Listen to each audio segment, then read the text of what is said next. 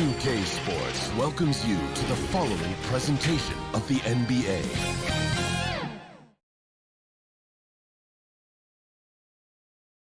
And those are the starting lineups, so kick back, get your popcorn ready. We'll be back in just a moment.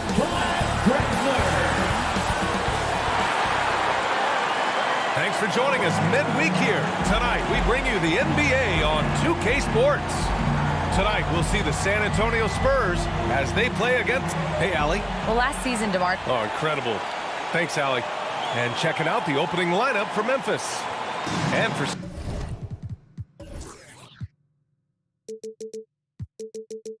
San Antonio. And you can feel the excitement in the air. After tonight, the postseason starts, and the intensity turns up, RJ. Yeah, some teams have been biding their time, managing their minutes, especially the most talented clubs that can flip the switch at any time. Back to Tatum. 5 on the clock. To the paint. Oh, he missed the layup. He had him with the pump fake. Pass to DeRozan. Takes a three. No good that time. And the Spurs going the other way now. They're getting their first look of the season at the Grizzlies in this one. Here's Drexler.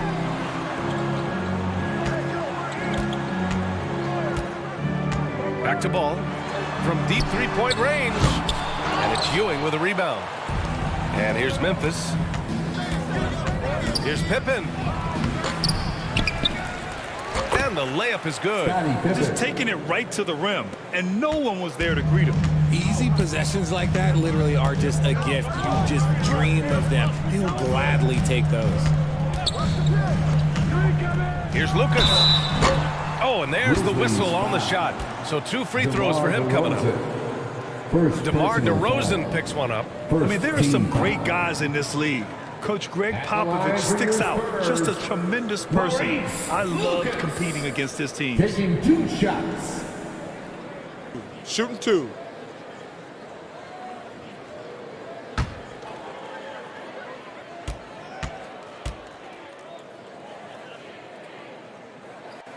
First free throw is good. Coach Pop, the NBA all-time leader in wins. Any memories facing off with his Spurs? Well, I always knew that his teams would play hard, they'd be prepared, they played the right way. And, of course, they exemplified the toughness and character of their leader, Coach Pop. That one falls, so he hits both of them. For Memphis, they've gone 1 for 3 so far. DeRozan outside. First quarter of play with about a minute and a half gone by. And it's Mitchell, the miss. Here's Drexler. Looking at his production, close to 12 points a game. And he makes it. Taking people to school with moves like that. Memphis has gone 0 for 2 from outside. Pass to Ginobili. From 15 feet away, off the left rim and out. 1 for 5 out there, but no worries. Just keep attacking. Ball against DeRozan. Knocked loose. Stolen by Mitchell. On the wing, DeRozan. Back to Mitchell. And just under 2.5 minutes elapsed here in the first. Clock at 6. Oh, there's the alley. Now here's Ball. 15 in his last outing. Outside Tatum. Pass to Drexler for 3. Drains the triple. He's got 5. Intelligent play by Tatum, moving the ball to get an open shot. Now Mitchell. About 3 minutes gone in the first quarter. And a foul called on the way up. So he'll take 2 from the free throw line. Yeah, and we hear this a lot about the Grizzlies, but it bears repeating. There's probably no team in the NBA that has more reason for optimism than Memphis. 2 shots.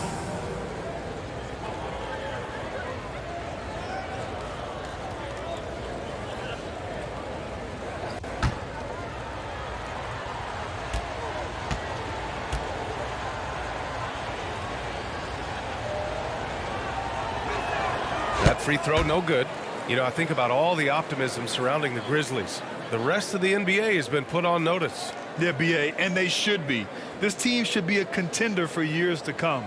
If the front office makes the right moves, which they have in the last few years, they could be hanging up some banners very soon.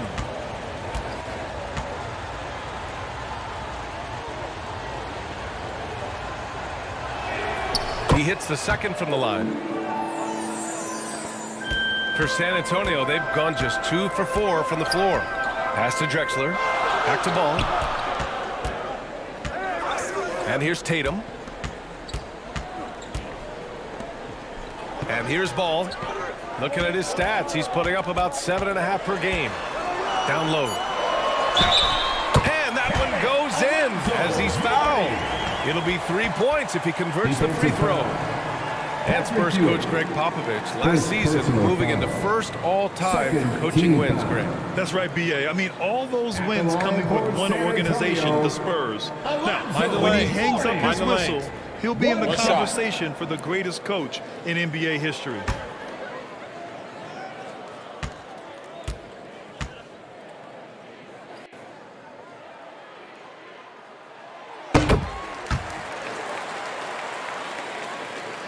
First quarter of action, just under 3.5 minutes played.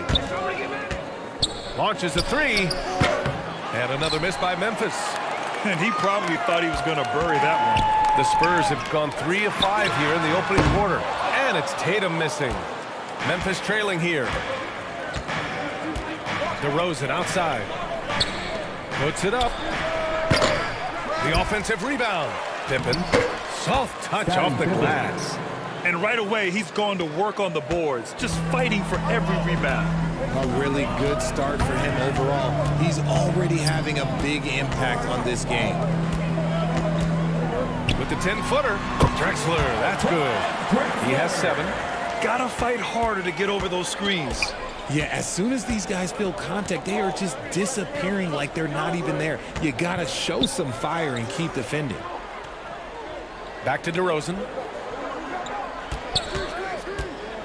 And he lobs it up top. Tipped. DeRozan against Tatum.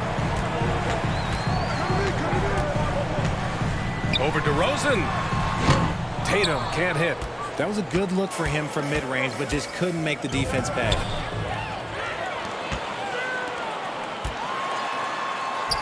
It's good. And the assist that time from Ball. I just love the ball movement. Timeout call to Memphis. Failing to find a rhythm offensively. Something that needs to change and change soon. And coach called his timeout to try and reset things on offense. Shake them up a bit so they can hopefully start getting some shots to fall. So we can see you.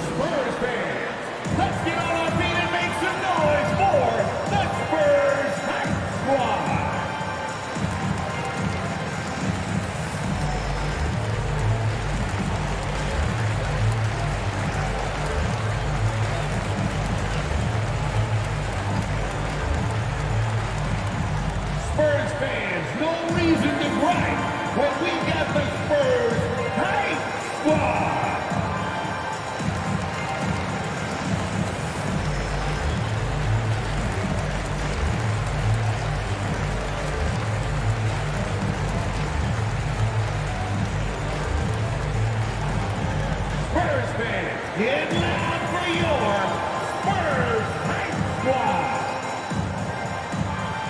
So Memphis ends up going with a new group. Now a moment to take a look at the year-to-year scoring output and how it's been trending for Donovan Mitchell. And the scoring trend over the last few years has been going down a bit. That's not what you want, and I'm sure it's something he's well aware of. Now Lopez. Back to Barnes. Outside Garland. Over Payton. Garland, no good. And it's the Spurs ball. They're on a 14-5 run. And Clint Capella takes pride in his defense. He knows what he's on the floor for. He will never back down from a challenge and doesn't take plays off. Back to Payton. Down to 5 on the shot clock. Spurs need to get one up here. Here's Capella. Count it. 1 for 1 to start the game. They're really working the paint now. Payton against Garland. Pass to Bullock. Barnes with it. Fires the 3. Count it from distance. And with Capella in his defense, he's a vocal leader on that end of the floor, Greg. Well, he will hold guys accountable in the locker room. Capella knows it takes 5 committed players to play great defense, and he wants everyone on his team to buy in. And it's Green off the drive. Over Barnes. No good off the glass. A little hesitant. Maybe he thought the D was tighter on him than it really was. Out to Garland. Back to Barnes.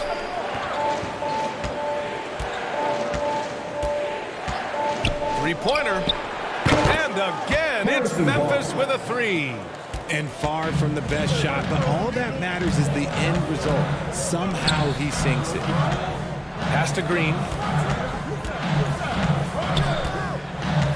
Back to Payton. Grizzlies with the rebound. Even though it wasn't a clear path, he knows that that's a shot he should make more oftentimes than not.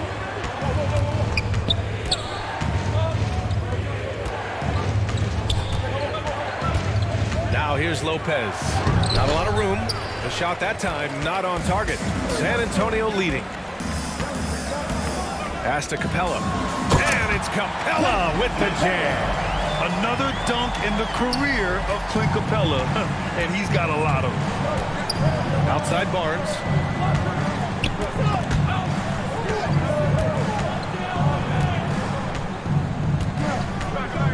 .32 seconds left in the first quarter. And the shot is good by Garland. For a guard like Garland, hitting threes unlocks the rest of the floor. Outside, Green. Pass to Covington. There's 14 seconds left to play in the first. Here's Drexler. Now here's Payton. Launches it. No luck on that one. Well, a good close contest so far as we finish the first quarter. It's the Spurs up 2. Don't go anywhere, folks. We'll be back in a moment. 16.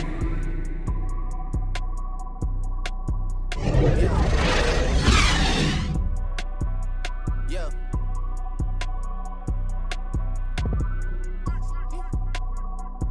Yeah.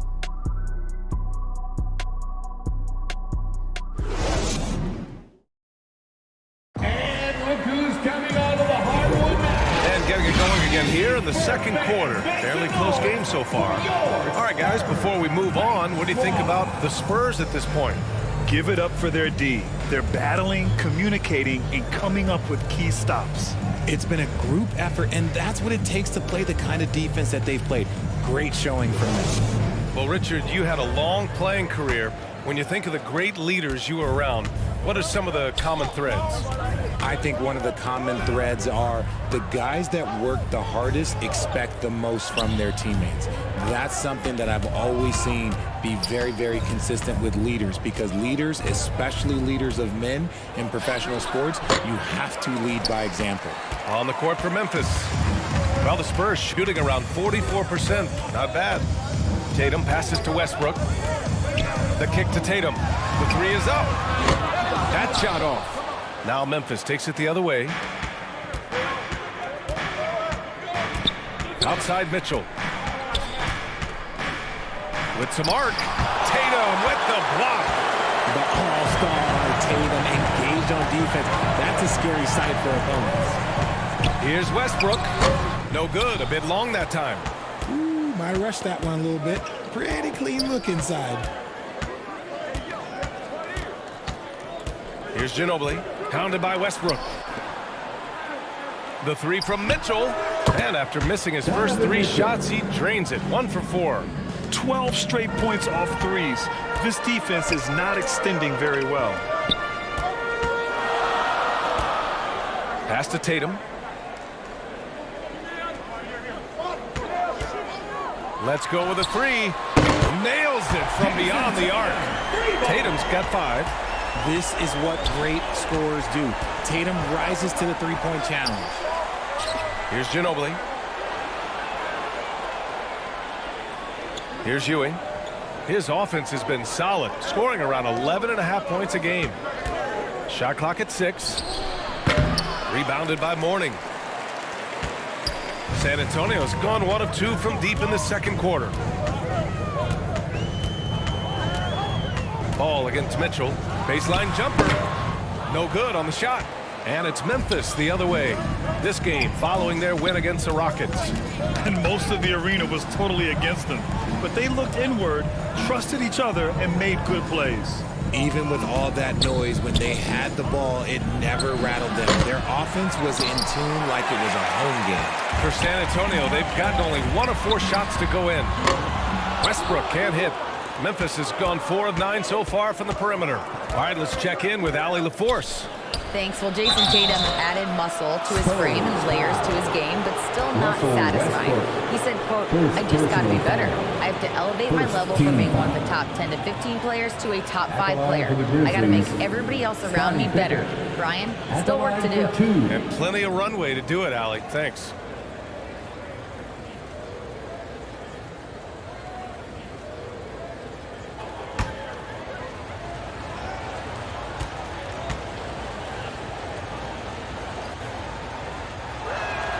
That one misses.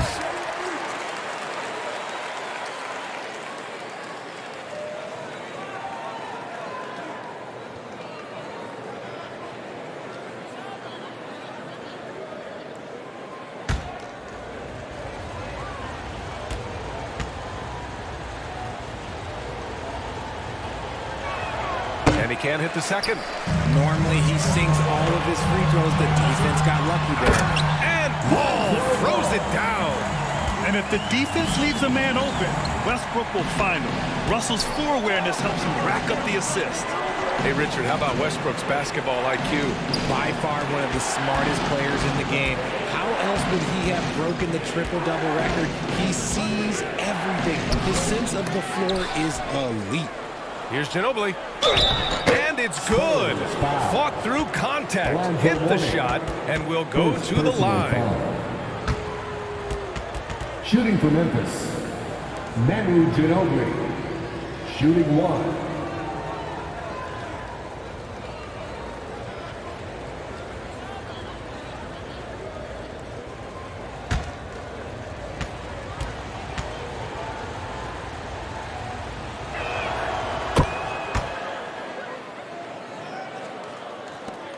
The Spurs have gotten just 2 of 6 field goals to go in the second. Westbrook outside. Pass to Tatum. Ball outside.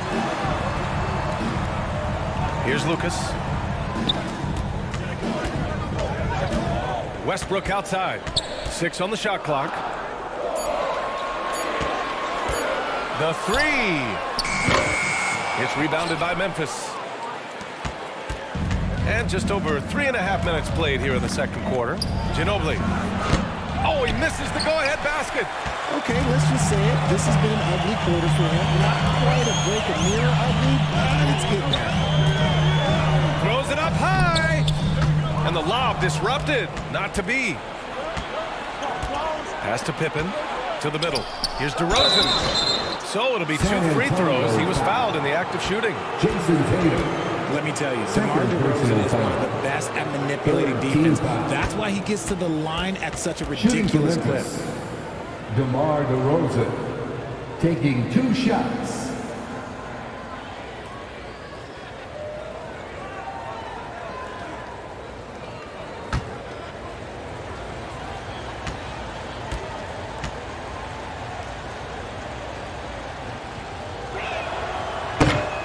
That one's off. A premium talent in this league. DeRozan about as valuable as they come. Clint Capella, he's checked in for San Antonio. Payton comes in for Westbrook.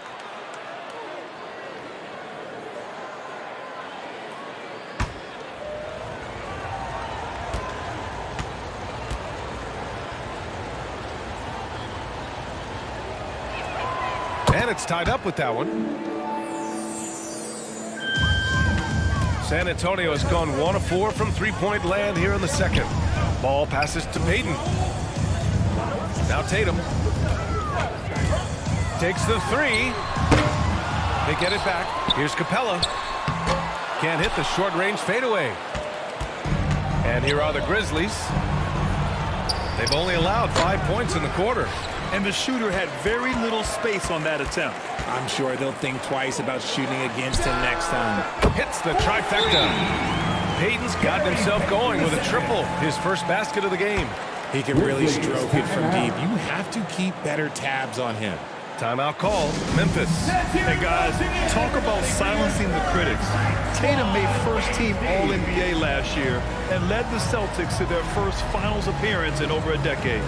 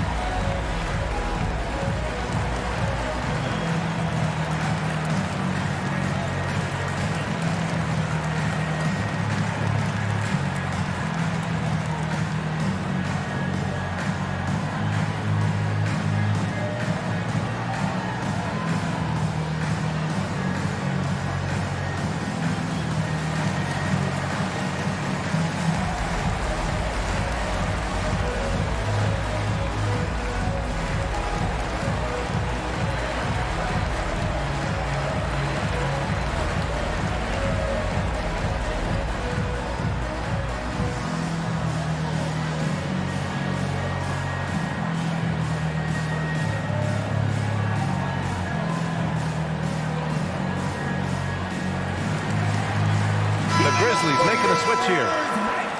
Here's a look at some stats for him.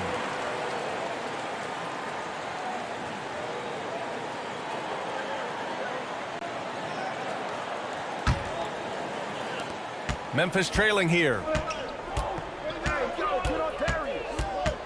Outside Garland. Pass to Bullock. Outside Garland.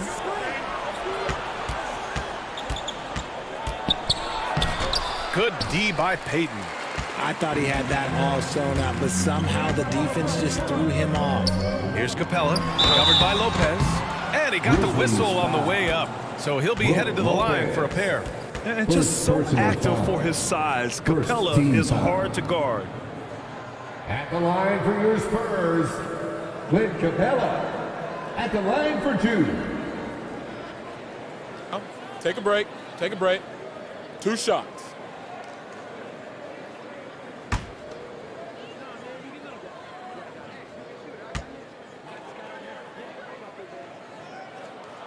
He's off on the first.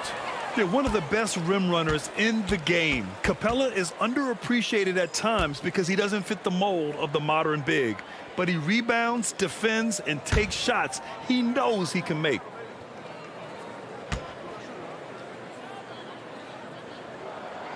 So he can't get either to fall. Memphis has gone 1 for 3 from downtown here in the second. Barnes passes to Nance. Garland against Payton. Here's Lopez. It's Bullock on the wing. Here's Drexler. And he was fouled while in the act of shooting, so he'll take 2 free throws. They'll pin that one on Harrison Barnes. Second team foul. 2. At the line for San Antonio, Clyde Drexler. 2 shots. Take a break. Take a break. 2 shots.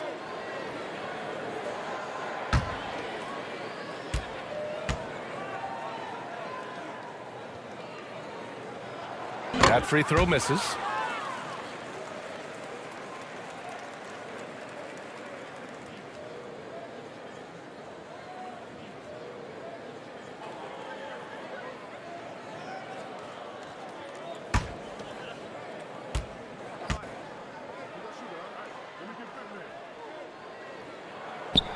And the second free throw is good. Pretty good battle going on here in San Antonio. Their last game, a win against the Clippers, looking to carry it into this one.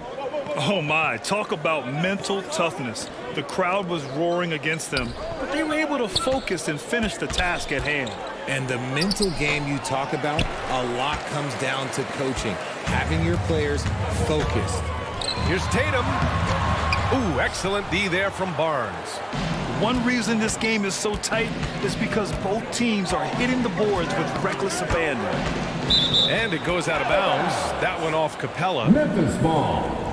And since the All-Star break, these teams have been swatting down shots left and right. Second, the Spurs. And they've been a wrecking ball on the defensive end, racking up the blocks and really setting the tone. And that's how you defend. Glad we had a chance to see a replay of that block again. Yeah, obviously he had the shot well anticipated, able to shut it down with authority. 2 minutes remaining in the first half. Here's Bullock. 2 minutes. Still getting warmed up offensively. No buckets yet in the game from him. Just 3 to shoot. Here's Garland. Deflected. Payton with it.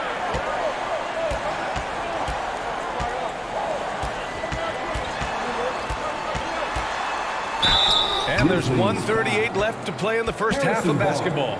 And he'll draw the foul. He'll head to the line for 2. They'll pin that one on Harrison Barnes. At the line for San Antonio, Gary Payton II, taking 2 shots. Take a break. Take a break.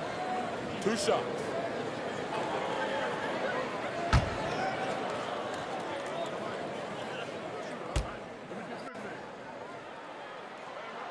No good on that one. Green's checked in for San Antonio.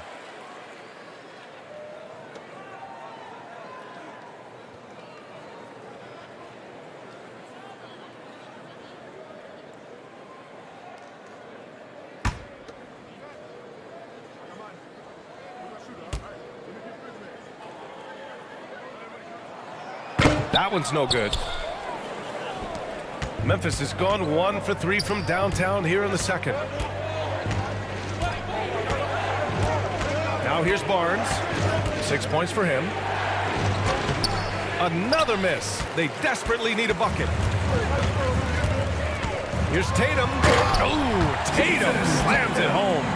So agile on the drive. When Tatum puts it on the deck, man, he is a major problem. Right side Barnes. No good from outside. And after connecting twice from deep in the first quarter, he hasn't been able to drain another here in the second. It's good. Tatum's got 9. Their interior D continues to look shaky. Not a good matchup for them right now.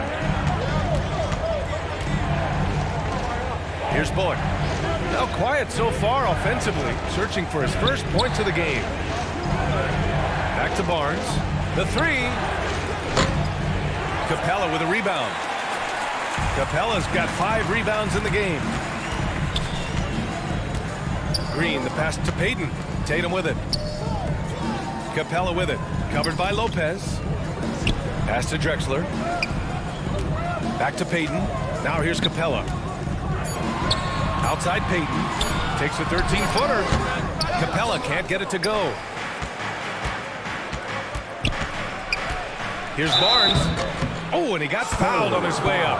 He'll head to the line to shoot 2. First personal foul. 14 foul. Shooting for Memphis, Harrison Barnes. At the line for 2.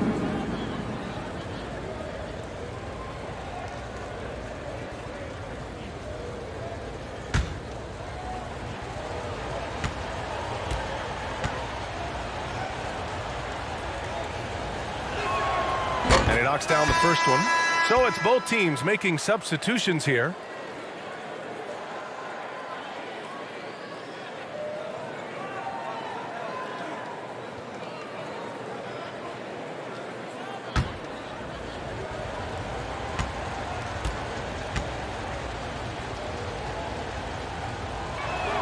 Both free throws good from Barnes.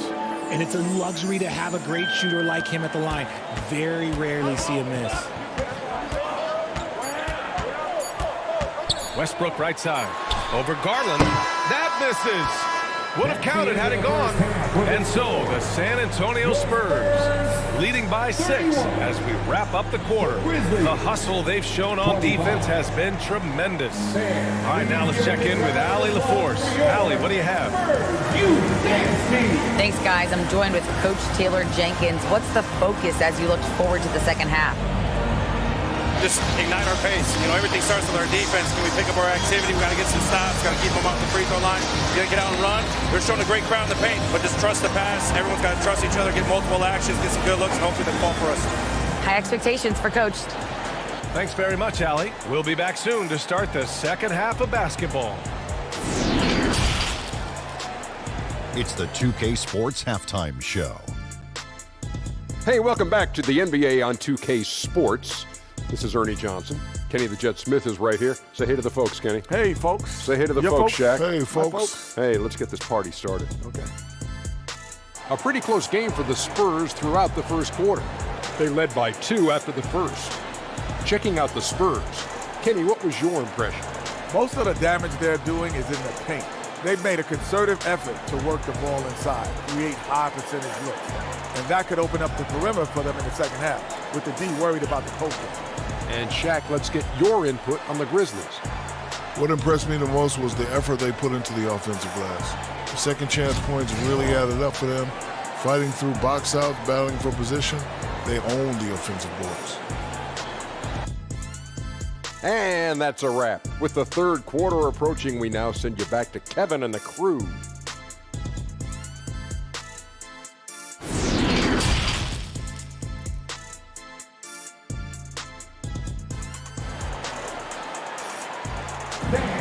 And we've got second half action for you. Thus far, a pretty evenly contested game. One of the stories here, Jason Tatum. Man, is he getting it done today? Yeah, he's kind of been the floor general for them tonight. A lot of assists for him. And it's a role we don't always see him in, but he's done a great job tonight getting the rest of his team involved. Second half of basketball is upon us, and we may be in for an exciting finish based on how close of a game we've seen so far. Pass to Mitchell. Here's Pippen. From in deep. Rebounded by Mourning. Nice rebound. Trying to match the other team's intensity right now. And for the Grizzlies. Outside Tatum. Pass the ball. Fires for 3. The shot misses. Now Memphis takes it the other way. Now Mitchell. Hounded by Ball. Tatum against DeRozan. Here's Ginobili. Shoots. San Antonio with a rebound. Tatum's got his 7th rebound of the game with that last one.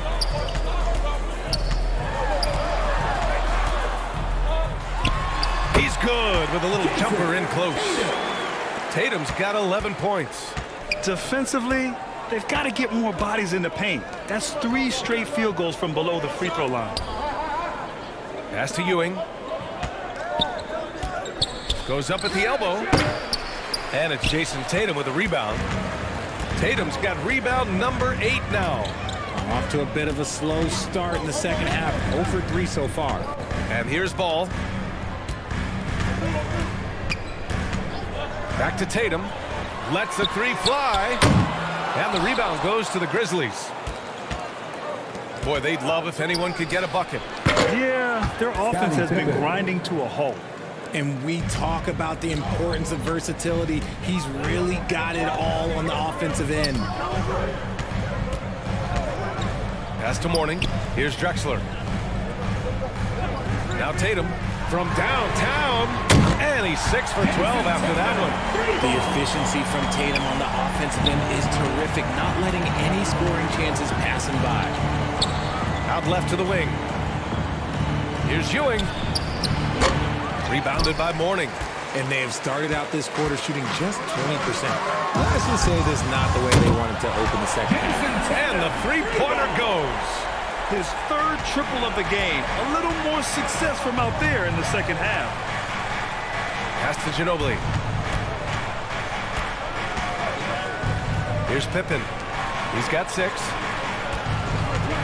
Mitchell, the pass to DeRozan. Tries again. Here's Ewing. Oh, he got it with a pump fake, but he couldn't finish. The Spurs have gone 3 of 5 from the field in this third quarter. And it's Drexler missing.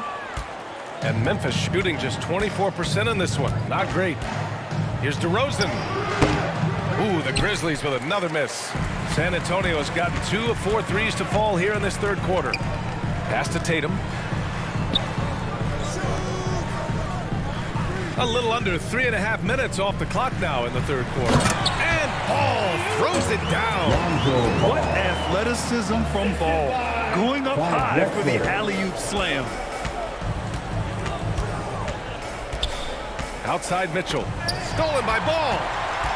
Now the Spurs moving it up the floor. Here's Mourning. And he was fouled in the act of shooting. Opportunity for a three-point play here. They haven't looked the same on defense during this second half. Seems like they are relaxing and allowing them to get whatever shot they want. And the NBA always tinkering with the rule book, Richard. Any rules you'd like to see changed? The Richard Jefferson effect? No, a lot of people ask me about the 4-point shot, and I just tell them, do you see where Steph and Clay and Damian Lillard are shooting from now? Where are you going to put a 4-point shot? All we're going to do is reward those guys for a skill that they already have. And I think sometimes you also have to look at the impact that it will have on the game of basketball. If you just have kids trying to shoot these shots or trying to see where they can come from, then you have no idea what it will do to their skill impact. So I don't think that would be a good thing for the game of basketball. Memphis calls timeout. There's just a lot of wide open lanes to the rim here. That'll drive your coach nuts. Yeah, we can see over here, the coach, he has some choice words for his team. Words we cannot repeat.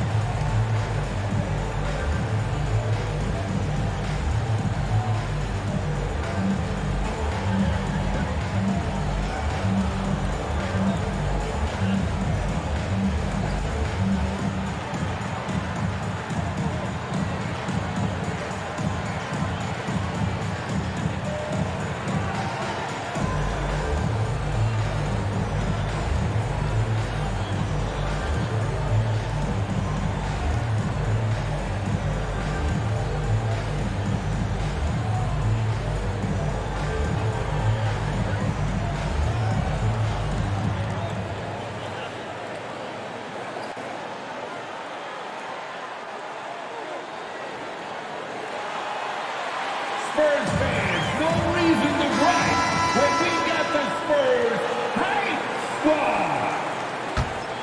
Fans, that was your Spurs. Pass to Mitchell. Here's Ginobili. Tell another big cheer for them. Here's Bullock. What, no scoring yet from him, but that's likely to change. DeRozan passes to Mitchell. Just 4 to shoot. Here's Ginobili. And again, Memphis no good. And you have to think that they're leading this game because of how they've controlled the boards tonight. Here's Lucas. Looking at the numbers, he's putting up 7 points a game. Here's Ball. And he banks in the layup. Ball's got 4 points now in the quarter. This run has been fueled by their matador defense. Out to the wing. Here's Ginobili. And again, another missed shot. They're losing because he is struggling so bad, and he has not looked comfortable all game. And they blow the whistle just as he gets it off. That's 2 points with a chance at another one at the strike. And that's a backbreaker for the defense. I mean, offensive boards like that run momentum against you. And you can see them just deflate after giving up that score. And they know that they can't dig themselves out of this hole if they're allowing second chance points. The Spurs making a switch here. Westbrook's checked in.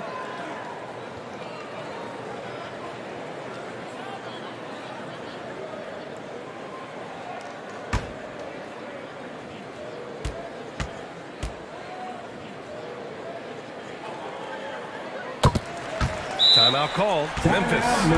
Things just aren't going their way. He clearly wants to talk it over. good timeout if you ask me. They have the momentum, and coach wants to find a way to try and stop it. Get on our feet and make some noise for the Spurs Hype Squad.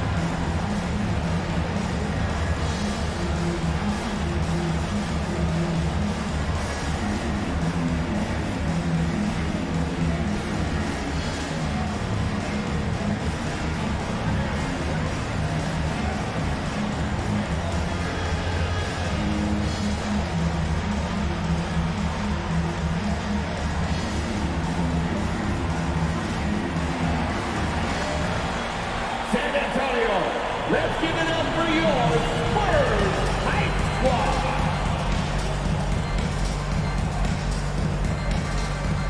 The Spurs making a switch here. Green is checked in. Memphis shooting a tough 22% from the field so far. Outside Barnes. Pass to Bullock. Trying to get back on track. That one is off. San Antonio goes the other way with it. You have to credit their effort. I mean, they've done an amazing job on the glass. Here's Ball. And he's going to the line for two. The official saw contact while he was going up. First personal Larry foul. Nance picks one up. Such a creative player. Ball is especially clever at figuring out ways to draw fouls. Lonzo Ball at the line for two.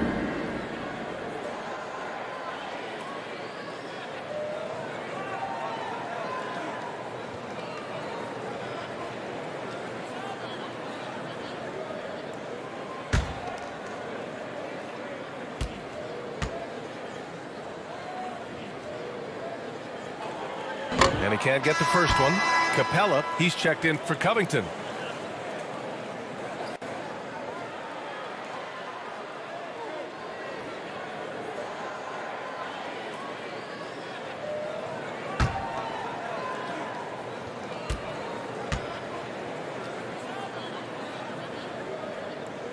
And he's good on the second.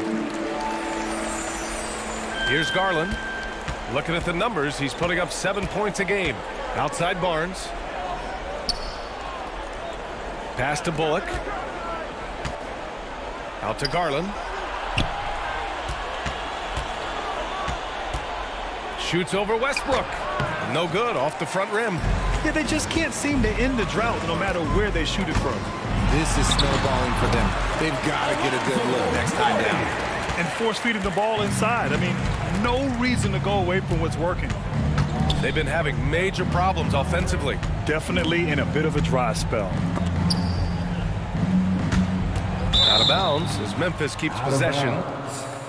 Grizzlies And ball. we have to take another look at that block. Yeah, good offense comes from great defense. This lead is only getting stronger with plays like that.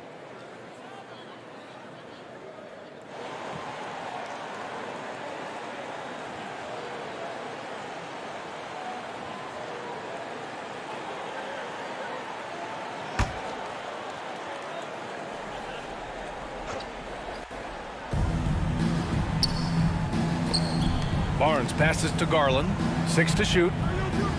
2 minutes remaining in the third. 2 minutes. Shoots over Westbrook. I like Westbrook's energy on defense on that possession. He just stays active, gets a hand in his face, and does not give up a clean look at all. Offensive board.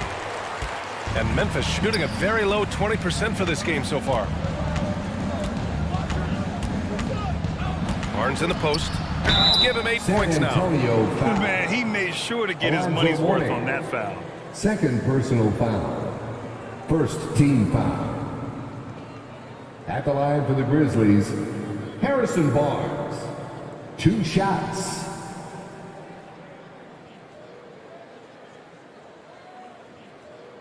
Take a break. Take a break. 2 shots.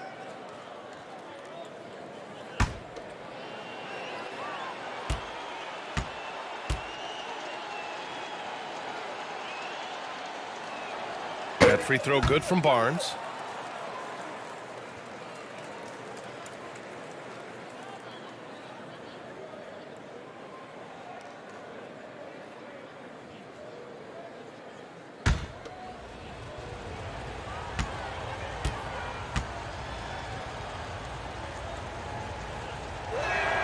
Both free throws good from Barnes.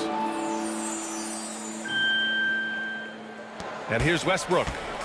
Well, he hasn't scored yet, but I'm sure that'll change. From deep, it's good. And the assist that time from Ball. I don't think I need to tell anybody, Westbrook is a gunner.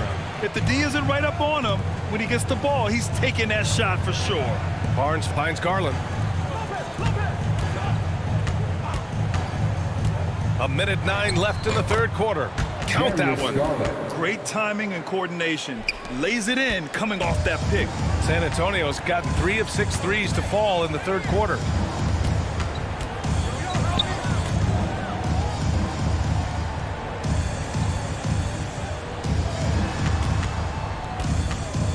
Ball outside. Pass to Mourning. Over Nance. Mourning misses. Outside Garland. Nance outside. Outside Barnes. 26 seconds left in the third. Here's Bullock. Hounded by Ball. Barnes. It's good. Maybe they've been going to him a little too much. Now, he's having a great game, but his team is losing, and that is all that matters. Inside. Here's Mourning. Shoots over Nance. That one's wide left. And so it's San Antonio with a commanding 22-point lead going into the break. A big difference in shooting percentages. That's why they lead. And more NBA action on 2K Sports coming your way right after this.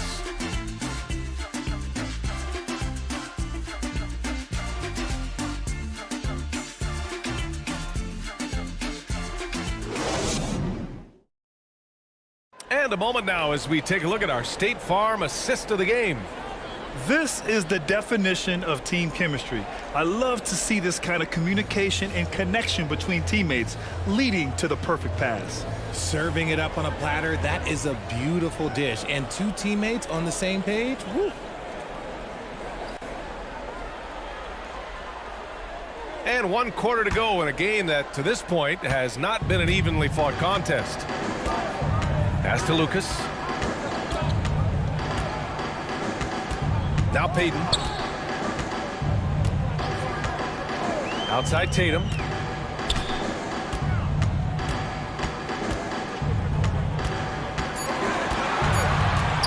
Back to Payton. Fires from deep. Kept alive. Rejected by Mitchell. And for Memphis. And the NBA last season introducing a 100-camera system that allows for a video game-like presentation with virtual angles. It's pretty cool. Video games used to chase the league. Now the league's kind of chasing the video games. Yeah, well, this is where the future is heading. It is so cool to see all the different angles that you can now see a basketball game from. That's what makes it fun. That's what makes it exciting. And the NBA, they're doing the right thing. And I know scouting departments are using them as evaluation tools as well. Oh, they're always going to figure out a way to scout more and to evaluate more because it helps them when they're negotiating players' contracts. And for San Antonio, Payton against Mitchell. Pass to Drexler. The 3-ball. And it's Ewing with a rebound. The Grizzlies shooting a rough 25% for the field in this game. Here's Mitchell. And Mitchell with the slam. And at 6'3", Mitchell gets high up there for those slams. I love that he didn't settle for the layup on that play. Here's Drexler.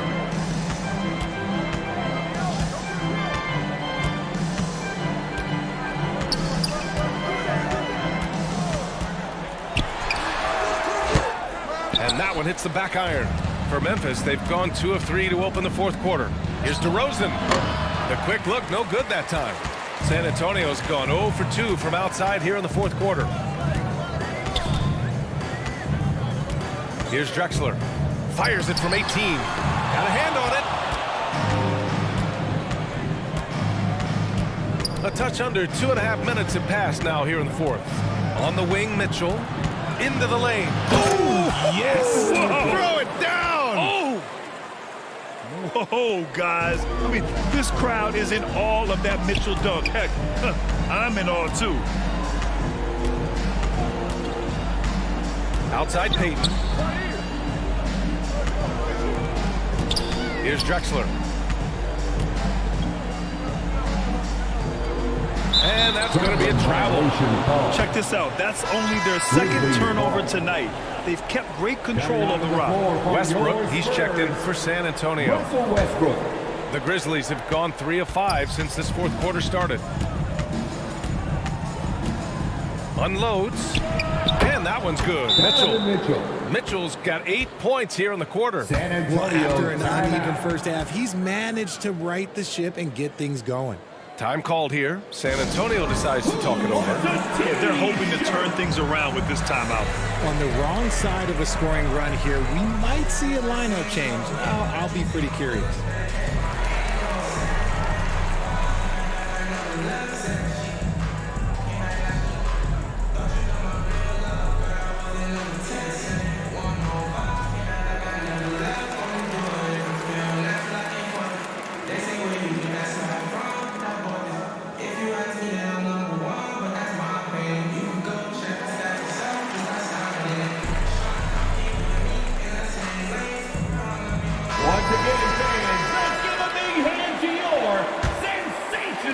The Spurs have got 1 out of 6 shots to fall in this final quarter. Not ideal.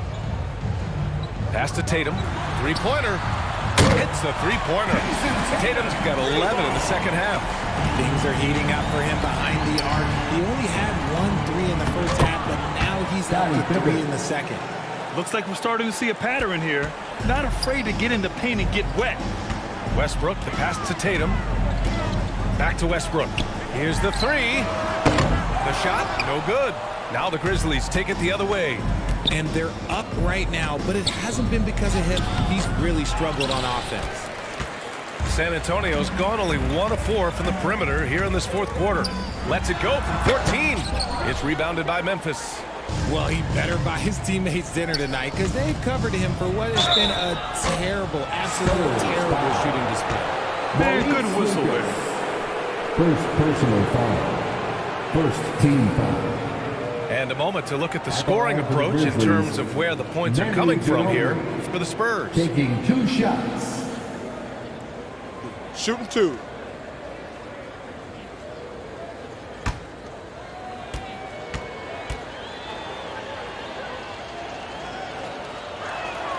And he drops it first.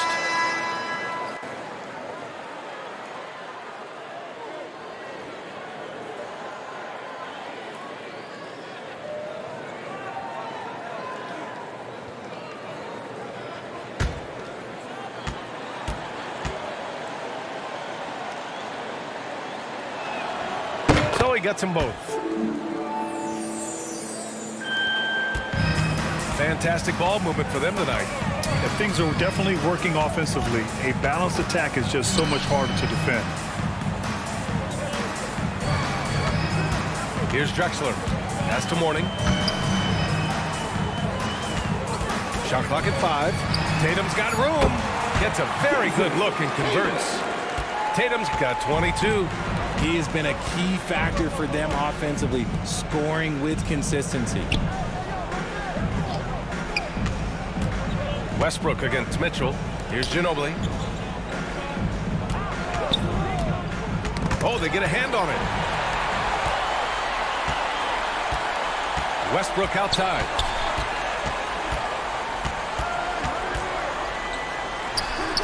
Falls back and drains a fadeaway J. And the Spurs lead by 19. I love Westbrook hitting that one. It's in his comfort zone for sure, and it prevents defenders from just clogging the lane. Back to DeRozan. Pass to Ginobili. Here's Ewing. And there's the whistle. He'll head to the line to shoot 2. And they've done well from the free throw line this half. No misses yet. Second team foul. At the line for the Grizzlies, Patrick Ewing. At the line for 2. Shooting 2.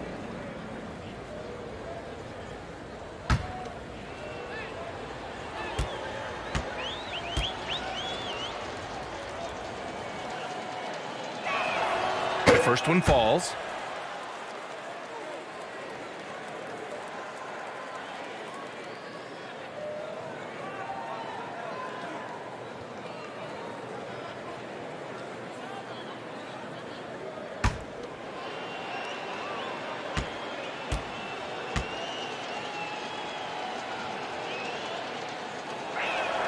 That's also good, so he hits both free throws. San Antonio's gone only 1 of 4 from the perimeter here in this fourth quarter. Back to Westbrook.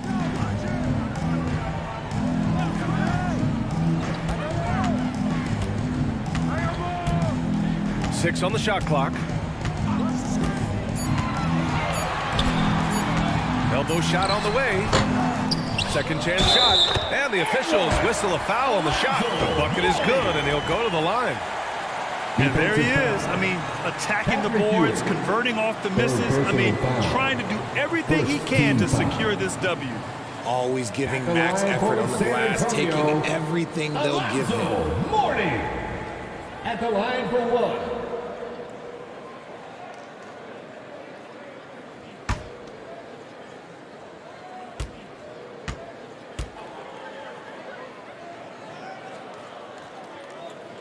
Well, we've seen coaches' challenges introduced to the NBA. I think they've been great. What's your take, RJ? Well, the league does a really good job of working with the replay center in Secaucus, but there's one tweak. If you win your challenge, I feel like you should get a second.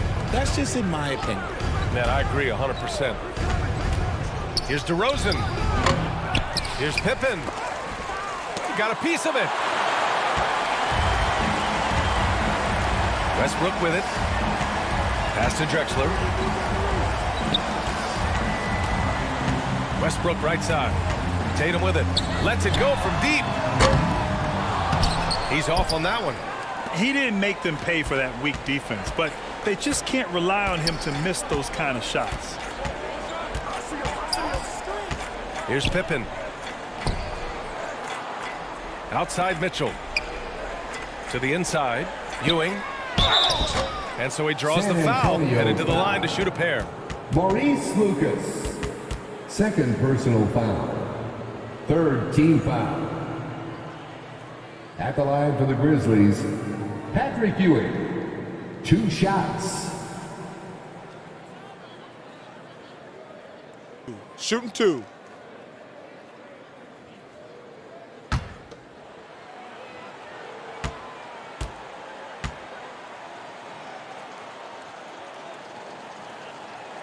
First one falls for him.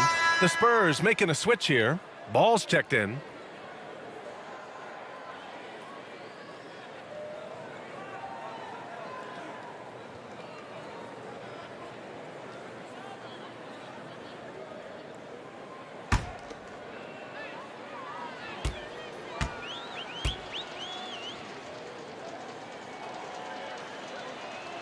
Both good from the line that time. 1:41 left in the final quarter.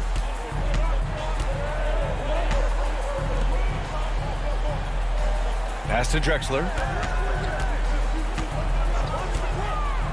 You know, RJ, we've seen it for years. The final minute of a game can take up to 20 minutes of real time, or sometimes longer. You think that's something the league needs to look at? Well, the league wants to look at that, but you also have to make sure that you keep the integrity of the game. If there is strategy that you can use, whether it's taking a foul or calling a timeout, you try and use it. So the league has to make sure that they find that delicate balance of flow, but also allowing people to use the rules. It looks like it'll be a big win for them here. Time to just cruise to the end of the game and chalk up the victory for the Spurs. Boy, this was one physical game, guys. They obviously felt that was an advantage of theirs coming in, and they were able to be relentless inside as a result. And they played well tonight, picking up win number 24 of the year. And one player just stole the show tonight, doing everything for his team. A monster night for Jason Tatum. He did a great job following his team's game plan and not rushing anything on offense, which allowed him to catch fire. And they'll get another chance. Ball left side. Pass to Mourning. 4 on the clock. Donovan Mitchell with a board. Driving to the basket. Oh, a clear foul there on the missed shot. So he'll get a pair at the line. It's going to be on Lonzo Ball. And he's not shying away from the drive at all. Mitchell isn't afraid of the tough defense, and that tenacity gets him to the line. 2 shots. Shooting 2.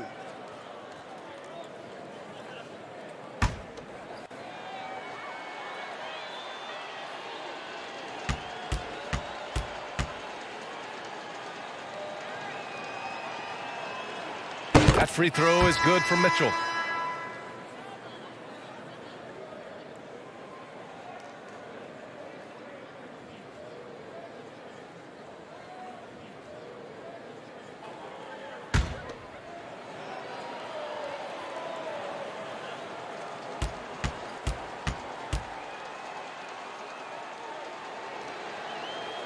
Both free throws good for Mitchell.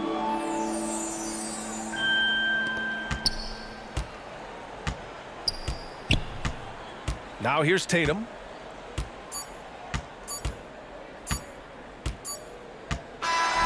So we see the Spurs taking the W here. A competitive game. You have to feel like this crowd gave them a little extra edge. Yeah, they really fed off the energy. You saw their activity level go up. Just a tremendous performance. All right, let's go courtside to Allie LaForce with our player of the game. Allie, it's all yours. The next sporting event. Thanks, Jason. This team is on a roll. Plenty of energy on the sidelines. How much fun are you having out there? All right, Allie, thank you. And that about does it for the final game of the NBA regular season. This is Brian Anderson thanking you for watching. So long, everyone.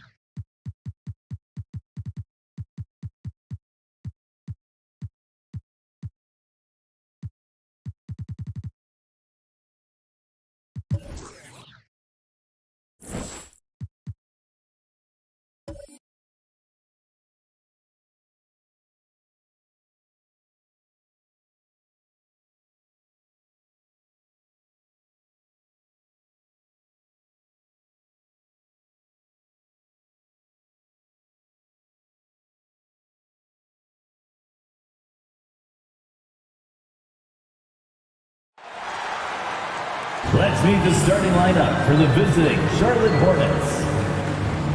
At forward, Jeremy Grant.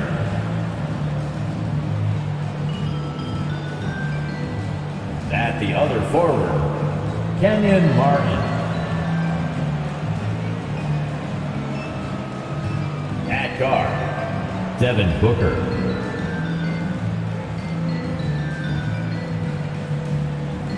At the other guard, Jason Kidd. The center, Shaquille O'Neal.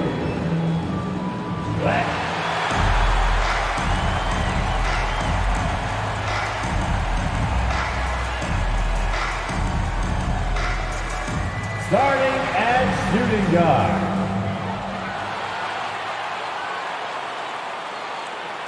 Welcome, everyone. So let's take a look at the Charlotte starting lineup. We got Jeremy Grant. Booker out there, Jason Kidd. Then there's Martin. And it's Shaq in at the center. And for the Wizards, we've got Chamberlain. Jaren Jackson is out there with Smith. Then there's Tyrese Maxey. And it's Frazier in at the 1 spot. The last game of the season is always surrounded with a lot of hope. Playoff hopes for most teams, and Greg, hopes for the future for the others. In one way or another, every player is happy to reach this point, either so they can finally get their playoff run started or so they can get their well-deserved rest in the offseason. Now, Booker, Josh Smith missing from long range.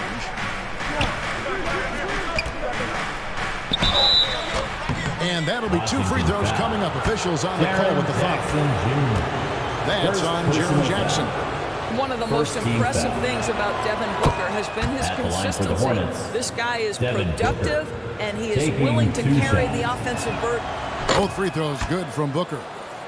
2022, Greg, a year for the Washington Wizards with some historic significance. And it marks 25 years of the Washington Wizards name being on an NBA jersey. A cool moment for the current players who can look back on this franchise and know they're a part of history. That's good from Shaq on the assist by Kidd. And you can see Kidd's ability to pass truly is a gift. When one of his teammates is open, he is quick to get them the ball in rhythm. Now here's Jackson, currently averaging almost 6 points a game. Here's Maxey. And it's Shaq with the rebound. Jackson against Grant. Booker outside. Pass to Kidd. Martin kicks to Grant. They get it back. Lays it up and in on the nice reverse. Second chance points always hurt. Just not enough effort to block out. No doubt those extra possessions can really add up against you when you do not take care of the defensive glass. Now here's Frazier. And foul on the shot, so he'll get a chance at the line. They get Jason Kidd. There's one thing that's become clear about this Hornets team. They've become one of the best passing teams in the league. The Wizards shooting their initial free throws of the game right here. He misses the free throw. And Charlotte's passing has improved a lot in the last few seasons. Greg, even more. Yeah, their assist numbers have been terrific, and they keep their turnovers to a minimum. That's a trend you want to see continue. And not what we're accustomed to seeing from him at all from the free throw line. Well, Devin Booker, known as a scorer, but this guy is able to put it on time and on target. Now here's Frazier. Taking a look at his stats, he's averaging around 9.5 points a game.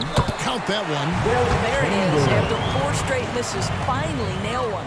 For Charlotte, they've gone 3 of 4 from the field to start out the game. Kidd passes to O'Neal. Grant surveying the D. Down low. Kidd shooting foul as the whistle blows. He'll shoot 2 free throws.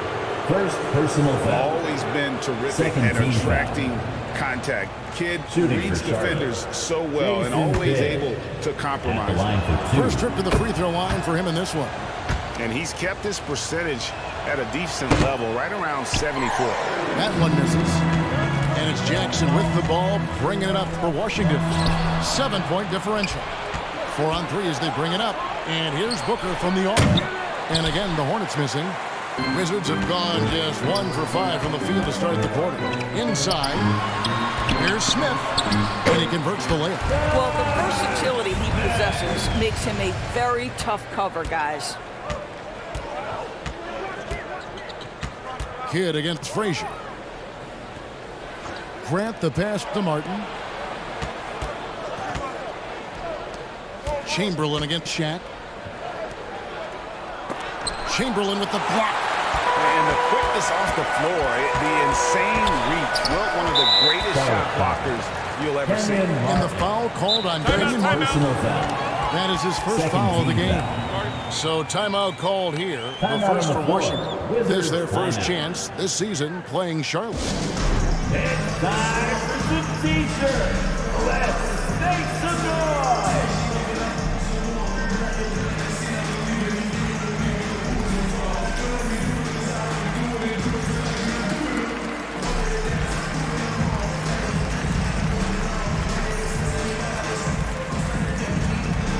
Here they come, DC family. It's your Wizards answer.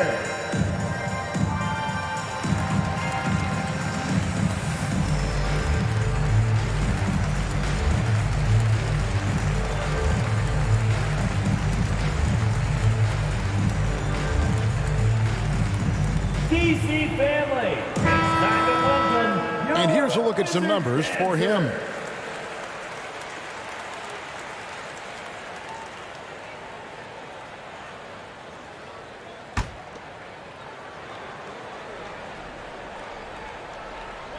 And we're approaching about 3.5 minutes played in the first quarter. Back to Smith. Nice ball movement by Washington. It's Jackson with the drive. And the defense of Jared Jackson Jr. has become elite. Triple J finishing top 5 in 2022 in the Defensive Player of the Year voting. The Wizards shooting their 3rd and 4th free throw shots of the night. And they've been mediocre all season long. Just about 72% shoot from the line.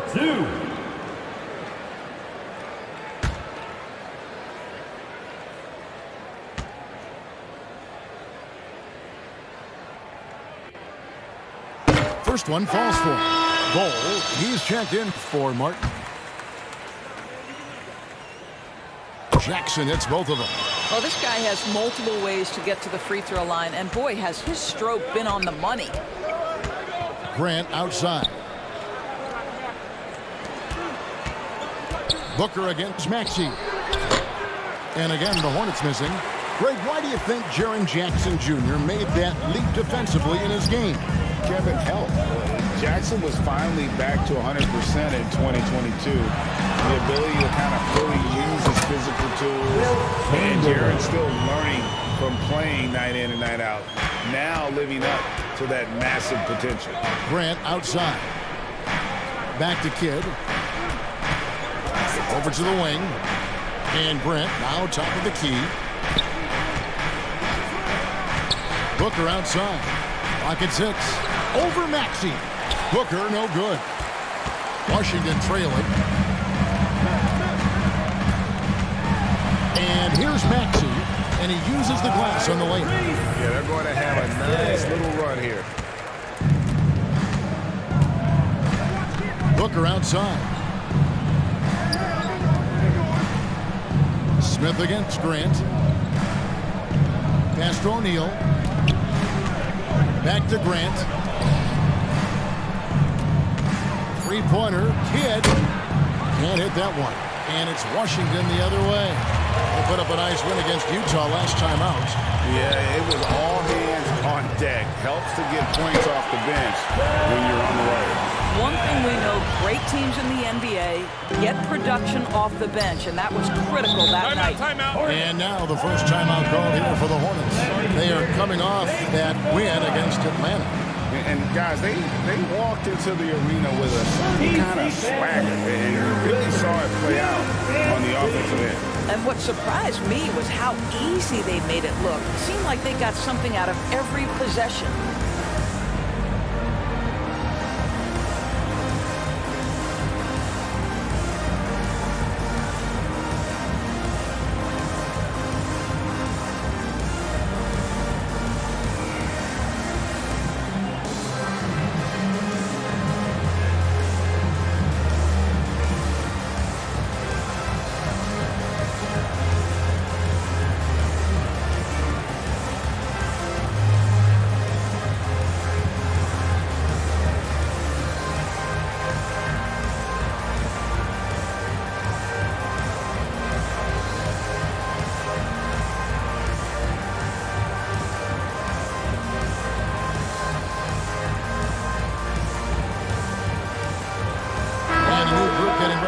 Wizards. Andre Ayton's checked in for Jaren Jackson. Chris Middleton comes in for Josh Smith. Derrick Rose is checked in for Maxey, and it's Colin Sexton in for Frazier. And then for Charlotte, Smith checked in for Shaq. Dort comes in for Jeremy Grant, and it's Fred VanVleet in for Booker. Now, here's Bull. He's been quiet so far, still no points in the game. For three, Kidd. Wow, drew the contact, and that three almost went in, so he'll go to the line for 3 free throws. Third team foul. That one on Rose. And this is his second trip to the line tonight. Taking 3 shots.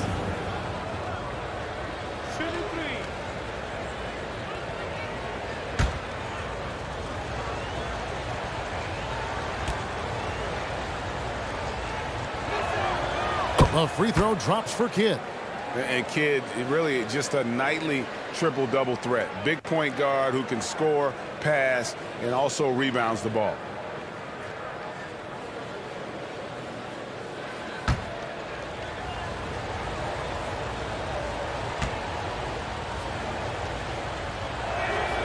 He hits the second from the line.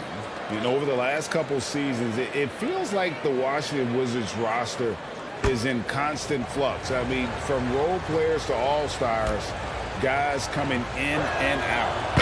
And he nails the third. For Washington, how difficult, Greg, is it to win when your roster changes, as you were just talking about? It changes so much from year to year. It's really tough. I mean, take Spencer Dinwiddie. You know, he signs a big 3-year deal, traded 6 months later. So when things like that happen, it's so difficult to create chemistry. Now here is Smith, following the miss by Derrick Rose. Smith dishes the Bull over Middleton, and it's Bull that time on the assist by Smith. Oh, how about the vision from Smith? You have to know not just where, but when to deliver the ball. Middleton looking it over. Now here's Ayton. He's tightly guarded. Sexton for 3. Hornets with the rebound. Here's Bull. Knocks it loose. And stolen by Ayton. Here's Rose. And Bull pulls it down.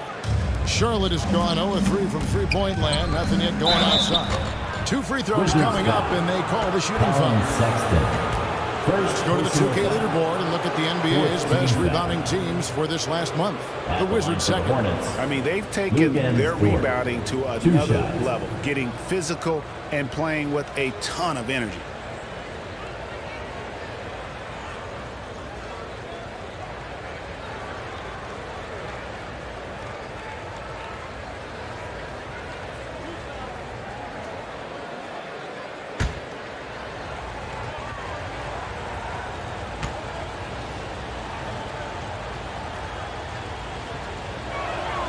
And he knocks down the first one. And trailing here in the early going, too many careless fouls, and they're giving up a lot of trips to the line. McDaniels is checked in for Chamberlain. Porter's checked in for Charlotte.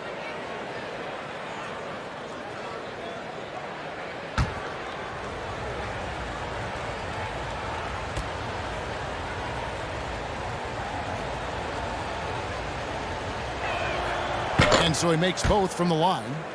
What we know about Lou Dort is this guy is an excellent defender. He's got size, strength, versatility. You can basically throw him at the other team's best offensive weapon night after night. Young big men, though, often struggle to find consistency, but you look at Ayton's first 4 seasons, the numbers are almost identical year to year. 2 shots.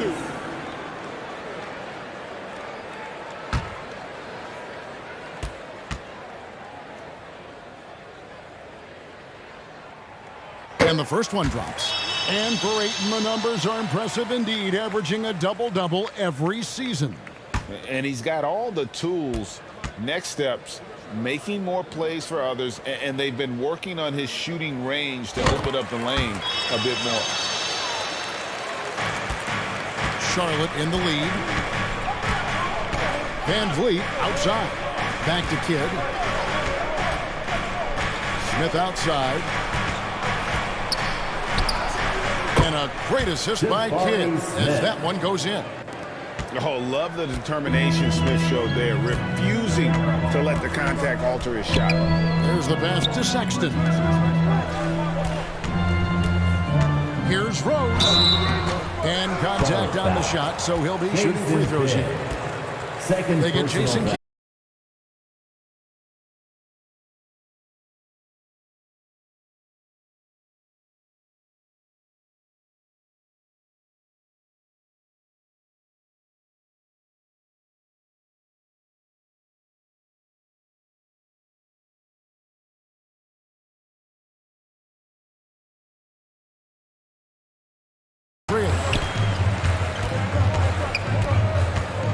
Middleton outside.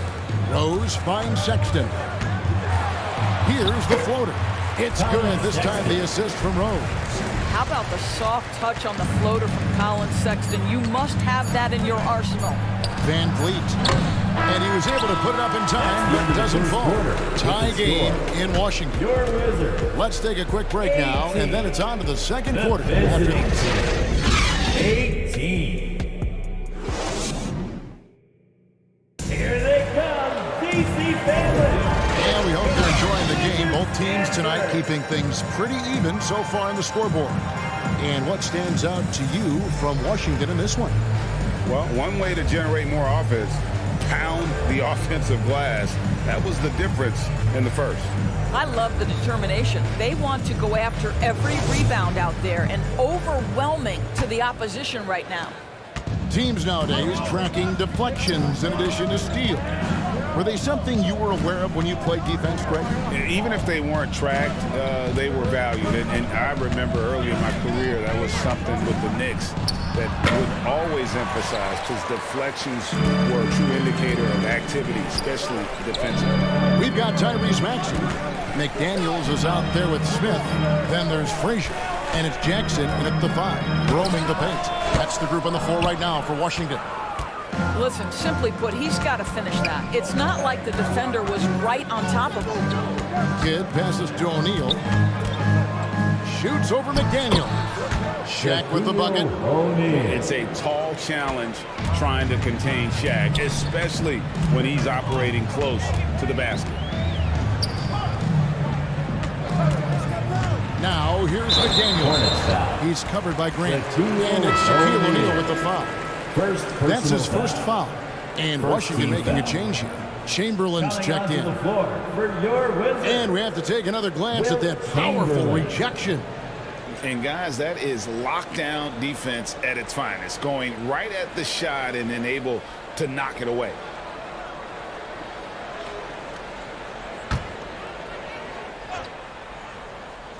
And we're starting the second quarter, about a minute gone. Back to Jackson.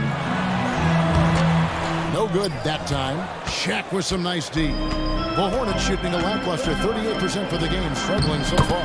And the shot goes in. And it's a 4-point Hornets lead. And how about O'Neal zipping passes over to his guys, using that height to find open teammates.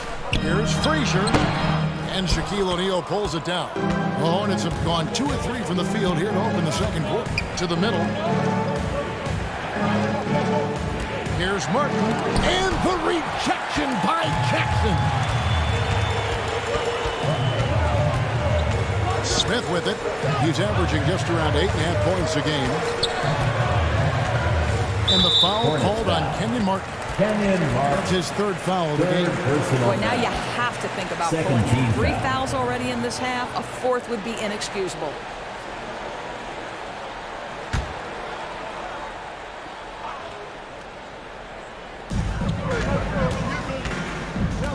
Passes it to Chamberlain. Outside Jackson. 5 on the clock. And their offense has all but disappeared this quarter, shooting in the low 30s for the game. They had some success in that first quarter, but not much since then.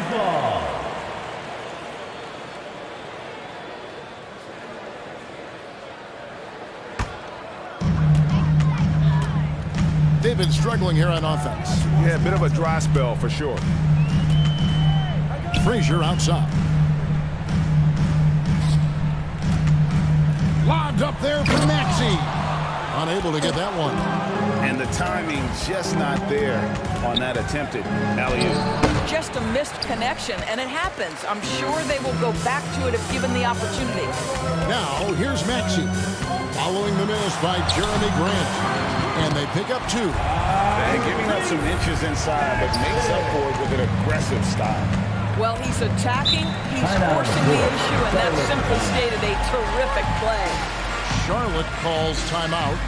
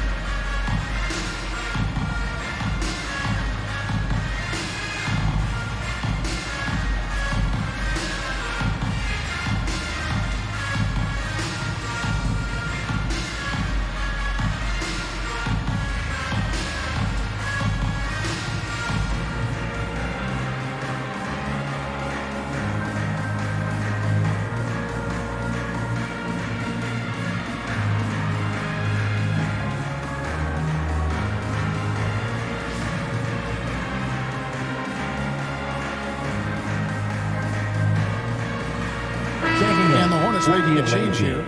Bowles checked in.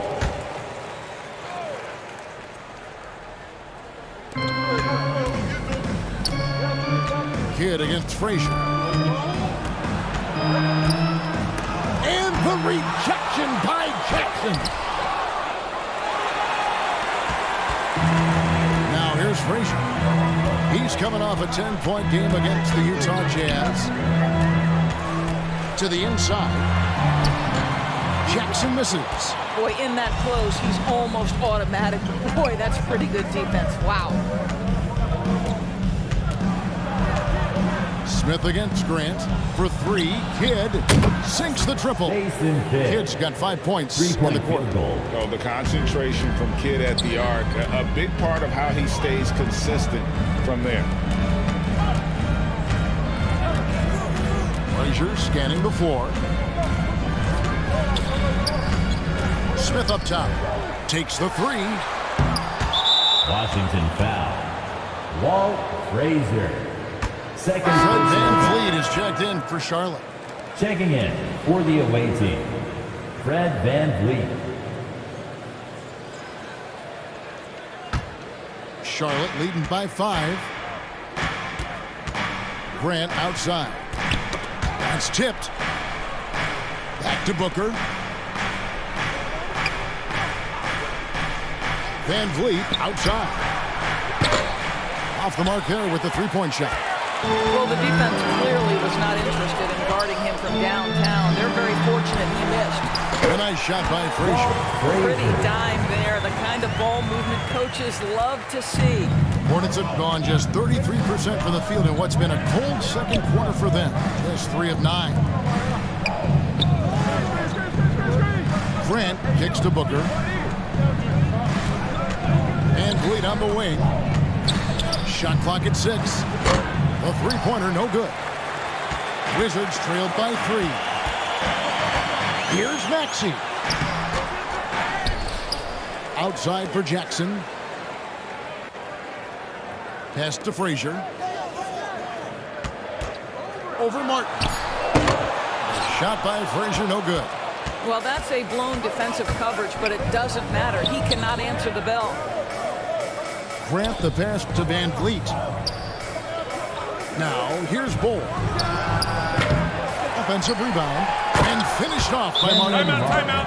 And this is Martin at his best, getting that deep position and putting on the hard hack there and attacking the rim. Washington calls timeout.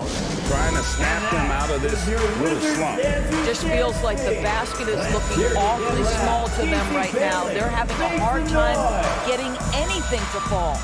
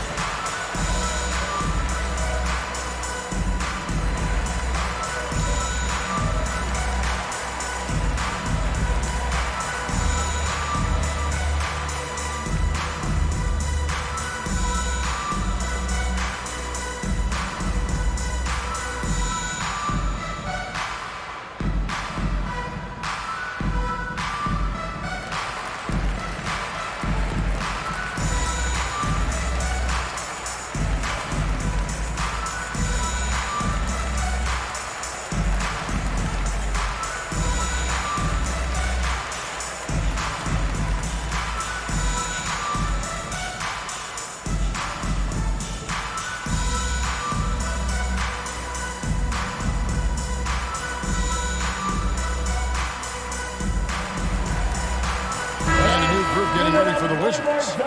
Andre Ayton's checked in for Chamberlain. Chris Middleton comes in for Jackson.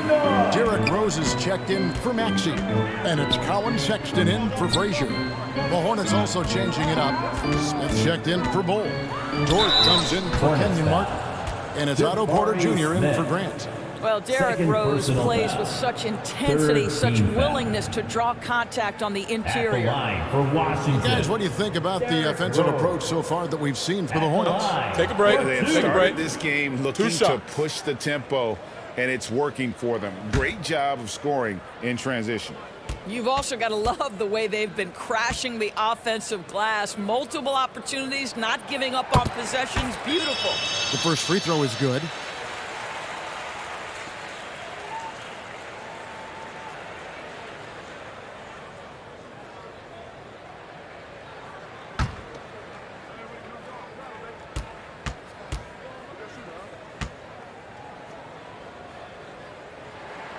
Both free throws good from Rose. And so Van Vliet will bring it up for the Hornets. Only giving up 6 here in this quarter. Pass to Porter. Dort with the ball. And it's off from three-point range. The pass to Sexton. Nice ball movement by Washington. And that one's good, Ayton. Well, that's a determined scorer right there. DeAndre Ayton showing a little toughness on the interior finish. Rebound by Smith. Smith's got 6 rebounds in the game. For 3, Middleton. Rebound by Smith. Smith's got his 4th rebound with that last one here tonight. And Jabari Smith, of course, with deep family ties, Greg, to the NBA. His dad being the OG Jabari. All these guys are in that 6'10", 6'11" range, so great bloodline. A three-pointer off the mark. Washington's gone 0-2 from deep here in the center. Here's Rose. A miss that time. Would have put him up. And his defense so valuable. Not many can bother that shot at the rim. Boy, you see the effort. You see the range. This guy prides himself in his ability to shut you down. Second defender all over.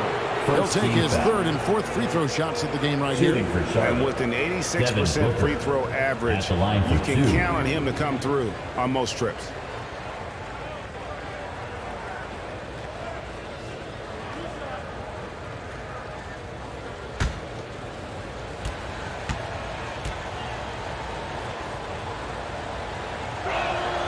First free throw is good. Daniels, he's checked in for Josh Smith.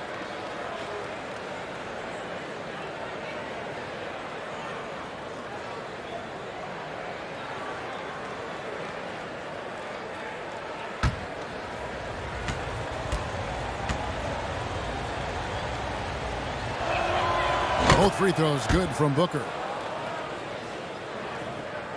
1:07 left in the first half of basketball. Sexton against Van Vliet.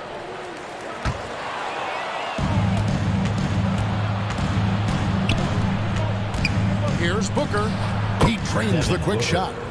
Assist goes Booker's to got 4 points now in the Fred quarter. VanVleet. Analytics say don't shoot the mid-range shot. Sometimes the best scorers are efficient in that area. Devin Booker, one of those guys. Shot is good, and the Charlotte lead is cut back down to 3 points with the bucket from Derrick Rose.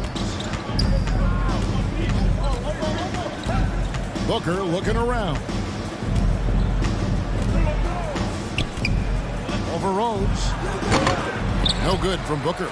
I'll tell you, his shot is just lost right now. There's just no consistency. Amazing that they're still up in this basketball game. Offensive rebound. Off on the layup. Boy, that's one he wishes he could have back, especially against soft defense. Shoots from 14. Again, the miss by Booker.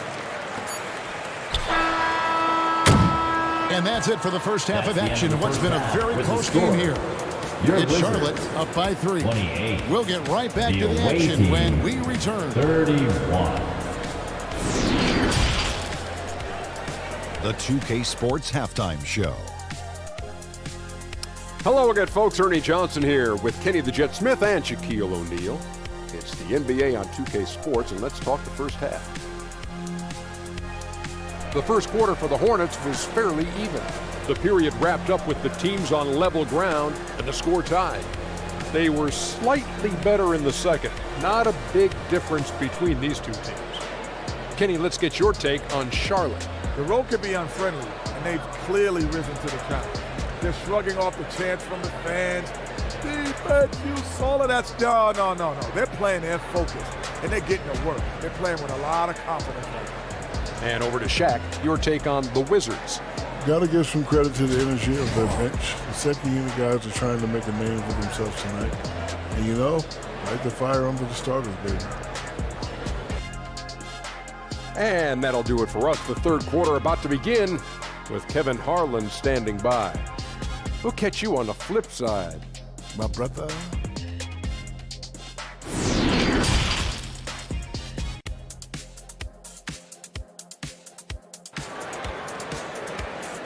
DC family.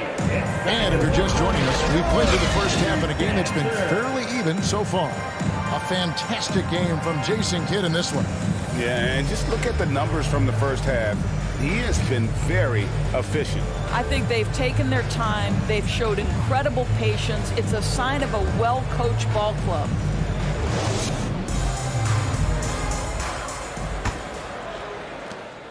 Hornets leading by 3. Tipping off the second half. Here's Steve Clifford's 5. They've got Martin. Jason Kidd is out there with Booker. Then there's Shaquille O'Neal. And it's Grant in at the 3. Scooped up.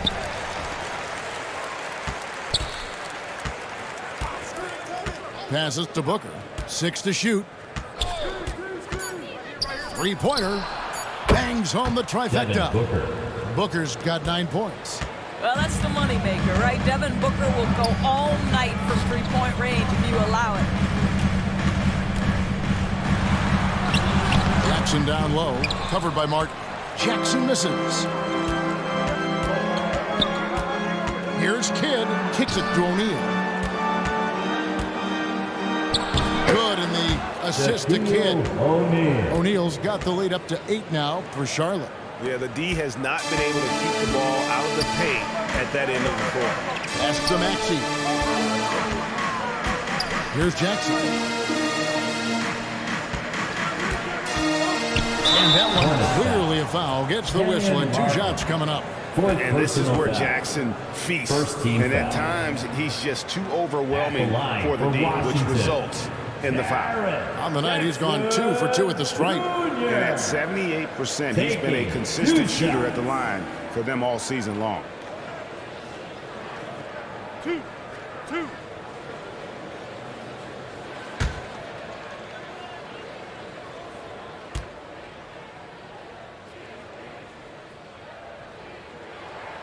And the first one at the line is good.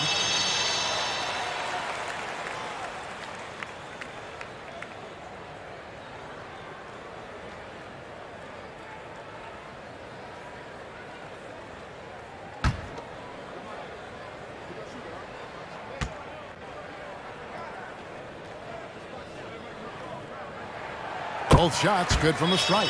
This is what makes him a challenge to stop. He will beat you from the floor, and he can also beat you from the line. Kidd passes to O'Neal.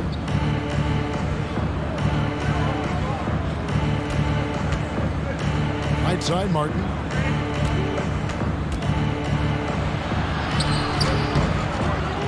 Back to Shaq.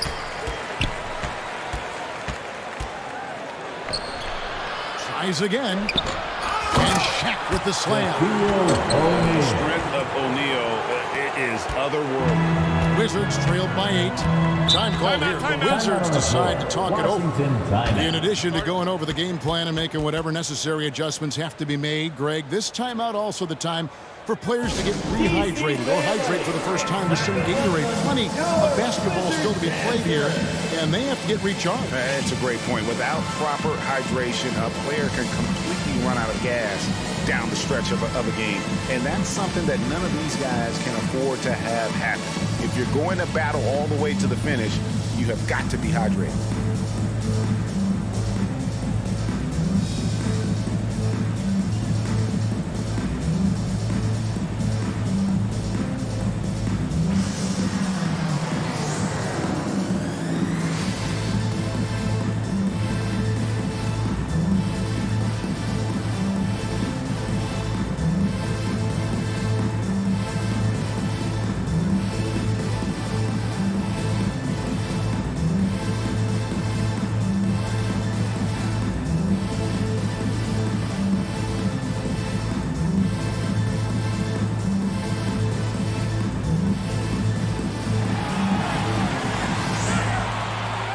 Time to welcome your Wizards dancers. And that was your Wizards dancers dancing. Let's hear you get loud. DC family, make some noise.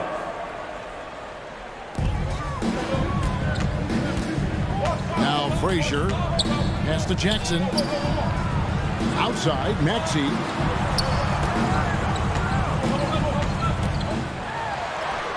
And the basket is good. Maxey's got 6 points. I mean, he makes plays like that in his sleep. The game is just far too easy. Shaq down low. Chamberlain on him. Chamberlain with the block. Frazier outside.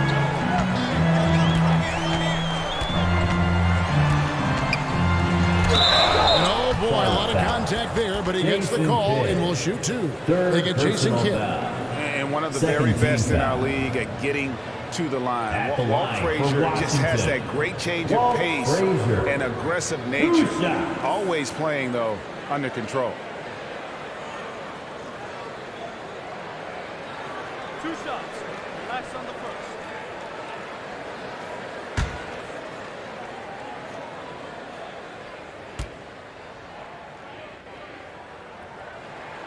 Free throw good, Frazier.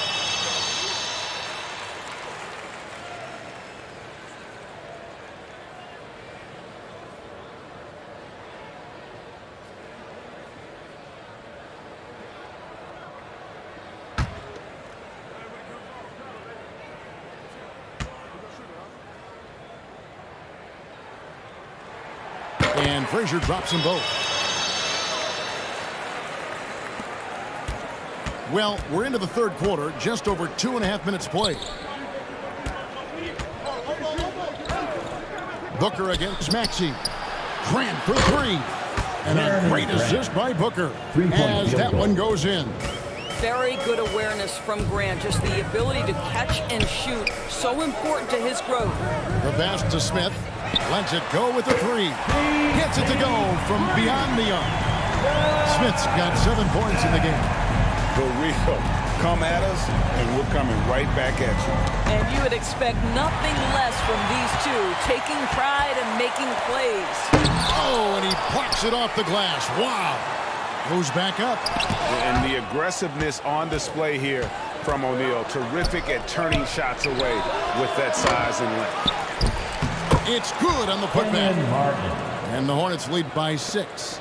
They continue to be outworked and outmuscled on the backboard. On the wing, Jackson. Back to Maxey.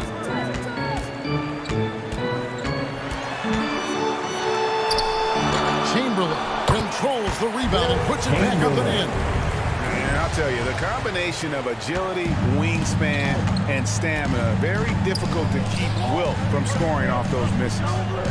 Now, here's Grant. A look at his stats. He averages a bit over 8 points a game. 3-point shooting since the half has been about as good as you could ask for. You know, Greg Anthony, people talk about Jeremy Grant as a scorer, but what about his passing? And significantly better moving the ball along. He's leaving no stone unturned as he looks to maximize his ability. Chamberlain rejected by Booker. And here is O'Neal. He's got 8. Booker the pass to O'Neal. And the dunk by O'Neal. Timeout. This is Shaq at his best, getting that deep position and then just muscling through. Time called here. The Wizards decide to talk it over. And with their offense sputtering, coaches got to get them back on track. And to me, they're just taking too many tough shots. And when they do get an easy one, the confidence just isn't there.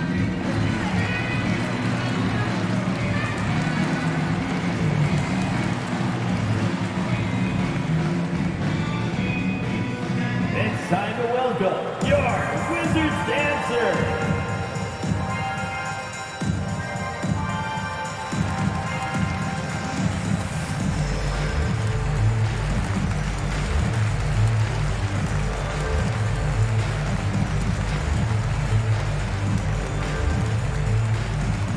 DC family, it's time to welcome your Wizards dancer.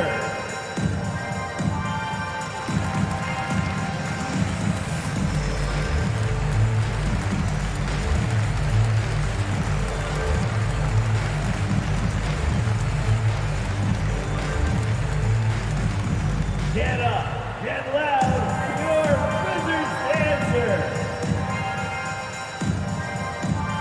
And new group getting ready to come in for Washington. Andre Ayton's checked in for Jackson. McDaniels comes in for Josh Smith. Derrick Rose is checked in for Maxey. And it's Colin Sexton in for Frazier. The Hornets also changing it up. Otto Porter Jr. comes in for Grant. And it's Fred VanVleet in for Jason Kidd. Hornets leading by 9.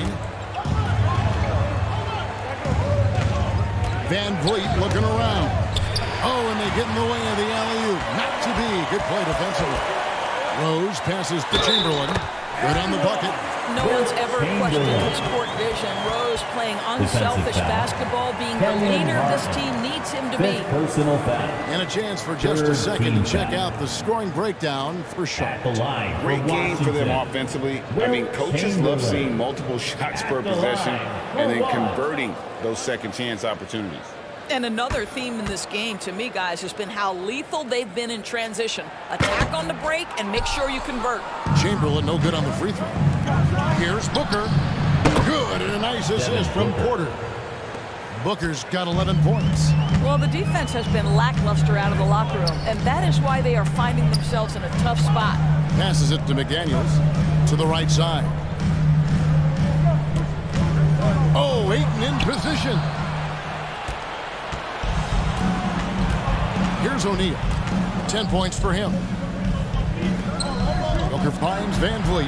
Martin tried to free himself up. And it's the Hornets another 3. They shot just over 30% in that first half. Not what they were looking for, obviously, but they're getting much better looks here since halftime and have brought that percentage up. Now, here's Chamberlain. 8 points for him. 2 minutes. 2 minutes remaining in the third quarter. 6 on the shot clock. 2 minutes. 2 minutes remaining in the third quarter. Over O'Neal. And it's sent back by O'Neal. Porter passes to VanVleet. He kicks it to Booker. Pass to Martin. VanVleet outside. And a miss there on the triple.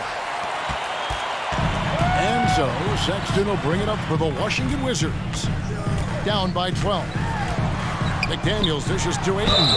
And the call on the shot that sends him to the line. And so he's picked up his final foul. He'll sit for the rest of this game. Yeah, and luckily they've got terrific depth at that position. If there's one spot on the floor where they can afford to lose somebody, that would probably be it.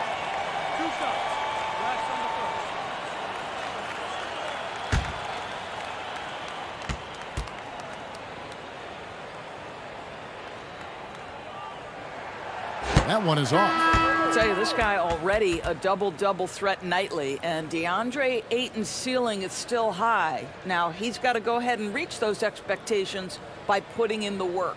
The Wizards making a switch here. Middleton's checked in.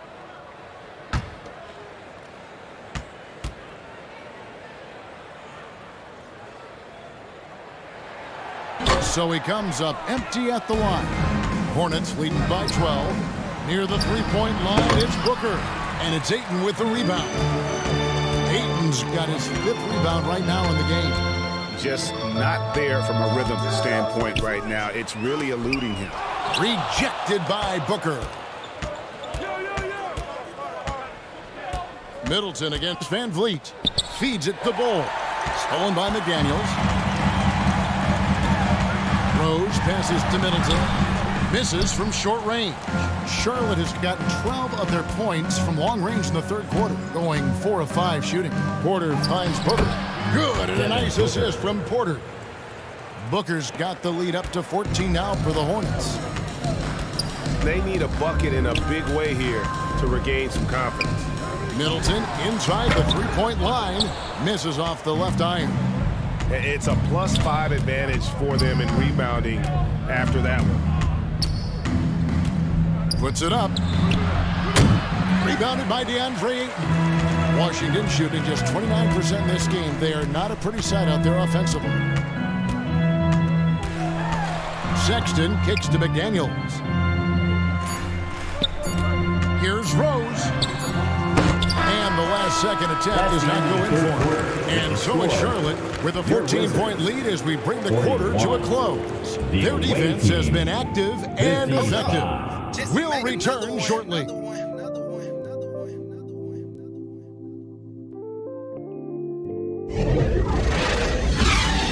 Oh, Lord. Jesse made another one.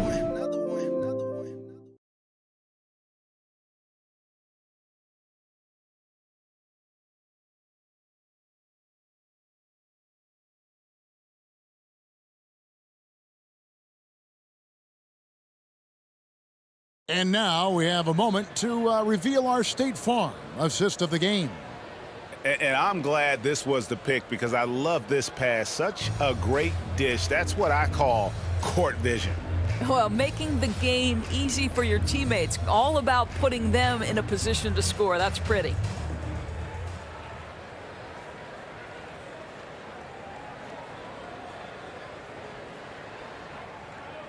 And as we head into the fourth, we'll see if there's a comeback in the works or if it's more of the same from the first 3 quarters. Maxey out there with Frazier. Then there's Jackson. Then it's Chris Middleton. And it's Smith in at the 4. That's the 5 on the 4 for the Wizards. Now, here's Grant. And the pass to Dort. And here is Kidd. Bol, the pass to Kidd. Out to Smith. Lets the 3 fly. Sinks the three-pointer. And the Hornets lead by 17. How many times have we seen a possession like that from them today? Ending with a basket, coming off a pretty pass. Back to Maxey. Nice ball movement by Washington. Middleton finds Maxey. Now here's Middleton. Frazier outside. And he hits it just before the shot clock expires. We're just over a minute into this final quarter of play. Outside, Dort. Grant for 3. Washington with the rebound. Jackson's got rebound number 8 now on the night. Not his best game, but they're still getting it done collectively. In the corner, Middleton with it. And again, Washington with the triple. And how smooth is that jumper? Middleton making it look easy from the corner. Outside, Dort.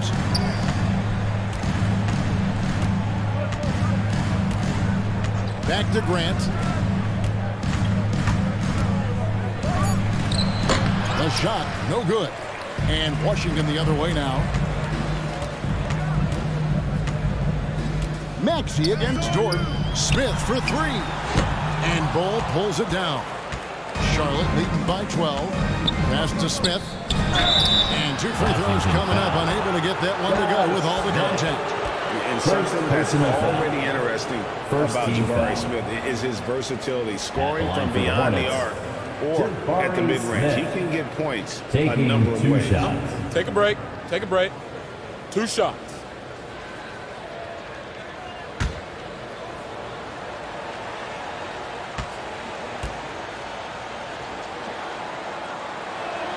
The first one falls. The leadership of the NBA Players Association, Greg, has said they support expansion. And 2 cities which seem to be the leading candidates, Seattle and Las Vegas. What do you think? Yeah, well, I love both. Had the good fortune of playing in both cities, and I'd love to see a team in my hometown. But bottom line, more teams means more jobs, and that's a sentiment I think most can get behind. Wizards trailed by 14. Pass to Smith.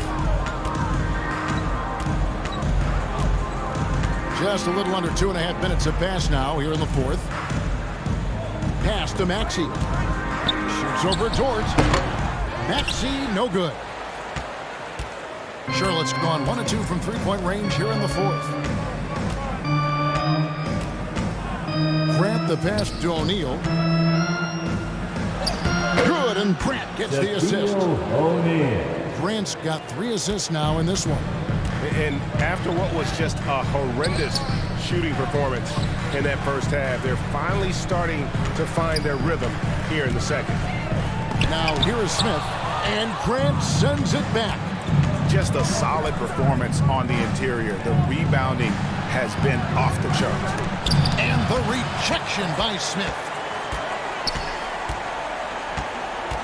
He dishes it to Jackson. It's stolen by Smith. Well, if you're just tuning in, welcome. We've got about 3.5 minutes gone here in the fourth quarter. And foul on the shot. He'll shoot 2 at the free throw line. At the line for the Hornets, Jabari Smith. At the line for 2.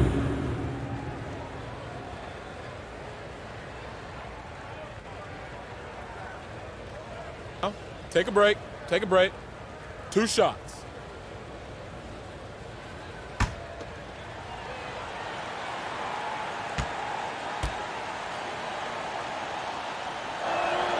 The free throw drops for Smith.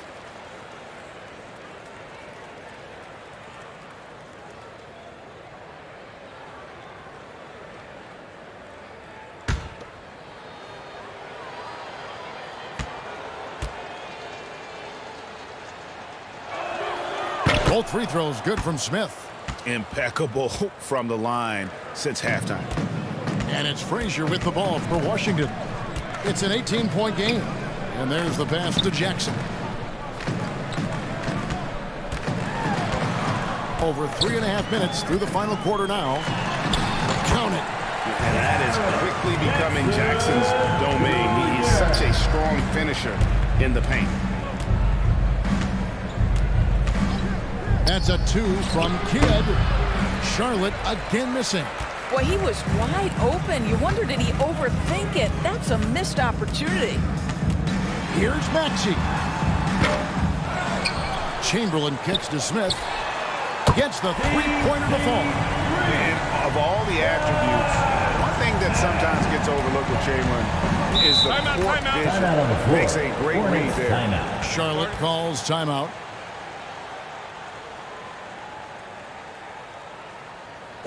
DC family, a big round of applause for your Wizards. dancing.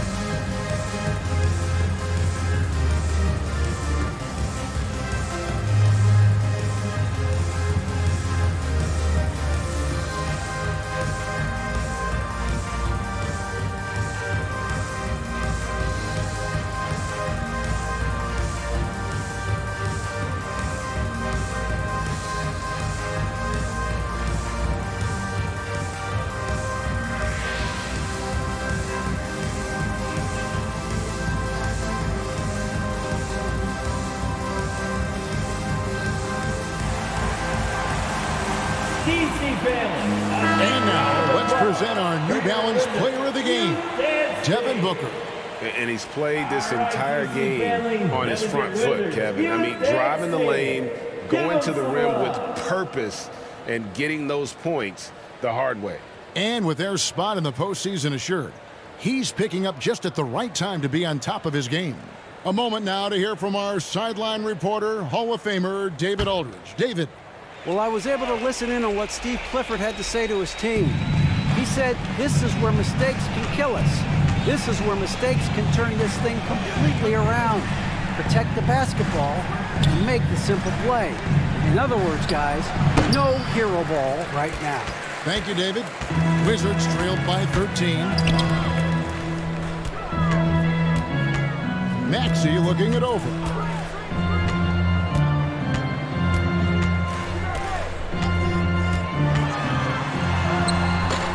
Shaq with some nice D. Well, that's just inconsistency from him, and it's happened all night, and it hasn't helped their cause. Back to Booker. Grant outside. It's tipped. That's out of bounds to the Hornets as Charlotte retains possession. And he made the right read on that play, but just couldn't secure the steal. Yeah, the anticipation was there. The hustle was there. Very close to picking that one. Always good to get another look at a terrific defensive play. And boy, did he get up quick to reject that shot. That's as fundamental as defense gets.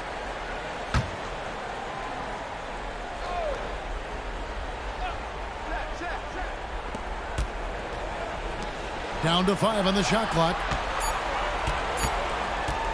Here's Booker. Smith trying to break loose. Booker, no good.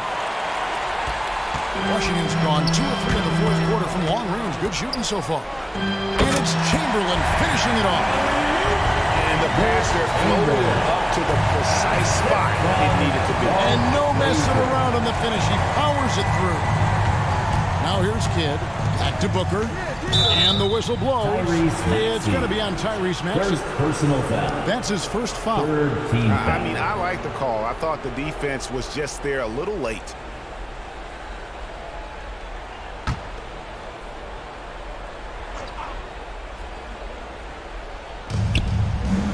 Outside Kidd.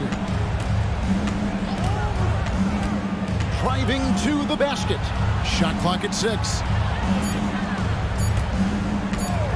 And a deep 3 from Booker. Sinks it. What range from outside. Wow. Field goal. Booker's got 10 points in just the second half. On the wing, Jackson. Chamberlain trying to get open. Jackson misses. Charlotte leading by 14. Kidd kicks to Grant. Bounce pass, Smith. Outside, Kidd. Off target with his 3. Boy, a wide open shot from his favorite spot. That is one he'd like to have back. Shaq against Jackson. And he gets the whistle. 2 free throws coming up. It's on Shaq. And the play-in personal tournament, foul. Greg, is here to stay, but the First team terminology is somewhat in limbo. At the line Is for that the going to be Wizards. part of the playoffs? You hear people say it's not the playoffs, it's the play-in. Maybe the term postseason should cover both the play-in and the playoff. Something to think about.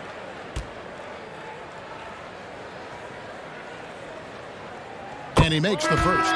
Otto Porter Jr., he's checked in for Smith.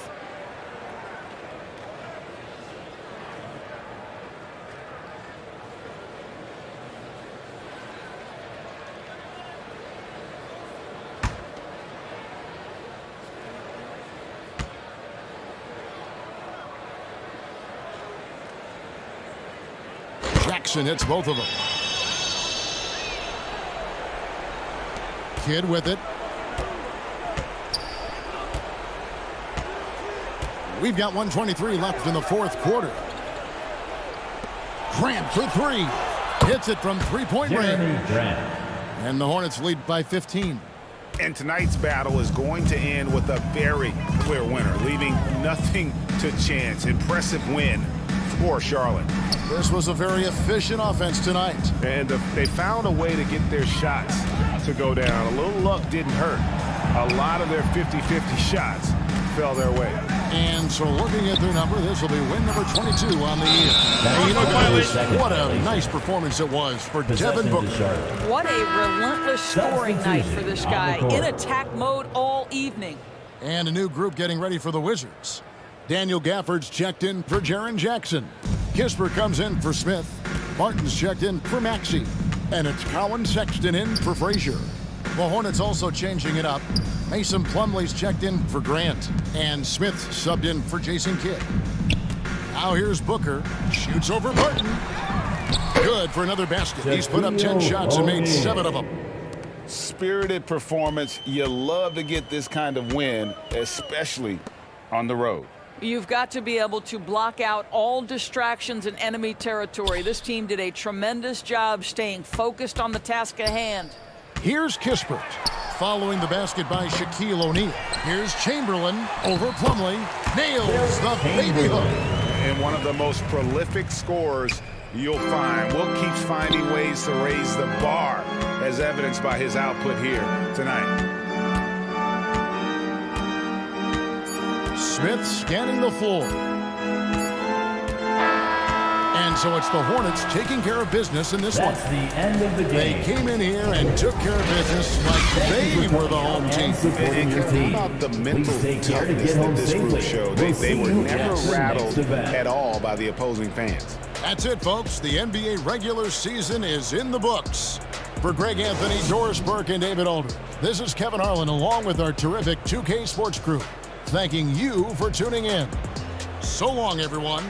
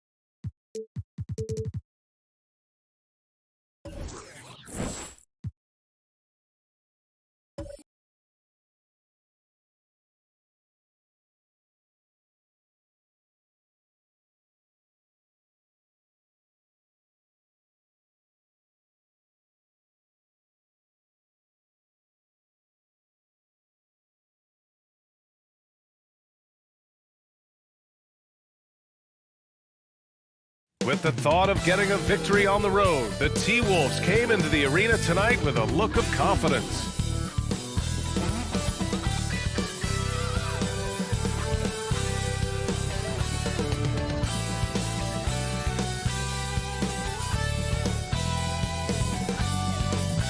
Happy to have you with us for NBA basketball on 2K Sports. Hello, everyone. I'm Brian Anderson, joined by Grant Hill and Clark Kellogg. We'll hear from reporter Allie LaForce in a moment. Allie, it's all yours. Well, guys, Zion Williamson can be downright scary when he's getting downhill.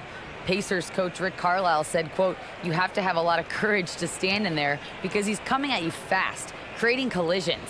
This is a Shaquille O'Neal type of force of nature with a point guard skill set." BA? Wow, that's well put. Good stuff, Allie. Thanks. So the opening lineup for the Timberwolves and for the Pelicans. And we've made it to the final game of the regular season. Grant, for teams out of the playoffs, what's today like? Oh, BA, it kind of reminds me of the last day of school growing up. Your teachers, a.k.a. your coaches, they'll let you have some fun, and you say goodbye to your friends, of course, in this case, your teammates.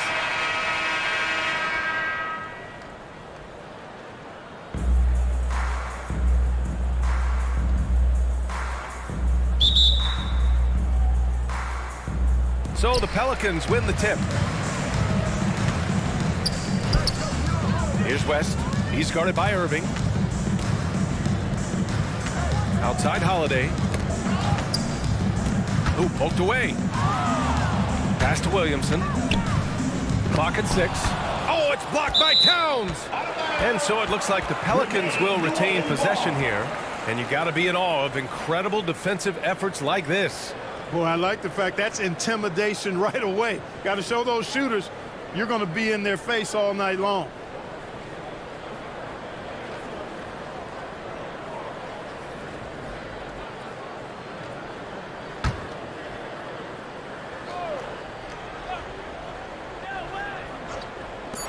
And it's the Pelicans with the ball. Shot clock at 2. So it'll be 2 free throws. He was fouled in the act of shooting. Anthony Towns. First personal foul. First team foul. At the line for your Pelicans, Jerry West. 2 shots.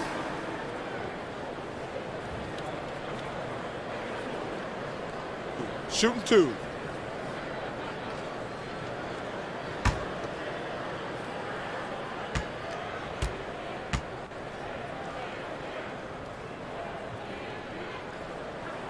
And he makes a first.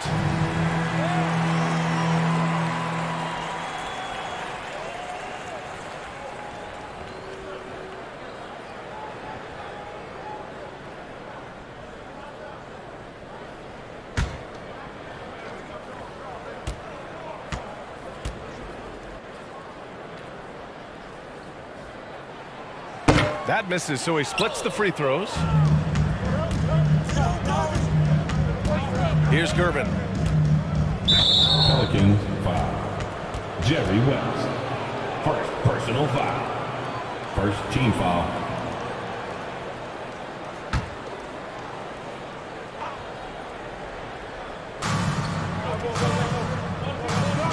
Here's Stockton. Oh, and there's the whistle on the shot. So 2 free throws for him coming up. First personal foul. And Stockton knows how to put pressure on the defense to the point of getting them to foul him regularly. John Stockton. 2 shots.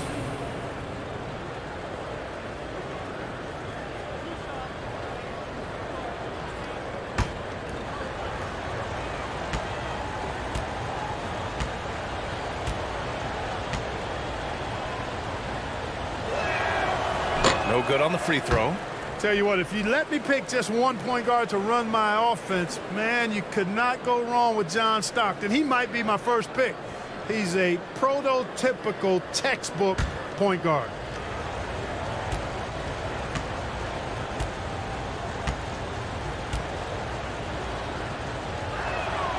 Good on the second one. Here's New Orleans. This game against Minnesota is the first time they've met this year. Winning the season series last year in a battle of middle-of-the-pack teams. Yeah, they were able to make the plays to come out on top, but it really could have gone either way, and you could say the same for tonight's game. Irving for three. Knocks down the long J. Man, the confidence Irving has is something I really appreciate. I mean, he's ready to shoot it as soon as he gets it and not afraid of any kind of shot. Pass to West. On the wing, Holiday. Here's Donaldson. And the shot is good on the assist by Holiday. Phenomenal playmaking instincts from Holiday, getting the ball to a ready shooter on time and on target. Here's Stockton. He's covered by Holiday. Here's Stockton. Looking at his stats, he's putting up about 7.5 per game. And it's Tice missing. And Grant, last season, Drew Holiday winning the NBA Teammate of the Year award for the second time. Yeah, and in 2021, BA, he got the NBA Sportsmanship Award, too. So needless to say, Holiday tremendously respected by his peers and known for his dedication to others. Clock at 2. Williamson for three. Rebounded by the Timberwolves. They're moving on after the tough loss they took at the hands of the Warriors. And when you look at it, that shooting percentage is an ugly one. Anytime you see it in the lower 30s, you know it's probably a rough night. Yeah, I can't name a team that's going to find a way to win shooting like that. I mean, they never had a chance with the touch they had that night. They're at the limit already. That, to me, is just lazy defense. Anthony's checked in for Drew Holiday.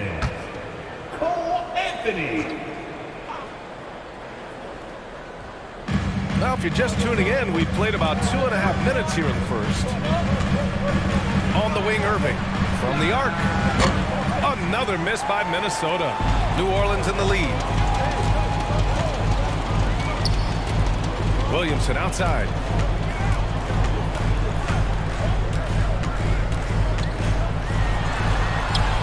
And he's now 1 for 4 after that one. You know, coach gets mad when Williamson gets hit and there's no whistle, and it happens a lot. Outside Irving. Here's Curvin. And good. Coming on the assist by Irving. And hitting from the mid-range here and early. I mean, really gives the defense just another thing to worry about. Well, they better be thinking about him. I mean, we know how dangerous he is. Right side, Irving. Pass to Gervin. Blocked! Williamson outside. Goes up on the baseline. And too long on the shot.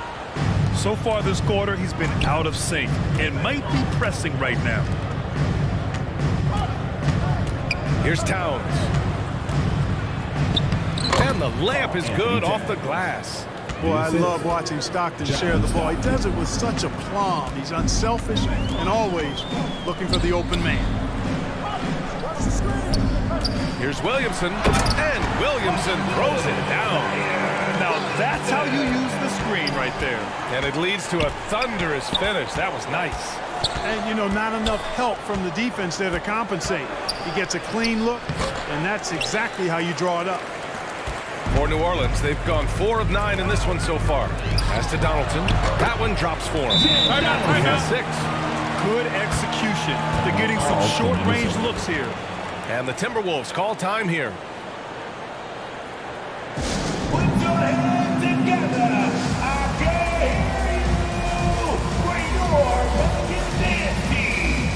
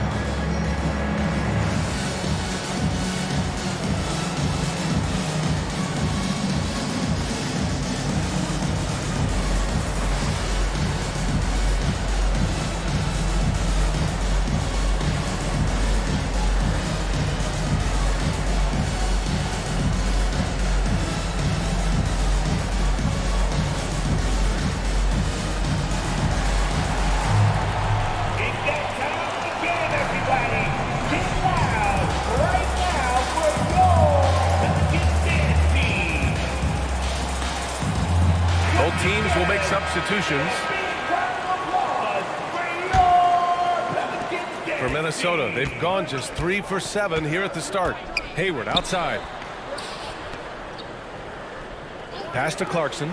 Jacks up a 3. And Donaldson pulls it down. For New Orleans, they've gotten 50% of their shots to fall so far. They're 5 of 10. Oladipo against Clarkson. The shot by Oladipo, no good. Boy, that's a look he has to finish, and he knows it.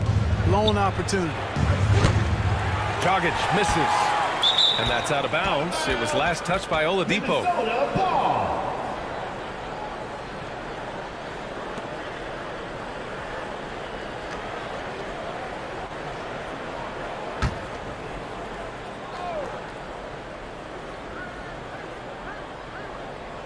Pelicans on D. It's a 3-point game. Here's Clarkson, and he was fouled while in the act of shooting, so he'll take 2 free throws. It goes on Victor Oladipo. As he often does, Clarkson pushing the action, drawing a trip to the line. Jordan Clarkson. All right, guys, what do you think about the offensive approach we've seen so far for the Pelicans? They've been really going at the defense in the painted area, and so far the opposition really hasn't had an answer for them. Cultivating a lot of assists right now, which is beautiful to see. Love the way they're working that ball around. And the first one at the line is good. I mean, Jordan Clarkson is huge in the Philippines. His family with roots there, traveling out to Manila with NBA cares, drawing huge crowds.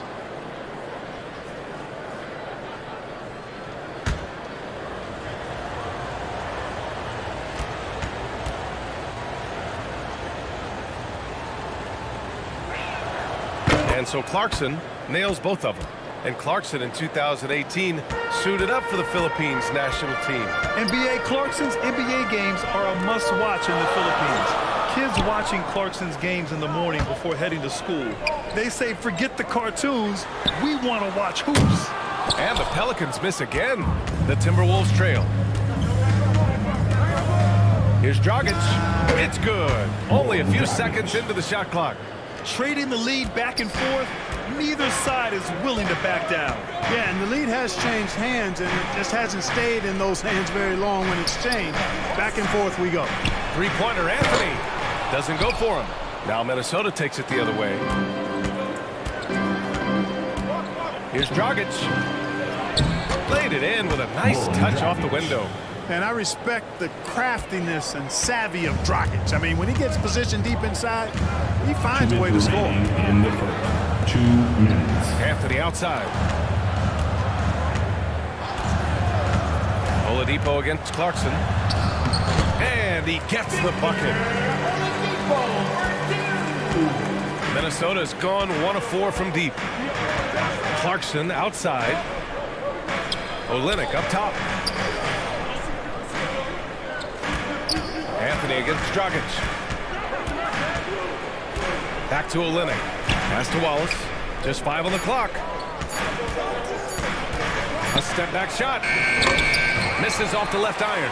Boy, he's got to be disappointed in the result there. I mean, the defender really didn't make any impact at all. Here's O'Neal. Here's Donaldson. And he battles for the ball. Gets the second chance bucket. Give him 8 points now. They have no answer defensively inside. Yeah, and that's 4 straight field goals now they've allowed from point-blank range. Can't happen. Now here's Clarkson, currently averaging 5 points a game. Floats one up. Pelicans cleared away. Oladipo on the wing, guarded by Hayward. It's tipped. Wallace, clearly a great shot blocker. Add another one to his talent. The way they've gotten after rebounds has been impressive. Yeah, sensational is a really good word for it. They're tearing it up on the glass. Puts it up from 12. That one's off. He's 0 for 3 now. New Orleans has gone 0 for 3 from downtown. Oladipo against Clarkson. Oladipo, the pass to Anthony. Poked loose. And as it goes out of bounds, New Orleans will keep possession. Substitution on the court.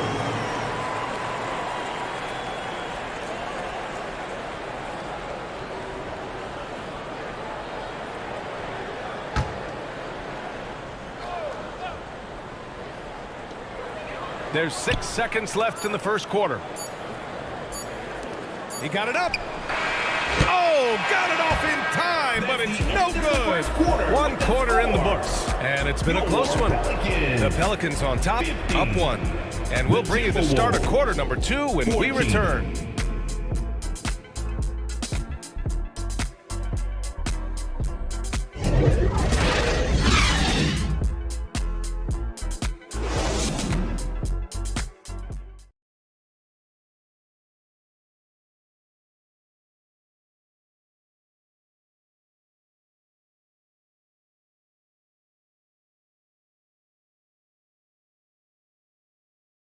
Put your hands together. Good action already in this one, but a fairly even matchup after this first quarter of play. And looking at what we've seen from the Pelicans, what do you think, guys? Well, it's simple. When you can dominate the boards at both ends, you can control the second chance touches. And, you know, their rebounding advantage has been glaring, simply outworking them on the boards for that entire first quarter. You know, for most players, being a starter has value. But, Grant, some elite teams have been elevated by great players who have accepted a reserve role. And it's really special, B.A., when you have that. Players who are willing to sacrifice for the greater good of the team. Putting winning first at all costs. And you think about it, through the years, Manu Ginobili with the Spurs, Andre Iguodala in Golden State, it really can galvanize a team and lead to winning championships. Zion Williamson out there with Hayes. Then there's Drew Holiday. Then it's Andre Drummond. That's the Pelicans 5 as we get into the second quarter. Outside Irving. Pass to Stockton. Now here's Towns. Here's Stockton. Inside. And the basket by Towns. And the Timberwolves lead by 1. You know, this is exactly why they give the ball to Towns down there. I mean, his combination of size, agility, and shot repertoire makes him hard to deal with. Now here's Hayes. In his last outing, he had 11 points. They're finding ways to get the ball into the paint. 5 consecutive buckets. And on the flip side, the defenders have to show more fight on the interior. They've got to offer more resistance here. Here's Irving.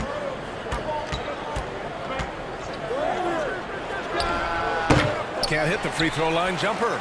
Yeah, still close, but with their tough play on the boards, we're certainly seeing the effort.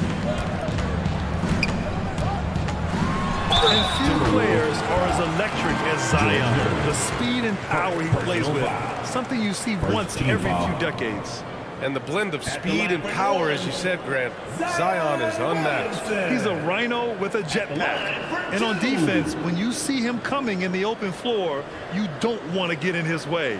The explosiveness in the paint is really what makes him so efficient. 2 shots.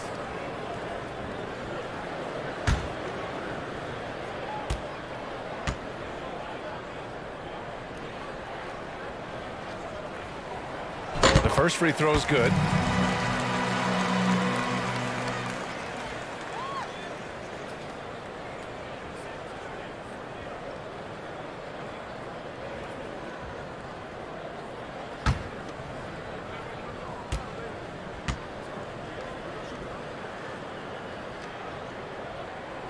And good on the second, so he makes them both. Now approaching 2 minutes of action here in the second. Pass to Gervin. Here's Stockton.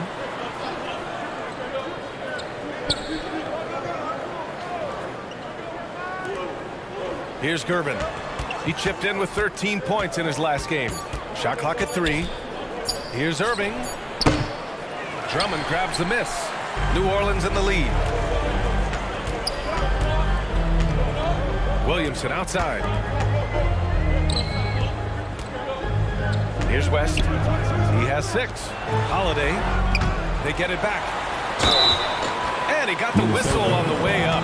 So he'll be headed to the line for a pair. Second personal foul. There you see how tough Holiday is. He simply pressed and forced the issue there and got the defense to overcommit. Drew Holiday taking 2 shots. Shooting 2.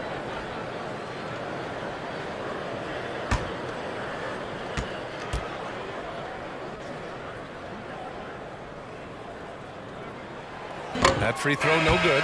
You know, in the case of Drew Holiday, having two brothers in the league, I think probably is added motivation for him to excel. The Timberwolves making a switch here. Tice is checked in.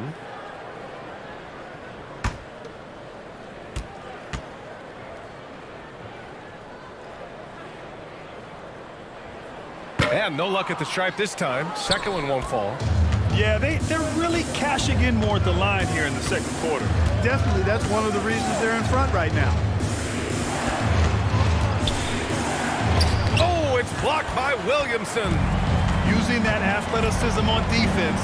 Love watching Zion get up and deny shooters. Pass to Drummond. Outside Holiday. Here's West. Beyond the arc. Karl Anthony Towns comes up with a rebound. Yeah, and the defense has really got to tighten up on him. I mean, he's just too dangerous from the three-point line. Outside for Irving. And he hits it to tie the game. Irving's got 9 points. As dead-eye and outside shooter that we have in the league, Irving has the ability to scorch you from there. New Orleans calls timeout, and Towns' three-pointer is elite. But some don't think centers should float around beyond the arc. What's the balance there, you think, Brad? Well, I mean, first of all, it just shows how the game has evolved with big guys shooting like him. The bottom line, just play with aggression and don't settle. That triple is a weapon. You also got to use your size and skill inside just as often.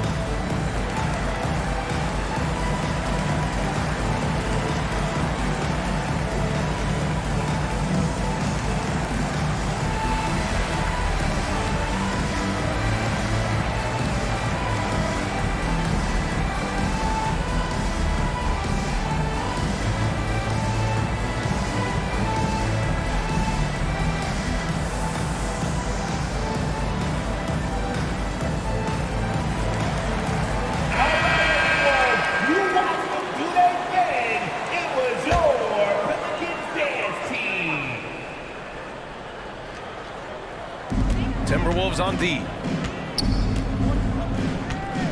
Pass to West from outside the arc. And the Pelicans miss again.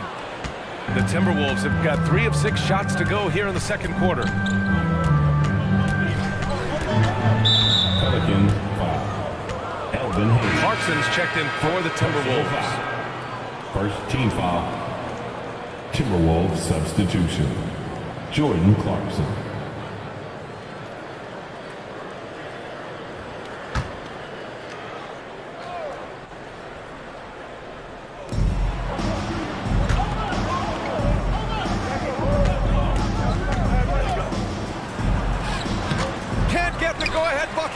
Well, you know, stopping him is never easy to do, but the defense was strong there. Here's Williamson. And again, no good by New Orleans. Minnesota has gone 3 of 6 from deep so far.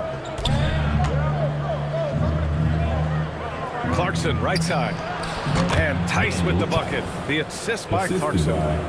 And the Timberwolves lead by 2. Man, what a pass that was there. He really, really relishes making the game easier for his teammates. Pass to West. And here's Hayes. Tice defending. Shot clock at 6. Hayes, the pass to Williamson. Now Holiday. Oh, swiped away. Here's Stockton. It's deflected. Tice against Holiday.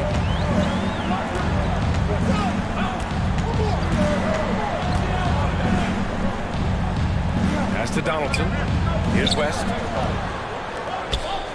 And here's Williamson. 3 on the clock. Three-pointer, Holiday. They grab their own miss. Controls the rebound and the putback. We've seen the Big E do this forever. Dominant inside, using that size to create second chance opportunities. Here's Stockton. 9 points in his last outing. That's tipped and stolen by Hayes. Down low. Here's West. And that misses. That would have put him up. Minnesota's gone 2 for 2 from the arc here in the second. Here's Clarkson. Count it. And this is what you like. Clarkson using that tight handle of his to create space. New Orleans calls timeout. Yeah, hoping to tap into something that'll get them clicking. Yeah, and you know, that's going to be the focus of this timeout. They need to come up with a spark to get the offense going.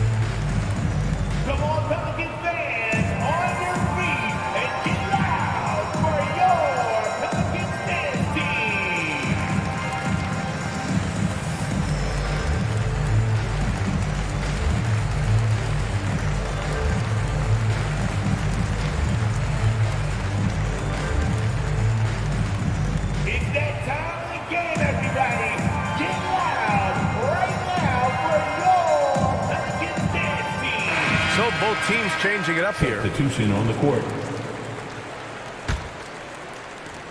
And the Pelicans with possession here.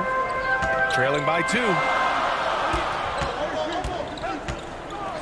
Here's O'Neal, guarded by Hayward.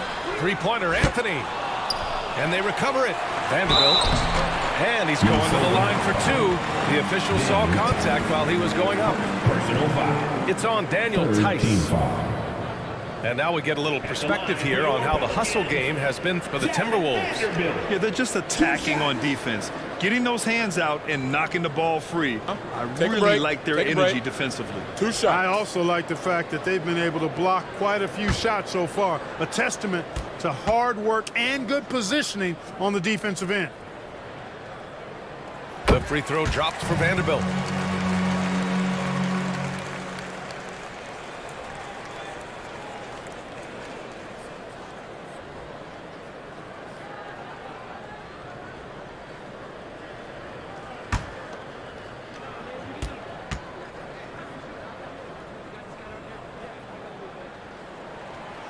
He's perfect from the line this time.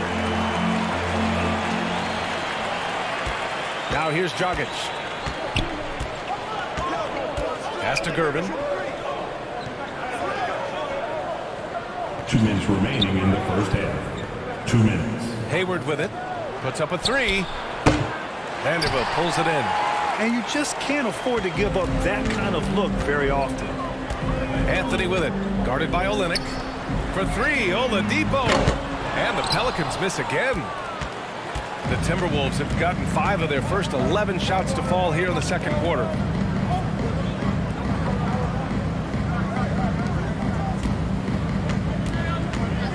Dragic outside. Pass to Gervin. 5 to shoot. Driving inside. Rebounded by New Orleans. Hayes has got 5 rebounds in the game. O'Neal on the wing. Oladipo outside. Now here's Anthony. Here's O'Neal. Back to Anthony. There's the triple. Pure from three-point range. And they're winning and playing with great confidence, but they need to be more efficient with those three-pointers. Yeah, and the perimeter shots, though, not really falling at a good clip here. So I think they may have to back out of that a bit and not settle for those jump shots. Tipped. And they get it back. And the basket by Dragic. New Orleans in the lead. Anthony, the pass to Vanderbilt. Oladipo on the wing. And the foul is called. He missed it, so he's got a couple of free throws coming his way. Sometimes it's about presence, and Oladipo has it. Really willing himself to the line and going right into the defense that time. He forced the foul. Oladipo at the line for 2. Shooting 2.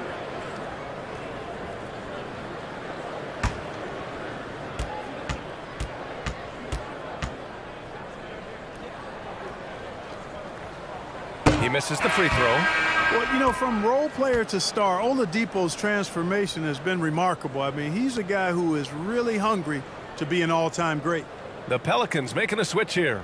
Drummond's checked in.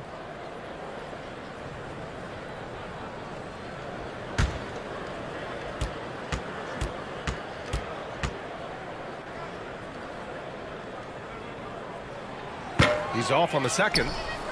For Minnesota, they've gone 6 of 14 in the second quarter. Here's Irving. Wallace. Oh, he hangs in there and cashes in on the second chance points. And the Timberwolves lead by 1. Relentlessness describes Ben Wallace on the glass. Always attacking and corralling rebounds out of midair. Now Anthony. Over Dragic. And we're through the first half of play here in what's been a good one. Timberwolves ahead, leading by a point. And we'll be right back after halftime for the start of the third quarter. See you in just a bit. And now, the 2K Sports Halftime Show. We welcome you back. Ernie Johnson with Shaquille O'Neal, Kenny the Jet Smith. Quite the tussle there in the first half, huh? It was a closely contested first quarter for Minnesota. Some good action during the period, as it was just a one-point game at the end of one. And so far, they're out in front, but not by much as we head into the half. And Kenny, what did you see out there from the Timberwolves? We have to recognize their bench play. Sometimes we overlook the second unit, but tonight they've been the key. The coaching staff has got to be loving this. Getting that extra boost is huge. Shaq, how do you think New Orleans played? Well, those second chance points are huge, and they only came because of their effort. Their work on the offensive glass is what's keeping them in the game. They definitely should try to continue to stay tough on the glass. It's been key so far. Thanks for joining us, folks. We're now just a few minutes away from the start of the third quarter.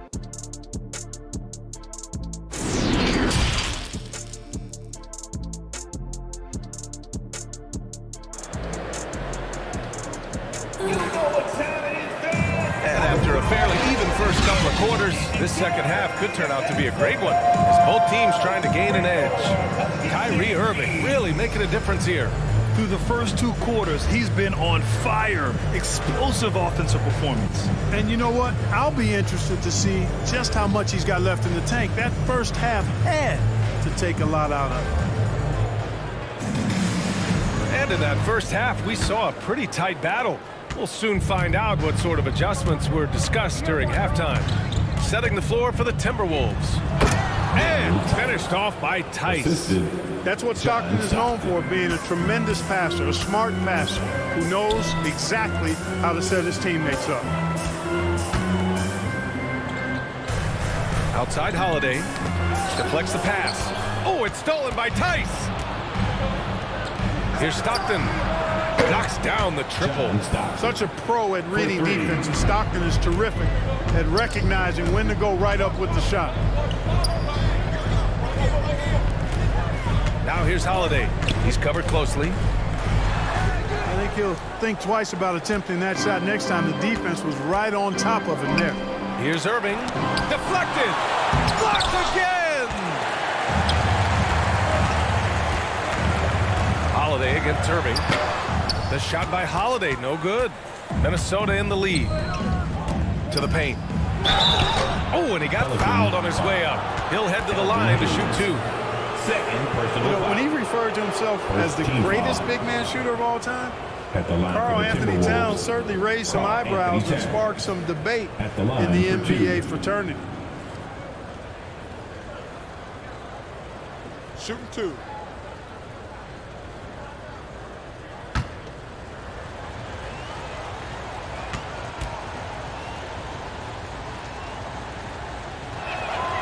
And that one falls for Towns.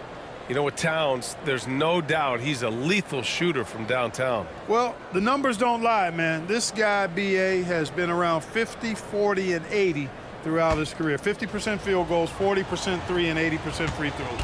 Tell me how many big guys can match up with those numbers. Very few. So he hits 1 of 2 from the stripe. Well, one of the ways you mark consistency is looking at a player's efficiency rating, and Cats is generally among the best in the league. They've been unable to hit anything this half. 3 attempts and 3 misses. And the shot's good by Irving. A great move. I mean, the defense has no response. Yeah, if that's a harbinger of things to come, he's looking at having a very big second half. Here's West. 6 points for him to halt the run.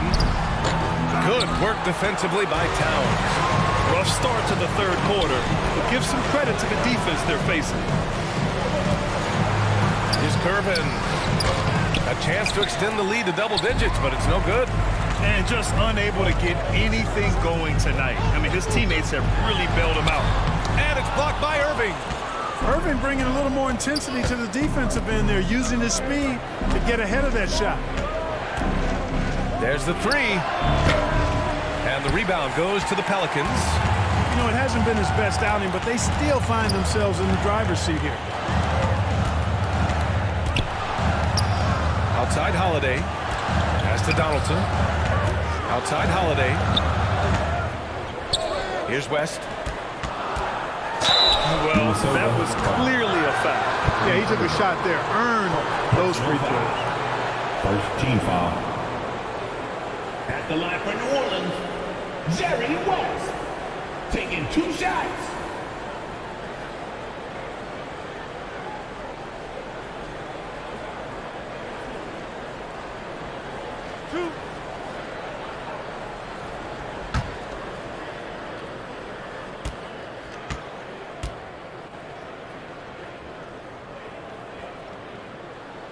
First free throw is good. And the Timberwolves making a change here. Clarkson's checked in.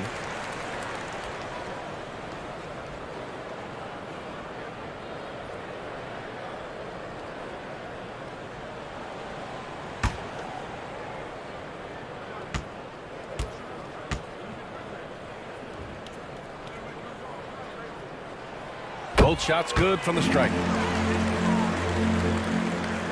A little over 2.5 minutes off the clock in this final half of play. Timeout. And Minnesota calls time here.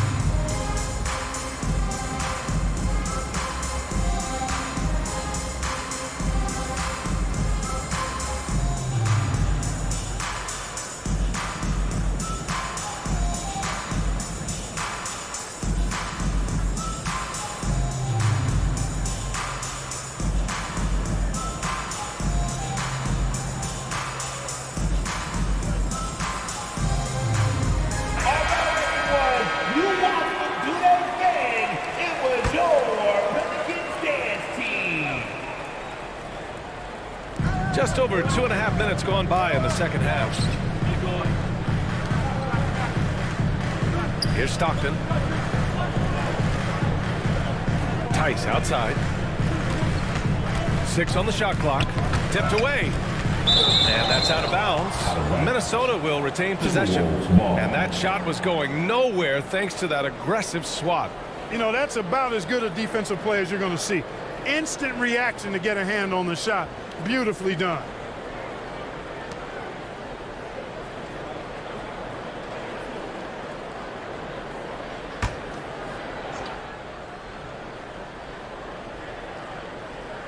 Clock at 4. Picked it out of midair. Out on his own on the break. And the shot goes in. 10 points for him. Whatever the defense gives, that's what he takes. A sign of a skilled offensive player. And here is Irving. 11 points in the game. Pass to Clarkson from behind the arc. It's Hayes with the rebound. Hayes has got rebound number 7 tonight. Here's Donaldson. Powered down after the assist led him to the lane. And plays like that one can make the difference in a close game. And it definitely got the bench on their feet, too. Making a statement for sure. I mean, we'll see if they can maintain that aggressive approach, guys. Now here's Holiday. Looking for his first basket still in this one. Tries again. Hey, he's now 6 for 6. He is cooking right now. That kind of energy and hustle on the glass usually produces good results. Outside Irving.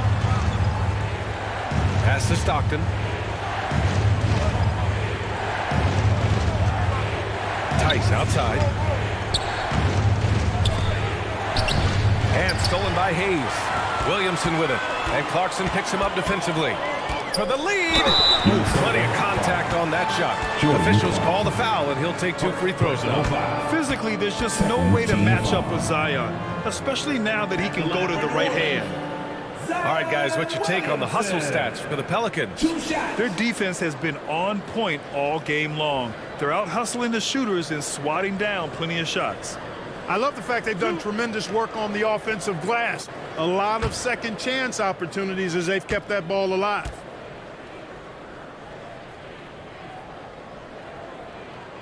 Ties it up, and his next one could give him the lead.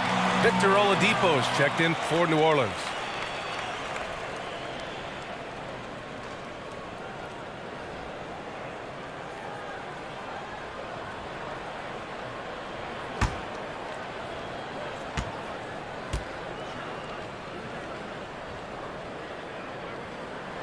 And now they lead as the free throw drops in for him. Here's Stockton. And Minnesota calls time here. Yeah, coach has to tell him to dial it back. He's trying to do too much. Going one-on-one, forcing bad shots, and it's really hurting this offense. Pelicans fans, please give a big round of applause for your Pelicans New Dance Team.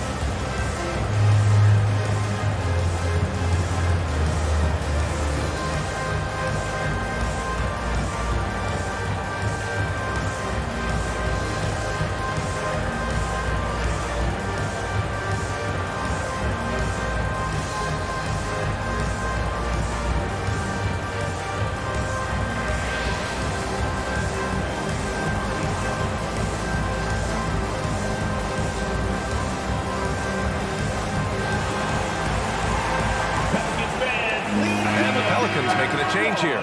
O'Neal's checked in. Let's give it up. Pass to Stockton. And here's Clarkson.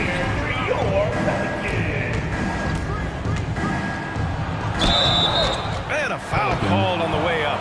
So he'll take 2 from the free throw line. Personal foul. You know, one of those rare second-round picks who played well immediately. Clarkson was first-team all-rookie and continues to develop. 2 shots. Shooting 2.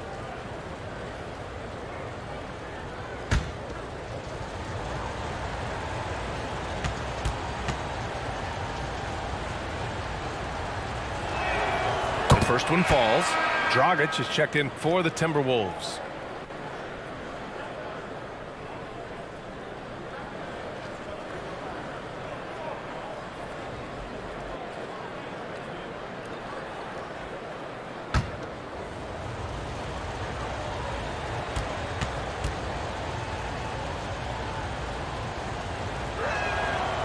And that one goes in. 2 from the line that time. Here's Oladipo. Here's New Orleans now. They're on a 10-2 run here. Here's West, defended by Dragic. Back to O'Neal. And the Pelicans get it back. And so he draws the foul, headed to the line to shoot a pair. Ben Wallace. First personal foul. Third team foul.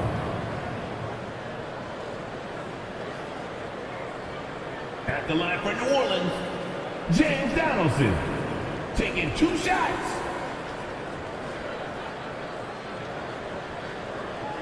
Two shots.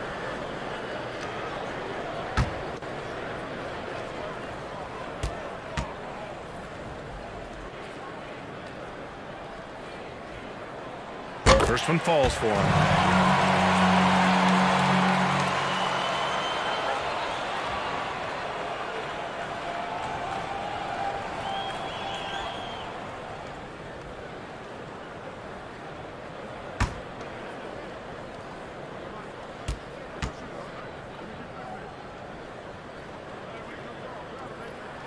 Good on both. Well, he's certainly been on target with the free throws. Such an advantage when your bigs can knock him down from the line. Back to Dragic. Clarkson outside. Hayward outside. Clock at 6. Ooh, and he took a hard foul on the shot. So he'll head to the line to shoot a pair. Even as a forward, Gordon Hayward can run the offense, Greg. Hey, B.A., he is a tremendous passer. Hayward's average over 5 assists a game during the season. Having Gordon in the front court really helps with ball movement. Shoot 2.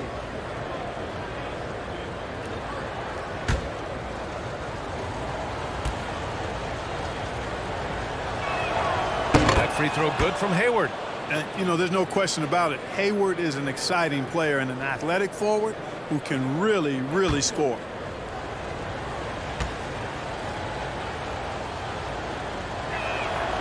Both free throws good from Hayward. On offense, here are the Pelicans. They're on a 12-4 run. Here's West, defended by Dragic. Pass to O'Neal. And it's Kelly Olynyk with the foul. That's his first foul. First personal foul. Fourth team foul.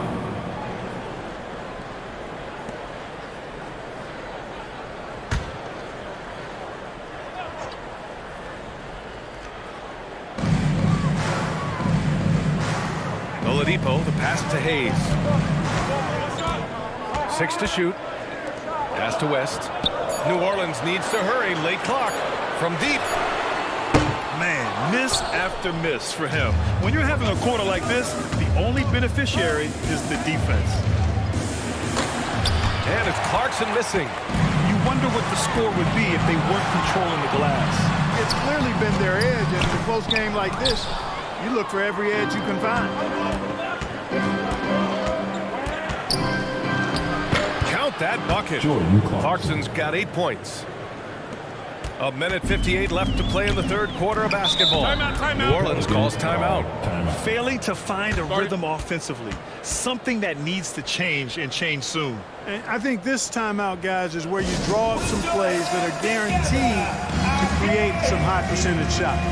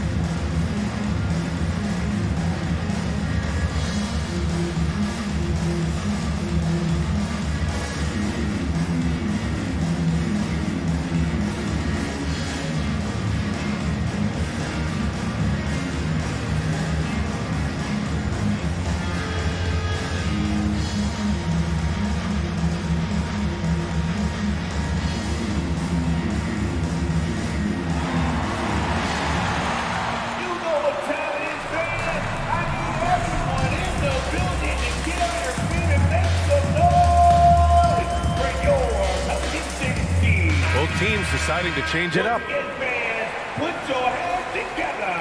That was your Pelicans dance team. Here's Donaldson. 14 points for him. Pass to Anthony. Here's O'Neal, guarded by Hayward. Drummond passes to Anthony. Can't connect from short range. Minnesota's gone only 1 of 3 from deep here in the third. Hey, the slam by Hayward. Excellent job surveying the floor that time by Gervin. Recognized when his guys were open and got it to him. Pass to Oladipo. There's 1:17 left in the third quarter. Just 5 to shoot. Here's O'Neal. Three-pointer, Anthony. Wallace pulls it in. You hate to pile on, but his poor shooting night has really hurt the team. Love the energy here in the third. Trying to take control now of this contest. And I really think this is the time to do it because this is a real important juncture in the ball game right here. Back to Anthony. Tries to snap the cold streak. That shot, no good. And it's the Timberwolves taking it the other way. Dragic outside. And there's a whistle. He'll head to the line to shoot 2. They're crafty at drawing contact. Dragic relishes getting inside and putting the defense in compromising situations. Minnesota, Goran Dragic. 2 shots. Take a break. Take a break. 2 shots.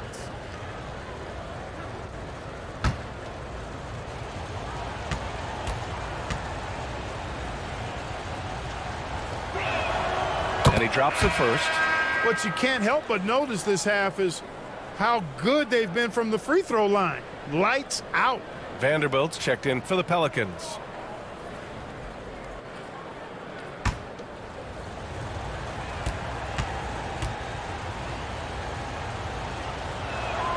And he makes both free throws. And I like that Dragic can either run your offense or be your offense. By that I mean he can find shots for himself as easily as he does for others. Here's O'Neal. Well, he hasn't put up any points yet in this one. 19 seconds left in the third quarter here. And the layup falls. You know, coaches will take possessions like that all day long. Phenomenal use of the screen there. Pass to Gervin.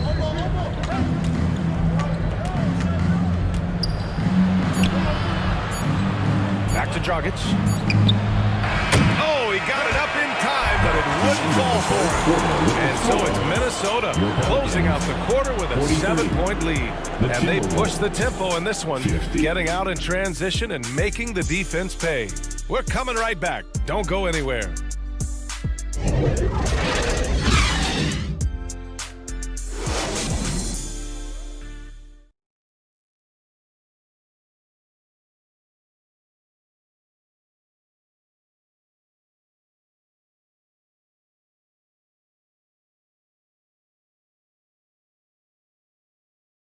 And a worthy candidate tonight as we take a look at our State Farm assist of the game.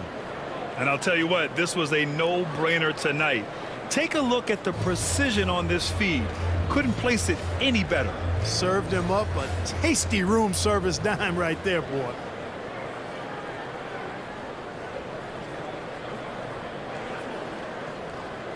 With 3 quarters behind us, let's see what this fourth period holds in store. Jared Vanderbilt out there with Andre Drummond. Then there's Zion Williamson. Then there's Drew Holiday. So that's the group out there for New Orleans. Williamson passes to Drummond. Here's West. Fires the 3. The rebound by the Timberwolves. Towns has got his 4th rebound in this one.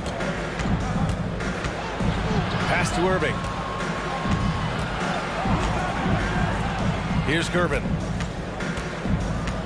Over Williamson. Off the left rim and out. And, you know, even though they're on top, they're winning. I mean, they could use more from him. Trying to shut the door on this one. And you want him taking good shots at this point in the game. And that one was easy. Well, you don't want to give him any open shots at this stage. Never mind the layup. Come on now. My goodness. Here's Stockton.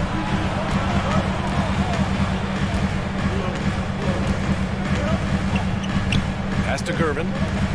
Irving for three. Drummond grabs the miss. Drummond's got his 5th rebound in this one. No luck for him this half after being outstanding from outside the arc in the first half. The great read between those two guys. The defense didn't stand a chance, B.A. These two teammates right here, Grant, they are connected. Man, I tell you what, guys, that's a big play to make in a close game. Potential momentum builder there. This is when your interior D has to be on high alert. The Pelicans trail. Pass to West. With the drive. And the basket by Williamson. And guys, the way this defense is getting manhandled down low, you have to wonder if they're at 100% right now. For Minnesota, they've gotten just 1 shot to fall out of 3 attempts in the 4th. Towns passes to Irving. Here's Stockton. He's covered by Holiday. Pass to Irving.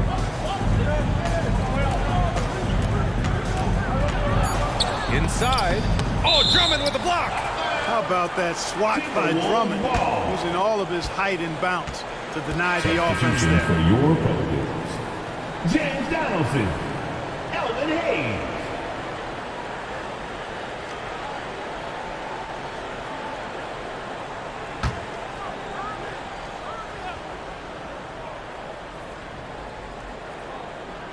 Here's Towns. Oh, and he got fouled on his way up. He'll head to the line to shoot 2. When they get chances at the line, they make you pay. I mean, their free throws have helped maintain this lead. For the Timberwolves, Karl Anthony Towns. At the line for 2.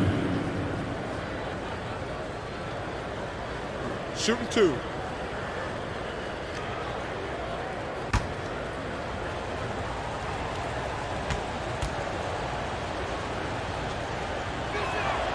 And the first one at the line is good.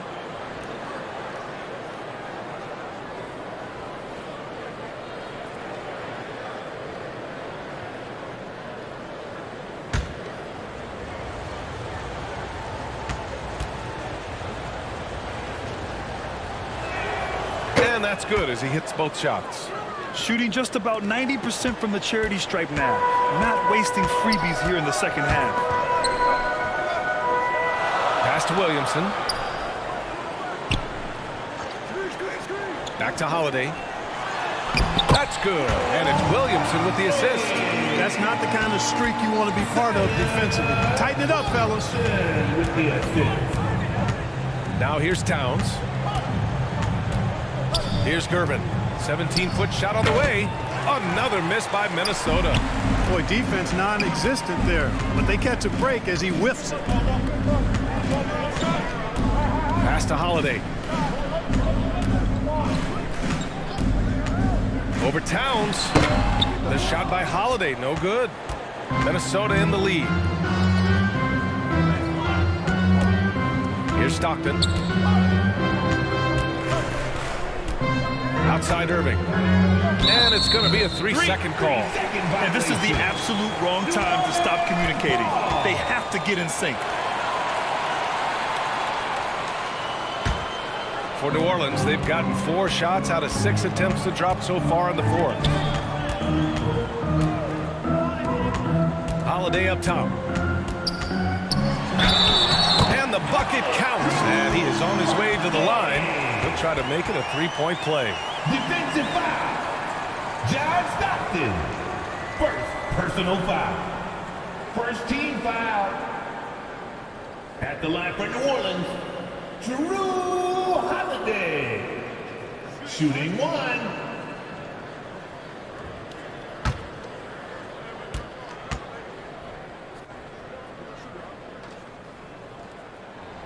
That one drops. He ties it up. A bit under 3.5 minutes have passed here in the 4th. Here's Stockton. He's covered by Holiday.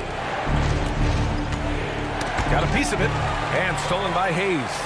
Oh, and a fast break for the Pelicans to take the lead. West misses. The Timberwolves have gotten only 1 of 5 to fall here in the fourth. Here's Gervin. And he was fouled while in the act of shooting, so he'll take 2 free throws. Third personal foul. Hey, Gervin is slight of build, but he's not afraid of a little contact. Doesn't mind getting bumped while shooting. He looks at it as easy money. Taking 2 shots.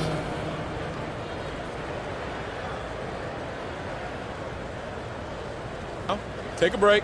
Take a break. 2 shots.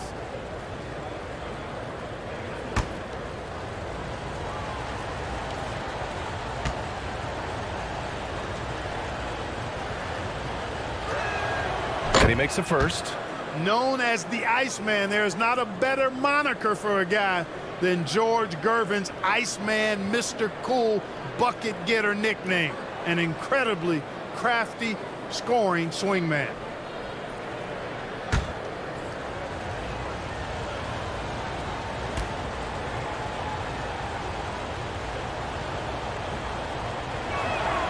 Hits both from the stripe. You know, you really have to respect and appreciate what they've done at the free throw line in this half. It's been really good. Williamson outside. Pass to West. 13 feet out. Oh, and there's the whistle on the shot. So 2 free throws for him coming up. Second. It's on Daniel Tice. Second. Man, the defender really went after him. Yeah, if you're going to foul, then make sure that you don't give a chance for the and one. At the line for 2.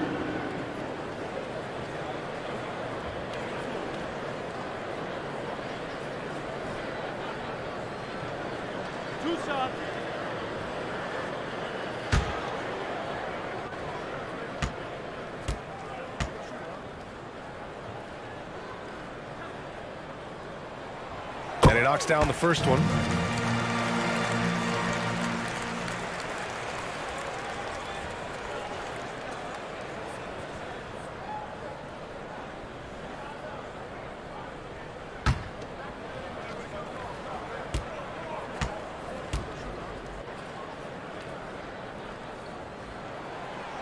And so he makes both from the line. He's making the most of every trip to the line, providing for his team. Pass to Gervin. Here's Stockton. Here's Gervin. It's tipped. To take the lead. And he lays it up and in. And the Pelicans lead by 2. You'd love to see Zion develop his passing game even more, but credit to him for spotting the wide open man. And the Timberwolves call time here. Get up on your feet and make some noise. Put your hands together. I can hear you when you're rocking dancing.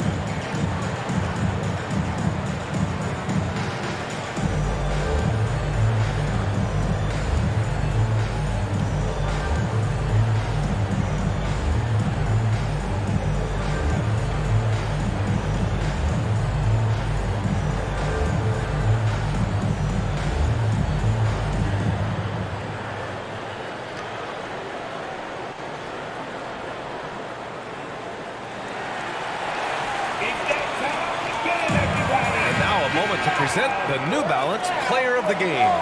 Can you say vintage? Wow, this was a vintage performance. I mean, so much of the game is about the 3-ball today, but his focus was going harder to the paint and doing damage from inside. Let's go now to the sideline and catch up with Allie LaForce. I was able to listen in on what Chris Finch was going over with his team. He got his squad fired up, saying, quote, now it's our time. If we want to take over this game, here is the moment. His guys look ready to deliver. We'll see.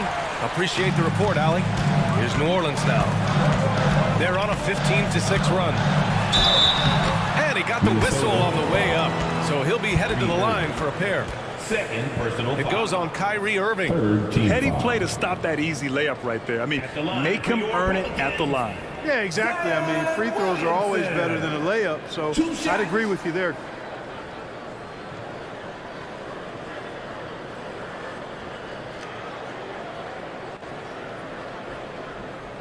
Two shots.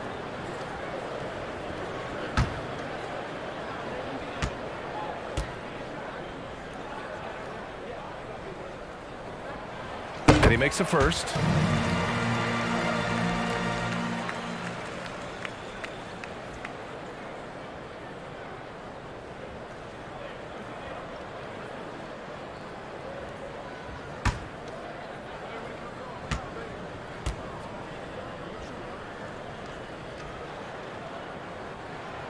He does not get the second one.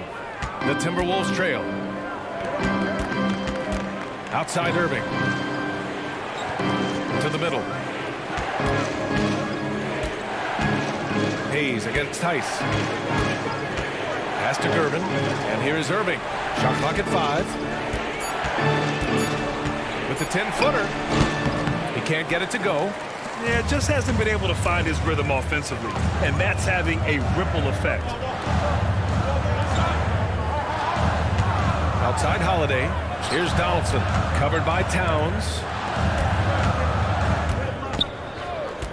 Here's West. Three-pointer Holiday. It's kept alive. Donaldson. And down it goes. Jam that one home. And their offensive rebounding is such a strength for them when he's on the floor. Yeah, he really helps them extend possessions, doesn't he?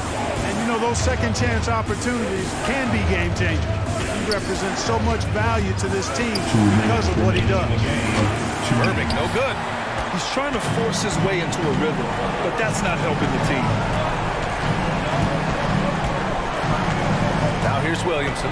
He's guarded closely. Pass to Holiday. Here's West. Over to the wing. Williamson outside. Now Holiday. No good with the triple.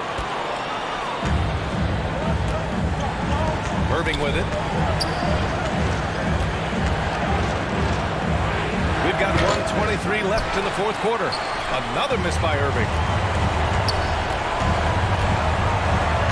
Williamson outside. And the foul is called. He missed it, so he's got a couple of free throws coming his way. It's on Daniel Tice. Man, he made sure to get his money's worth on that foul. He got in good there. I mean, that's why the shot was so far off. Williamson taking 2 shots.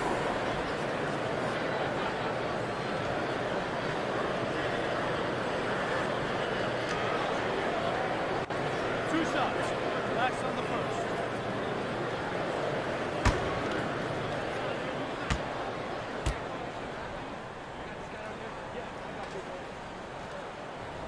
Good on the first, and that increases the lead to 6.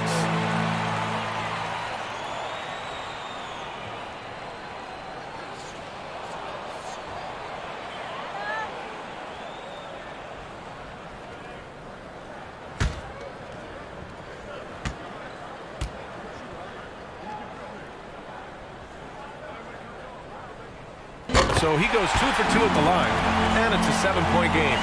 You can't afford to waste any chances at this stage of the game. That means you've got to hit your free throws.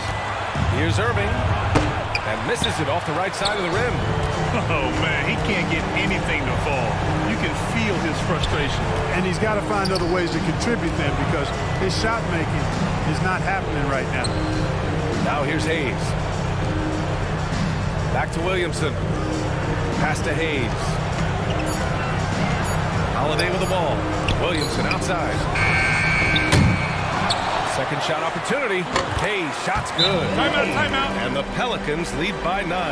Boy, the size and strength of Hayes. I mean, love seeing him get into position and score down low. Time called here. The Timberwolves decide to talk it over. They're down by 9. There's 37 seconds left in the game. Guys, what do you think?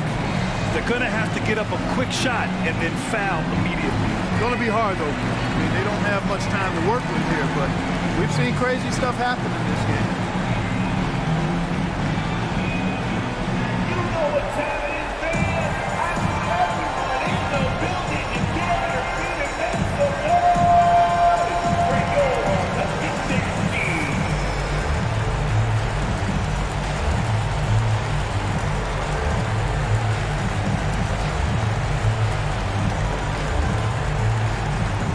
On your feet, make some noise. Put those hands together for your Buccaneers team.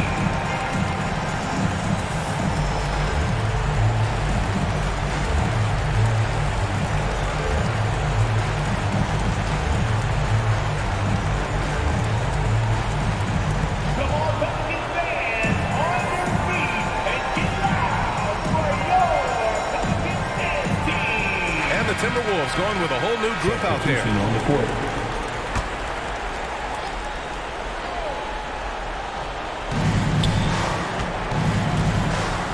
Now here's Dragic. Pass to Reed to stop the run. So it'll be 2 free throws. He was fouled in the act of shooting. The officials were right on top of that one. Clearly a foul. I mean, didn't give him any choice Shooting for but to Minnesota. blow the whistle. I mean, Naz Reid. you got to play without fouls. 2 shots.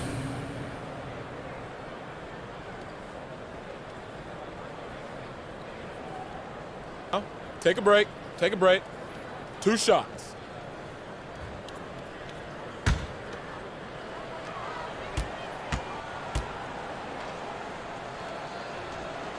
And he misses the first one. Boy, he wanted that one to go.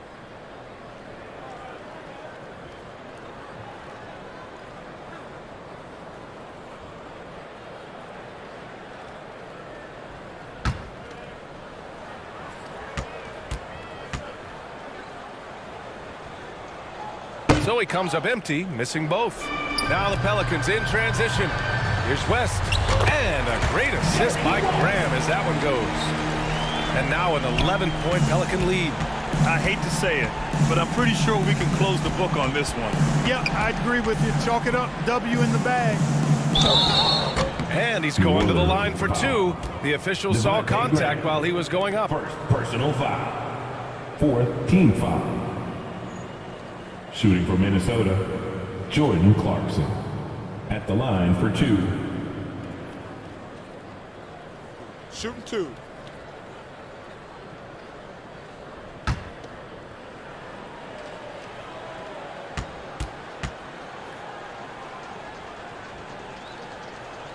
No good on that one.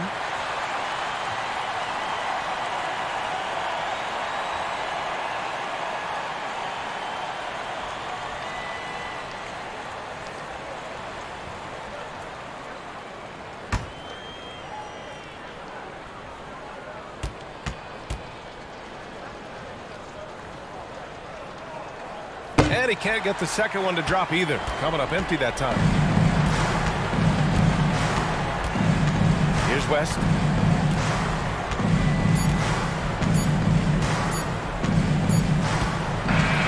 And so it's the Pelicans taking care of business in this one. This one was a fun one to watch. They were clearly in the driver's seat down the stretch. They really were, B.A. They played with great intensity on both ends of the floor, and they didn't allow their mistakes to get the better of them. Thank you for being a part of today's Now a minute to check in with Allie LaForce. She's courtside. Hey, Allie. We look forward to seeing you again. Zion, this is a team with some outstanding young players with complementary skills. How do you see yourself fitting in? I think I fit in very well. I think I'm a very versatile player. You can throw me out there with any group, and I'm going to put up, do something to contribute. And I think we're a very unselfish team, so that plays a big part to it. And any group would be happy to have you. Thanks, Zion. All right, Allie, good stuff there. Thanks for that. That's it, folks. The NBA regular season is in the books. For Allie LaForce, Clark Kellogg, and Grant Hill, this is Brian Anderson saying thank you for watching the NBA, brought to you by 2K Sports. We'll see you next time.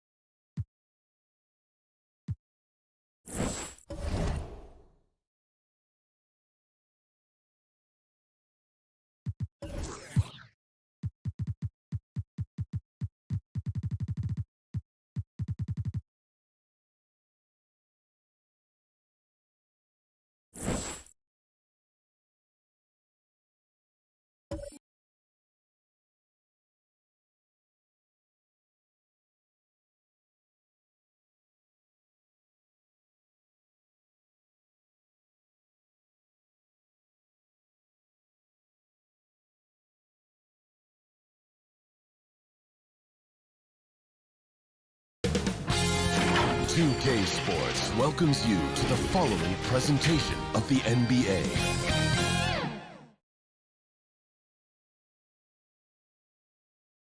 And getting mentally prepared to compete. You see the focus. You feel the energy. These guys are ready to go. Thank you, Kevin. Big goals are good, though, especially for a kid like Hero who can go as high and as far as he wants to. Good stuff. Good model. David, thanks. Let's take a look at our starters for Sacramento. Michael Redd is out there with LaMelo Ball. Then there's Moses Malone. Then there's Havlicek. And it's Mobley in at the four-man position. And for the Jazz, Gary Payton is out there with Allen. Then it's Malone. And it's Camby. And it's Brown. And at the three, the small forward. Now, here is Havlicek. Passes it to Redd. Mobley with it. John Havlicek on the wing. Just 4 to shoot. From the arc. It's rebounded by Payton. And here's Payton. He'll bring it up for the Utah Jazz. And you know there aren't many teams with a more dedicated fan base than Utah. The Jazz fans are behind their team no matter what. Nobody near Allen. That's it, coming off an assist from Payton. Allen's got the first 3 points tonight for the Jazz. Pass to Havlicek. And now just over a minute played here in the first. Right side, Ball. No good on the shot. Great D that time from Payton. Always striking great to see the bond between the Jazz team and their followers.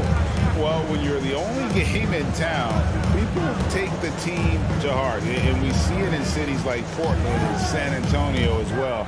The fans form that attachment to their team. Here's Allen. Malone with the block. And how about the quicks there by Malone to get up and deter that shot, utilizing that size and reach for the rejection. The Jazz have gone 1 of 3 from the field to start this one so far. Malone kicks to Brown.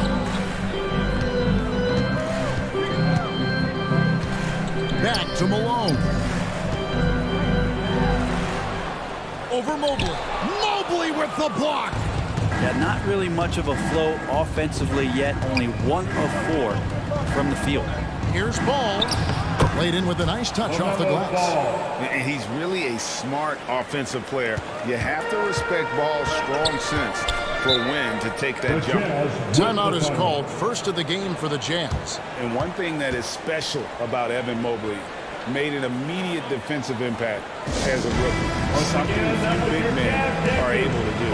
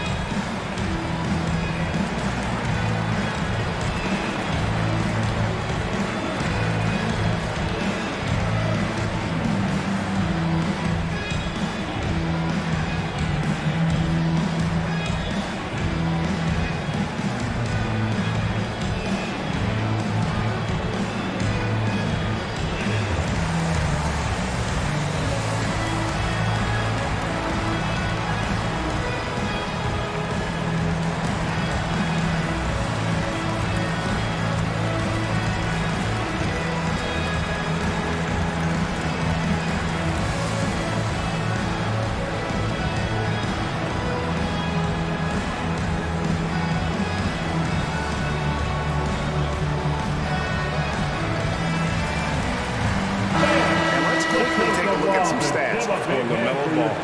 His last 10 games, averaging about 7 points, 6 assists, and 4 rebounds.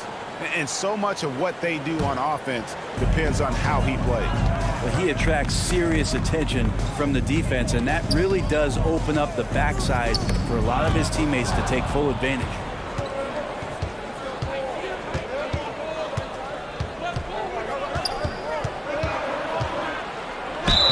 Shooting foul as the whistle blows. He'll shoot 2 free throws. That's his first personal foul. You know, as the regular season break winds down, you can feel things start to change around the league, can't you? Yeah, I mean, some teams are getting totally in the zone for the playoffs, while other squads are using this time to plan for next year and try to figure out what went wrong.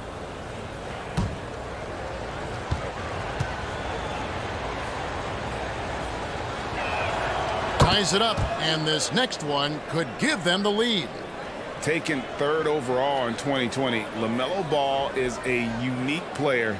Like his brother Lonzo, very tall at the point at 6'6", and he'd much rather pass it than shoot it.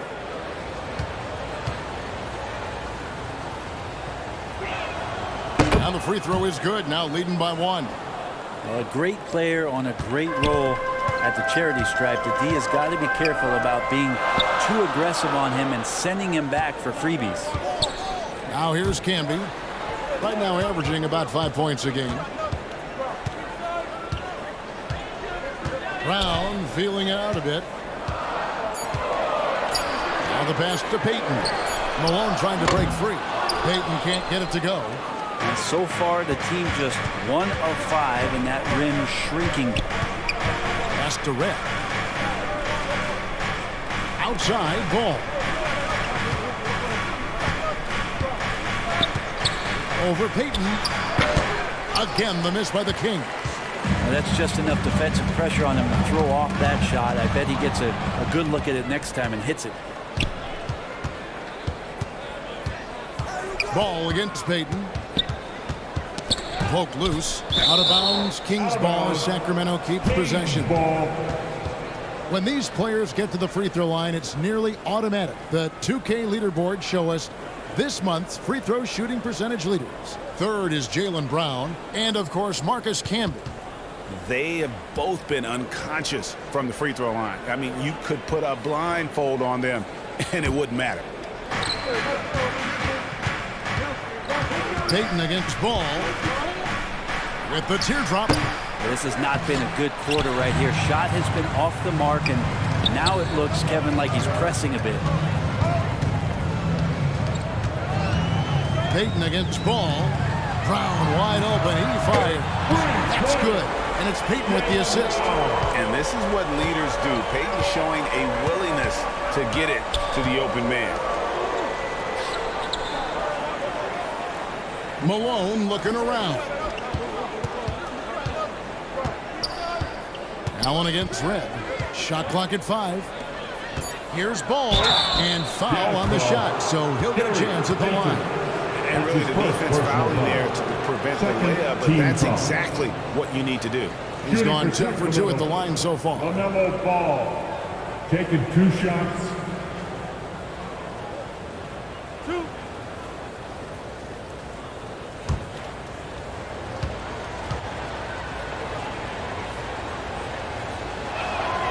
First free throw is good. Sacramento making some changes. DeAndre Hunter, he's checked in for Havlicek. And it's Tyler Hero in for Michael Redd.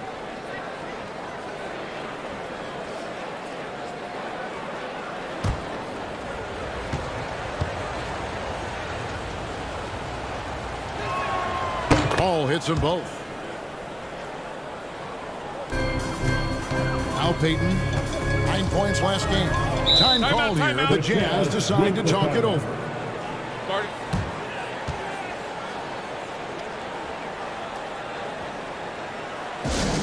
That's right, fans. Here comes some t-shirts headed your way.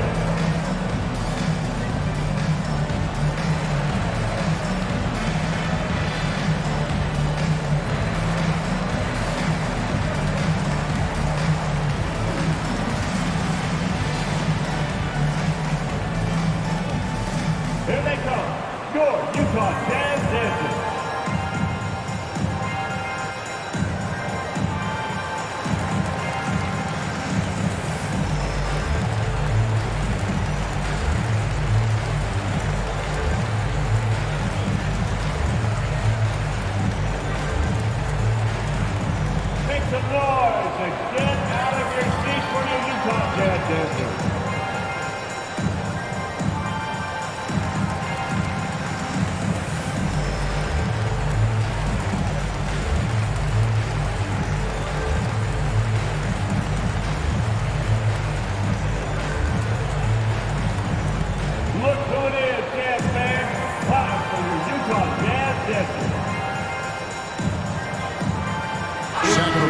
a switch here. Rubio's checked in.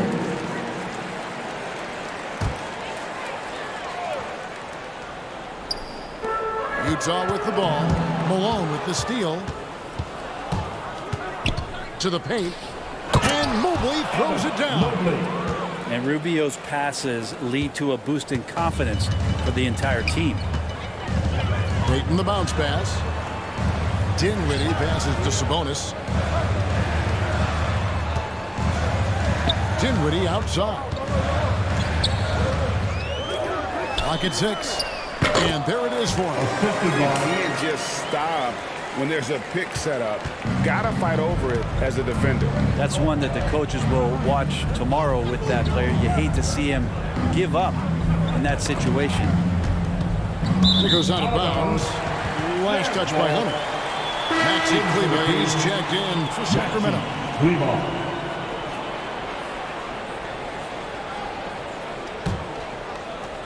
And the Jazz with possession. Here now is Dinwiddie.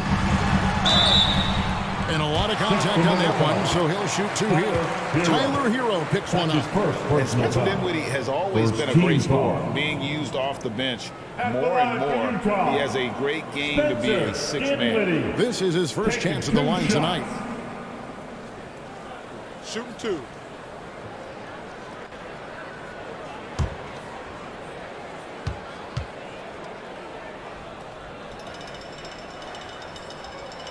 And the first one at the line is good. With Dinwiddie off the bench, he will always provide offense and ball handling. A great point, Kevin. He can set up others, but usually looks for his own shot. Can be streaky at times with it, but when he gets it going, he can win you a game by himself. So he gets them both. For the Sacramento Kings, the last game a loss to the Cavaliers in Cleveland. Rubio dishes to Hunter. Passes it to Kleber. Out to the wing. 6 to shoot. They get a hand on it. Here's Rubio. They get it back. Oh, and he misses the dunk. Oh, no excuse for a guy of his caliber. You've got to finish that slam. Got to be a little embarrassed by that. There's the dish to Dinwiddie. And foul on the shot. He'll shoot 2 at the free throw line. Second personal foul. Tyler Hero picks one up. Team foul. No question, he got bumped on that shot. These are his 3rd and 4th free throw attempts of the game. Gotta admire what he's been able to do at the free throw line this season. How about over 90%? Take a break. Take a break. 2 shots.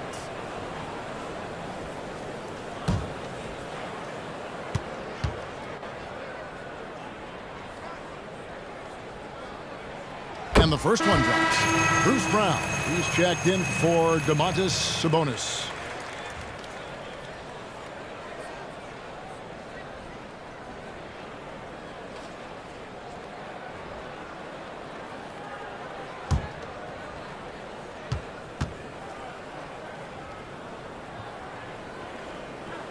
And both free throws good for Dinwiddie. 1:49 left in the first quarter. And Rubio kicks to Hero. Back to Rubio.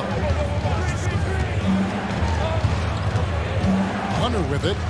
Still looking for his first bucket in this one. From the stripe.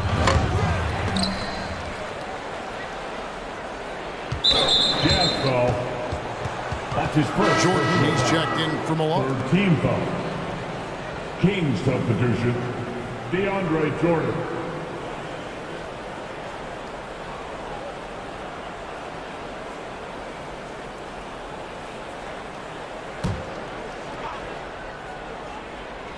Here's Rubio. And the ball's tied up, so we'll have a jump ball. You too. Good ball, Paul.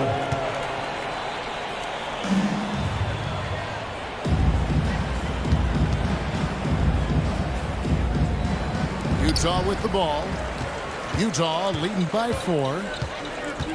Brown outside. Back to Payton. And good. What the end does that time as it falls? Well, Payton likes to work up close and personal with the basket, but boy, he can stretch it out when he needs to. Now, here's Hunter. Pass to Kleba. Outside, Hero. Rubio with a wide open look. Got a piece of it. And out of bounds as Utah gains possession.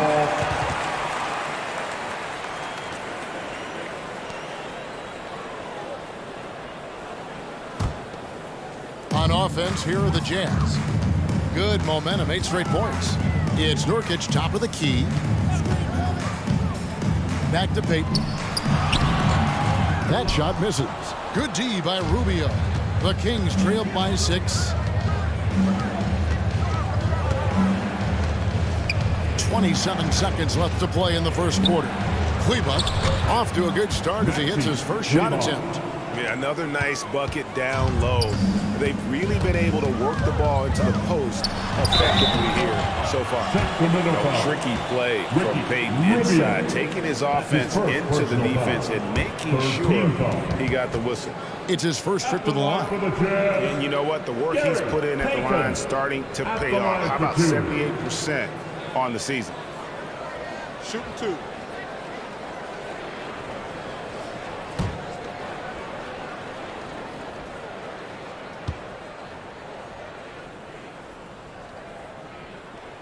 That's good from Payton. You know, we don't talk about defense a ton, especially with guards. But Gary Payton, he can change a game with his D.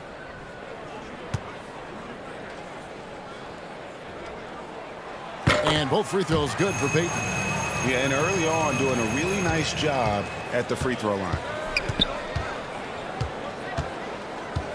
Hero against Dinwiddie. Now Hero misses in close. Jordan rising up on the defense and bothers that shooter with that length. And so it's Utah with their lead standing at 6 points here at the end of the quarter. And it's been their rugged defense setting the tone. We've got more in store for you right after this. Make some noise and get out of your seat. And for those of you just tuning in, the second quarter of action is where we're at right now. And guys, from what we've been watching with the Jazz, what are you guys seeing out there? Well, their effort on the defensive end has set the tone for this game. That defense has been infectious here as everybody stepping up aggressively on that end. We know the league's cracking down on those dangerous plays that risk a player's health. Why was that less of a focus when you play? That's a great question. And I think it's smarter to approach the game this way. We don't want to have unnecessary injury because of guys maybe just taking it a little too far with the physicality. Can be out there at Malone. Then there's Jaylen Brown. Then there's Allen. And it's Dinwiddie in at the point guard.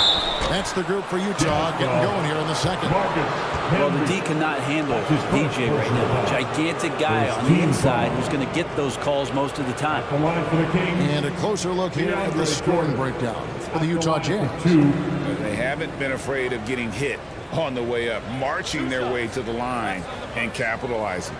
And let's make sure that that selfish nerve doesn't get tapped, because right now there's great ball movement. They're setting each other up. Let's see if that maintains.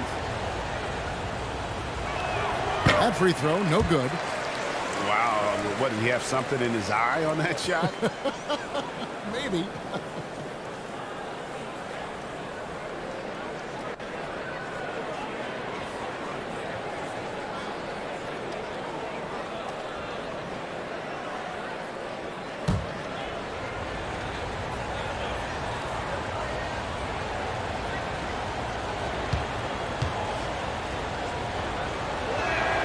And he sinks the second. Well, there is continuous energy in DeAndre Jordan's play, really hustling on both ends and influencing those plays with that activity. Now here's Dinwiddie. Malone looking around. Clock at 6. The putback. Great positioning on the putback. Camby's got the lead up to 7 now for the Jazz. You know we talk about it all the time, guys. Those second chance buckets, always the result of that extra effort. Lets it go from 11. Mobley misses. There's Brown with the 3. Second shot opportunity. And the whistle blows as the basket counts. And a 3-point play chance right here. One free throw coming up. DeAndre Jordan. His first personal. And this is his first trip to the line tonight. An 80% shooter. The work he's done at the line this season, one word, solid. Malone's checked in for DeAndre Jordan. One shot.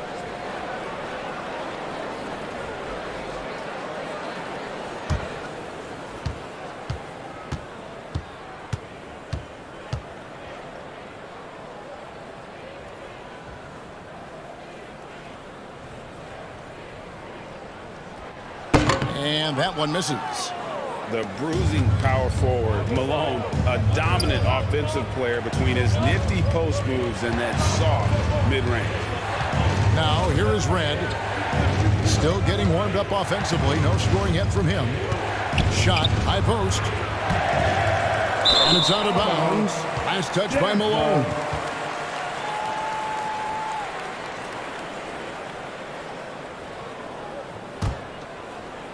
Just about a minute and a half has gone by here in the second. Dinwiddie against Ball. Malone trying to break free. There's Allen. That's good on the assist by Dinwiddie. Allen's got 5 now. Unwilling to let up even for a moment. That's his killer instinct, just fanning the flame. Yeah, he's the guy that you want to go to right now, trying to put this one away. And Jaylen Brown is such a force on the offensive end. Hard to keep that guy out of the paint. Terrific finisher at the rim. And now you see them starting to really work the ball inside. Guys, they're looking for a way to score here. Yeah, they've had a tough time taking the lid off. Yeah, pretty safe to say that this is the kind of game that you just want to flush as soon as you get done with it. And maybe the only weakness for Brown is his handle on the ball. And it's something that he's worked on every offseason. Still, though, susceptible to turnovers while dribbling. That's one of the very few weaknesses in his game. So it's Utah now. The Kings getting the bucket. Back to Brown. Havlicek with the rebound.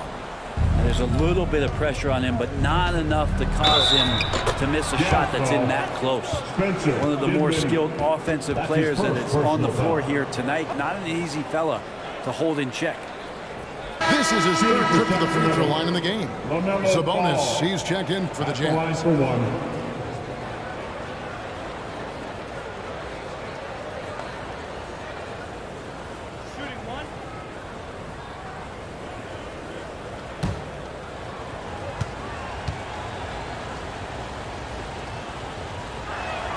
That's good from Ball.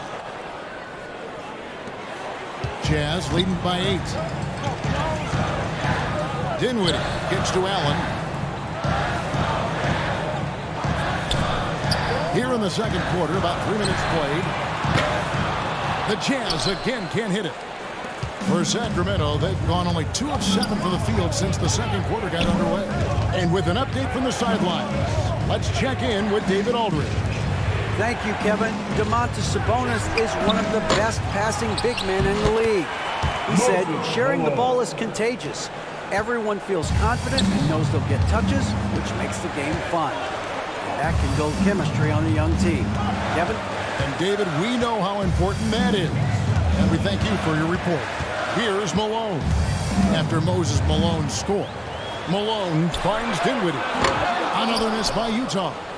And the great shooters know when they've got enough opening to go for the 3. I didn't think it was a bad choice on that possession. Now, here is Red. He's playing a pretty big role for him at the offensive end, averaging about 12.5 points a game. Ball, no good. And so it's Dinwiddie who brings up the ball for Utah. 13 points was their biggest lead in the game. Malone outside. Shoots over Mobley. And nothing has fallen for him right now. Oh, and there's the alley-oop. And remember, Havlicek was a highly recruited quarterback, so you see his passing ability on that one. Dinwiddie outside. The pass to Sabonis. Back to Dinwiddie. That's going to be out of bounds. The Jazz will retain possession. A different look for Utah. Bruce Brown comes in for Allen. And it's Payton in for Dinwiddie.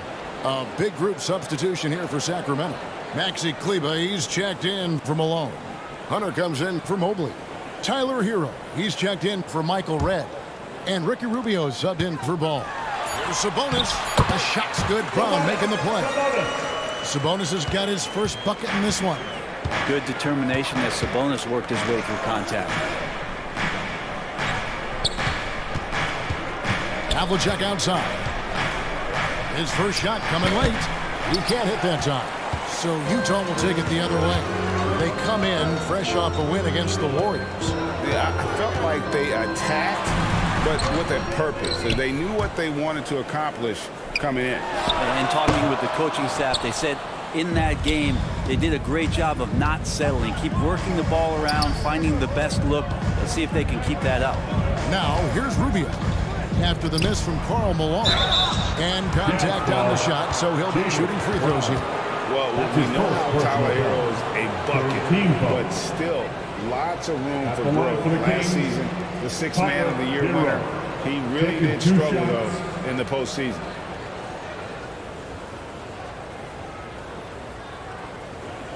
Two shots. Relax on the first.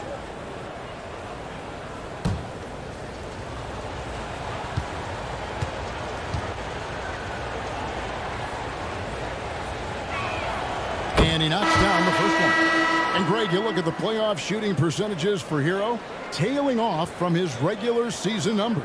And Kevin, that's not uncommon for a younger player, but the playoffs are what matters. And to be a star, that's when you've got to deliver. Jordan, he's checked in for the Kings.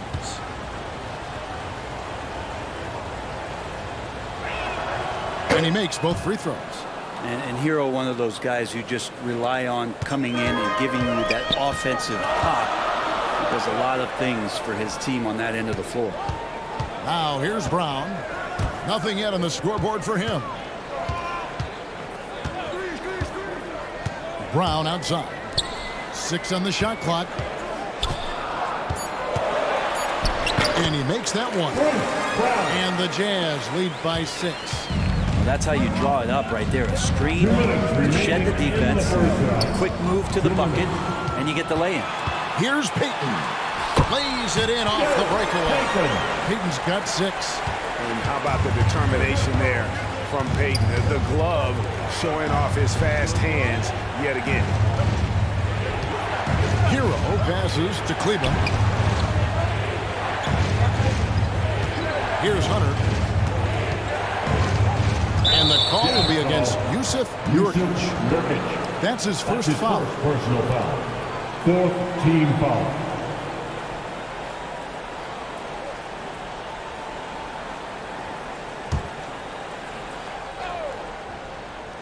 Here's Hero.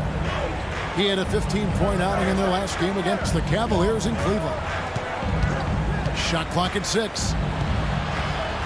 Jordan trying to free himself up. Another shot. Just doesn't seem to have it here in the second quarter. Hero, no good. Here's Brown. Hunter with some nice defense. The Kings trailed by 8. They need a good offensive possession. Yeah, they've gone a long time without a bucket. Pass to Kleber. Shoots the 3. That's good. It's Rubio with the assist. Rubio's got his 3rd assist on the night. He might not have the long-range ability of some other guys, but he will knock down open ones like that. And the call is going to be... Yes, it is. An illegal screen. That's going to draw a whistle every time down the floor. Not even close to being a legal screen. Yeah, everybody saw that one. That was pretty blatant there. Marcus Camby. He's checked in for the Jazz. Now, here's Rubio. He's still scoreless so far in this one. Hunter for three. Another three for Sacramento. Oh, great ball movement there. Now 8 seconds separating the two clocks. Payton finds Brown. Payton against Rubio. Passes it to Campbell.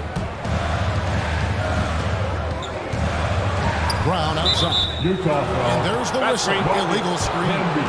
It's his second foul, but not the end of the world. One more before halftime, though. That would change some things. And really the smart thing would be to hold for the last shot. Yeah, every second right now is valuable to you. That should be their strategy. Hero kicks to Hunter. Here's Rubio. And the glove in action, overwhelming the shooter with his quickness and then sharp defensive instinct. So that'll be it for the first half. Fairly even battle underway in this one. It's the Jazz up 2. They'll see you after halftime for the beginning of the third quarter. The 2K Sports Halftime Show. Hello, basketball fans. What a pleasure it is to bring you into the 2K studios again. Ernie Johnson, Shaquille O'Neal, Kenny the Jet Smith. Utah finds themselves ahead after 2 quarters. They've got a 2-point lead. Kenny, how'd you see it? You have to love a team that pounds the offensive glass. That's going to gain you extra possession. And check this out. Sometimes just having more offensive chances than your opponent wins the basketball. And Shaq, what do you think about Sacramento? Can't believe the coach hasn't been screaming for better looks. They've been letting it fly from the cheap seats with almost nothing to show for it. We've got to tighten up and get smart when we're playing a good team. Coach, talk to your team. And that's going to do it for us here. The second half of action is coming your way.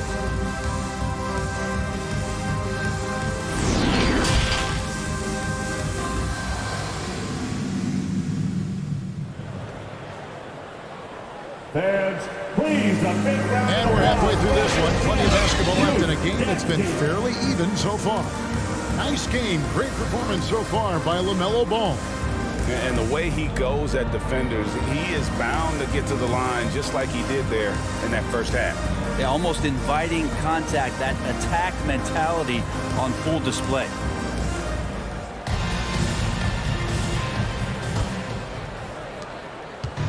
And so it's Ball who brings the ball up for the Sacramento Kings. A 2-point game on the floor for Sacramento. They've got Evan Mobley. Michael Redd is out there with Ball. Then there's Havlicek, and it's Malone in at the pivot spot, manning the middle. Ball, no good. Utah shooting around 41% on the night. And he could not get that one to go. Out of contact, and he'll go to the line for 2. All the officials are all over that one. The Jazz up shot 6 of 7 at the line.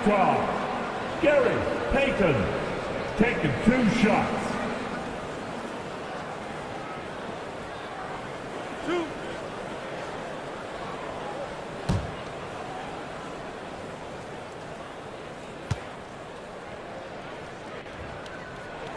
First one falls for him.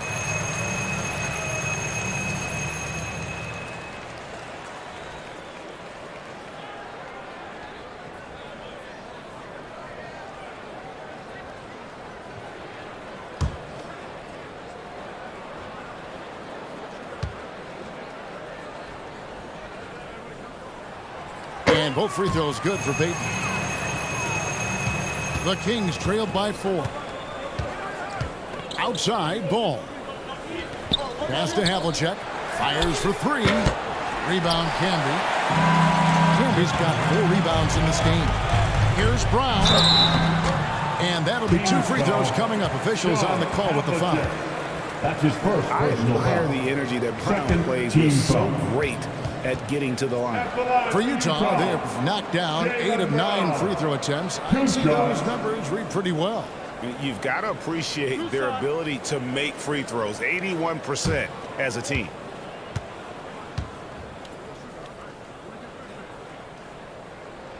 The first one falls. And the vertical that Brown has is pretty impressive, as relentless a finisher as you'll find in our league.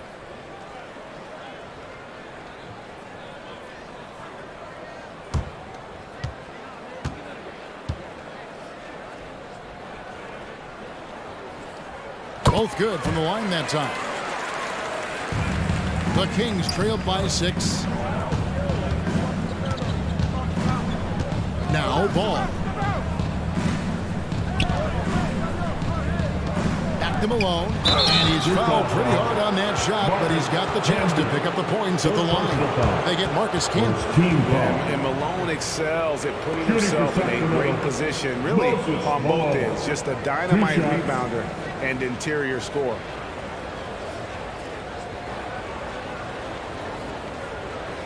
Take a break. Take a break. 2 shots.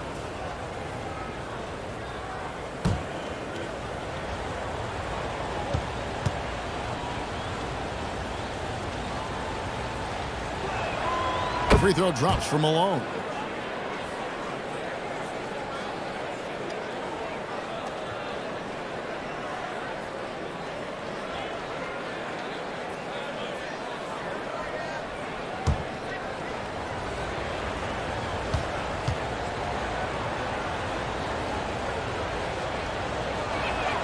And both free throws good for Malone. A big fella with the ability and confidence at the free throw line is something that every team wants. Don't have to make those late substitutions. Keep your big guys on the floor. The pass to Brown.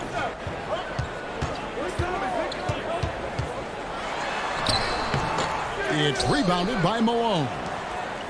Malone's got rebound number 9 now. What an effort here tonight. It's taken away by Payton.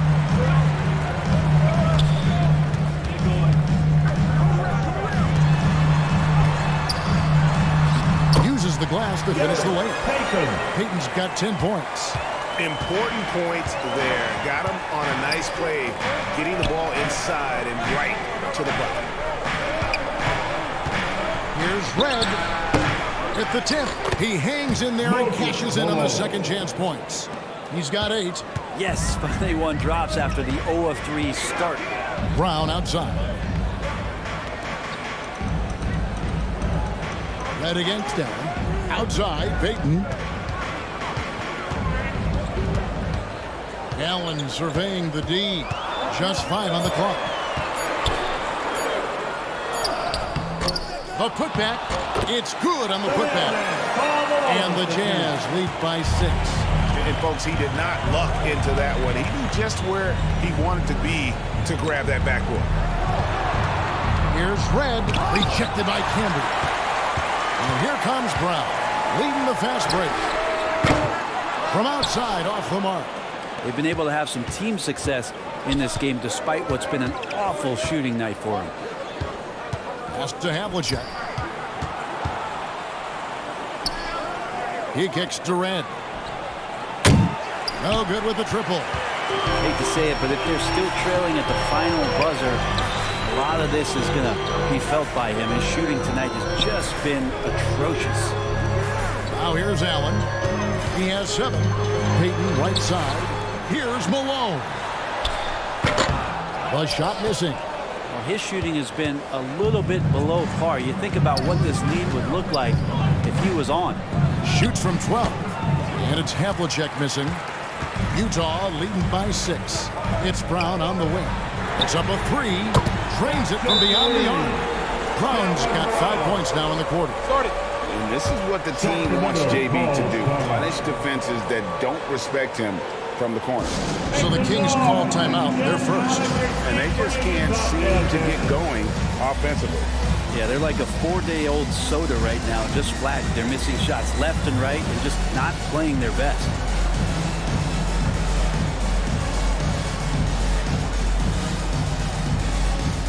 And the Jazz with some changes. Sabonis, he's checked in for Malone. And Dinwiddie subbed in for Brown. Tipped away and stolen by Payton. Fast break, here come the Jazz. He can't get that one to fall. Excellent D there from Ball.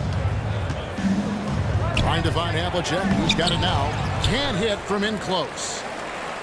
Jazz have gone 3 of 8 so far in the third quarter, looking to lock in that rhythm. Here's Dinwiddie. Goes up and lays it nice and easy. And it's an 11-point Jazz lead. And that solid play in the paint continues here, guys. Sacramento moving it around. There's the drive. Malone trying to break free. Camby with the block. Well, if he's going to keep shooting, they've got to run some plays for him. Screens, pick and rolls, anything they can do to get him started. And let's get your take, guys, on the hustle stats for the Utah Jazz. They've been active defensively, rotating well, and then also closing out on shots. It's resulted in a number of blocks.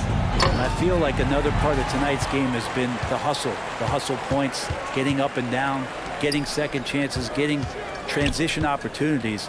They've been fantastic in that area. Controls the rebound and puts it back up and in. And the Jazz lead by 15. It's not hard to see why they are giving up points on this run. Just too many good looks from in close. Timeout called by the Kings. Well, the father of Domantas Sabonis, Arvydas, named to the NBA 75 All-European team. Arvydas 7'3" and just so skilled.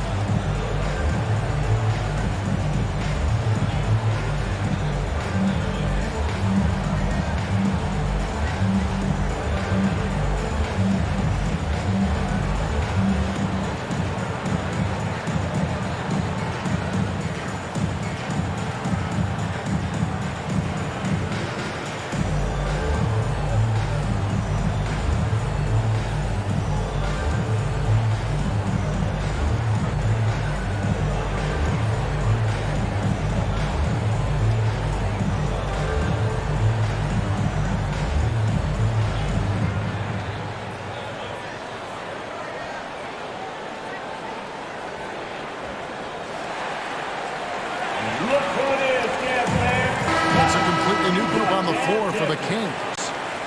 Your youth dance team. Let's hear it for him. Kleber kicks to Hunter. Rubio taking his time here. Hero finds Rubio. Here's Kleber. Clock at 6. Here's Jordan. Misses off the right iron. And they just can't find a way to end this thing. Nothing falling right now. Frustration seems to be mounting here, and you can see not just in their faces, but right now in their quick and hurried shot selection. Now, here's Payton. Following the miss by DeAndre Jordan. A second chance effort. Ball's knocked loose. Here's Sabonis. Persistence pays off as they finally hit a shot.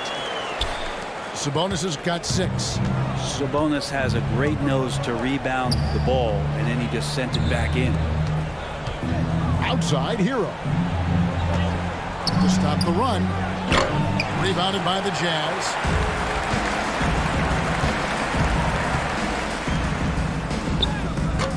Hunter grabs the miss. And here's Hunter. He'll bring it up for Sacramento. Trailing by 17. Here's Hero. And he banks in the layup. Hero sticking with it through contact. That's not easy. Payton kicks to Dinwiddie. There's a minute 40 left here in the third quarter. On the wing, Payton. And it's blocked by Jordan.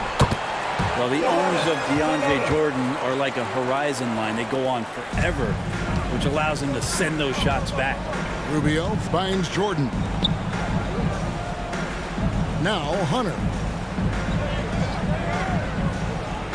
Pass to Kleber.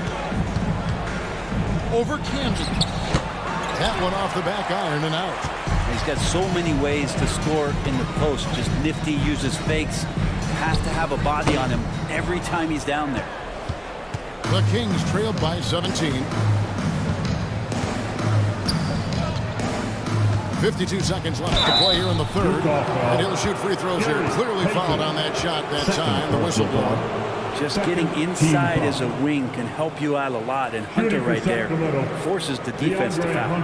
For Sacramento, they have shot 10 of 11 at the line. Nice work so far for them. Yeah, looking over their percentage on the season, I think they will be thrilled with the number in terms of their free throw percentage, 79. 2 shots.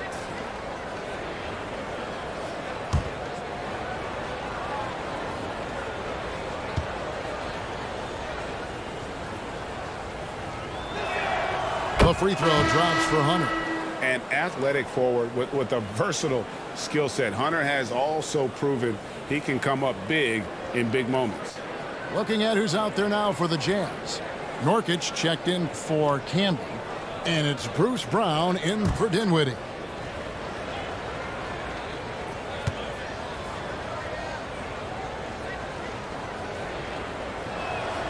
And both free throws good for Hunter. And even though they're down, they are putting on a show at the free throw line. Brown outside.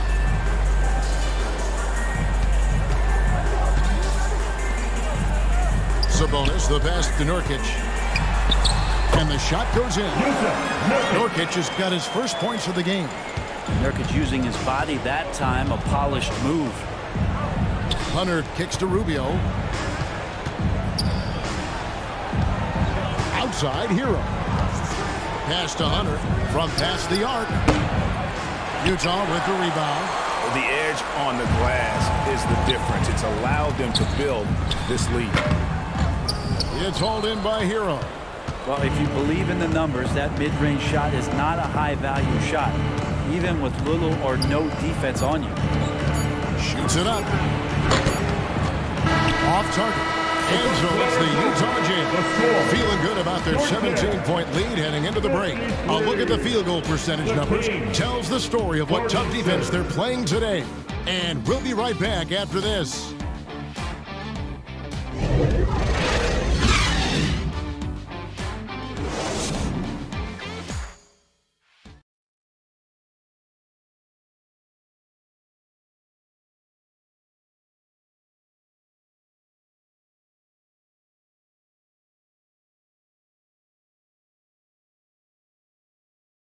And let's take this opportunity now to show you our State Farm assist of the game. And he sliced the D wide open with this feed. They had no chance to prevent that basket. That's what great passing will do for you right there, dissecting the defense with that play.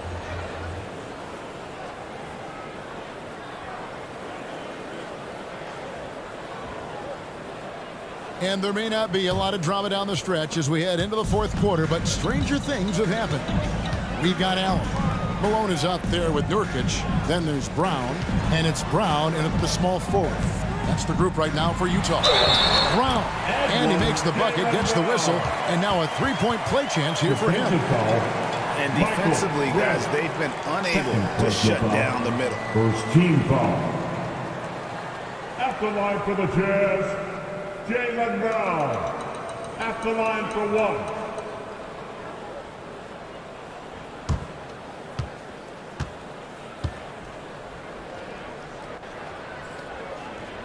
That free throw good from Brown. And if they continue, Kevin, their outstanding free throw shooting, that'll help them seal the deal. Ball, the pass to Havlicek. Mobley dishes Durant. Brett, with the way shooting has evolved, do you think they might move the three-point line further out at some point? I don't know if that's going to happen anytime soon, but I have heard some great ideas, and who knows? Getting another opportunity here to see that powerful rejection. Yeah, quick thinking pays off big. What a block.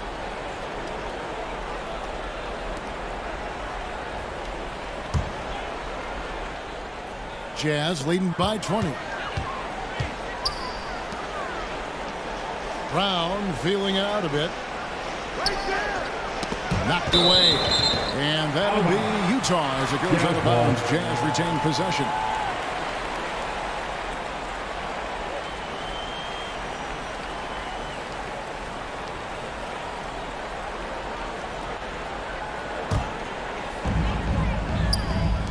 Brown kicks to Brown.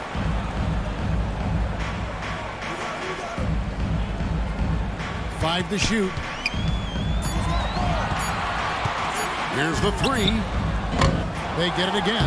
Great positioning on the putback. And with the success they've had rebounding the basketball, they're right where you'd expect them to be, firmly in the driver's seat. And the pass to Red. Outside ball. And the the layup's good off the glass. Yeah, and we knew LaMelo was talented coming into the league. What we didn't quite know was how much of an impact he would make in terms of controlling the flow of the game. Now, here's Brown. 2 free throws coming up, and they call the shooting foul. LaMelo Ball picks one up. And for a while there, Greg, it seemed like we were entering the super team era. But lately, homegrown talent, players you draft and develop or sign and develop, seems to be the way teams are going. Yeah, and it's not easy to maintain a culture when you're bringing in stars from outside. We've seen some cautionary examples here of late. 2 shots. Last on the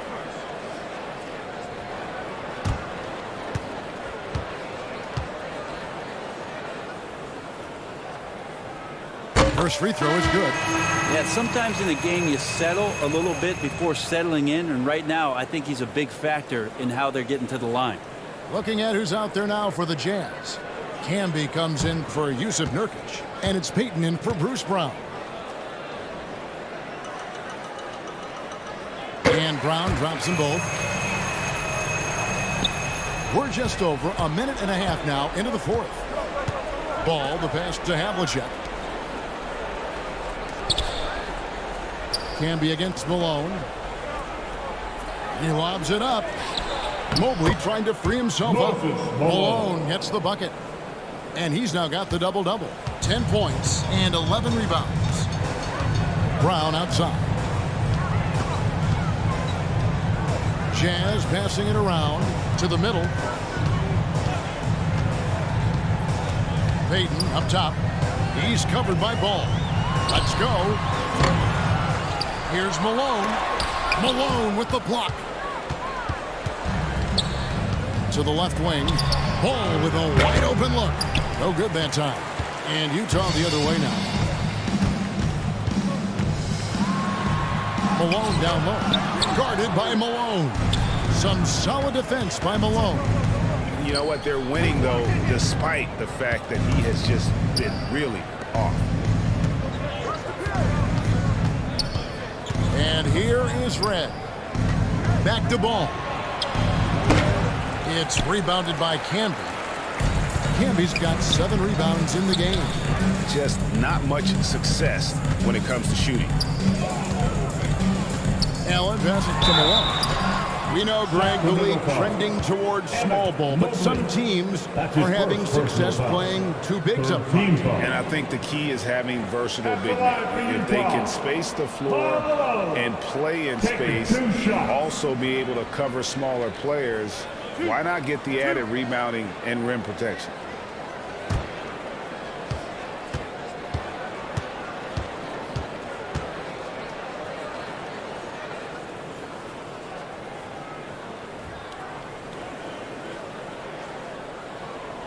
That free throw missing.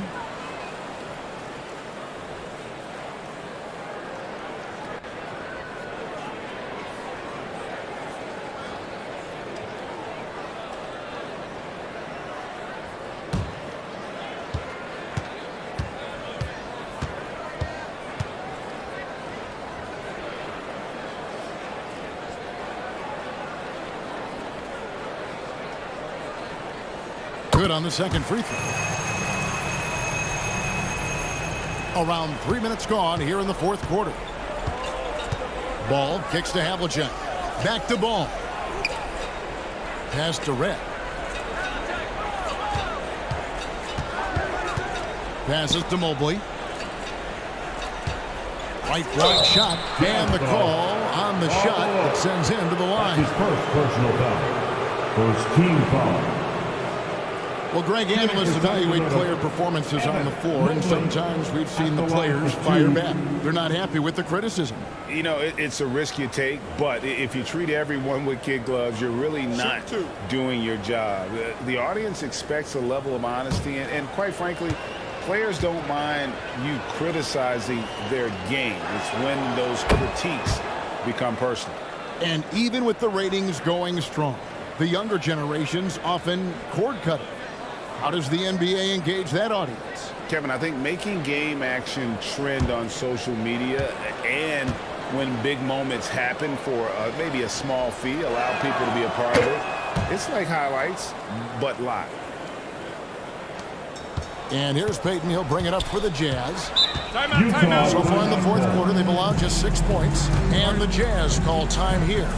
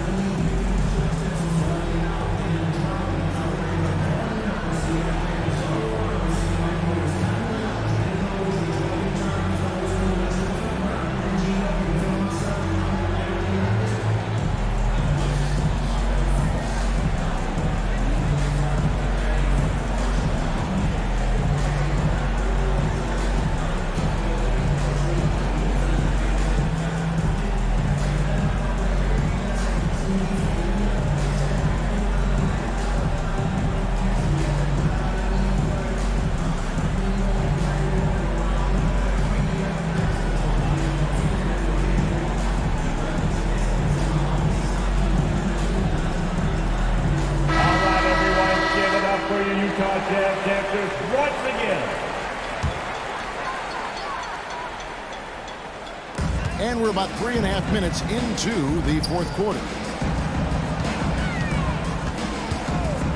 Havlicek against Brown. Back to Payton. The shot's good. Brown making the play. And the Jazz lead by 21. And the skills of Brown, not just a super athlete, but a tremendous floor general as well. Again, the miss by the Kings. +8 in the rebound differential. One more reason why they're in control. Here's Malone. Second chance shot. He lays it in. Malone's got 5 points in the quarter. I mean, could we say he was playing possum a bit there in the first half? Because seems to be a different guy out there, way more assertive. 2 free throws coming up, and they call the shooting foul. Second personal foul. Greg, you think of everything that goes into making it to the NBA as a player. Did it come easy for you, or was it all work? It's easy, really, to overlook the grind, but when you love the game, all those hours in the lab don't feel quite like work. At least not until you start getting a little longer in the tooth. And the first one at the line is good.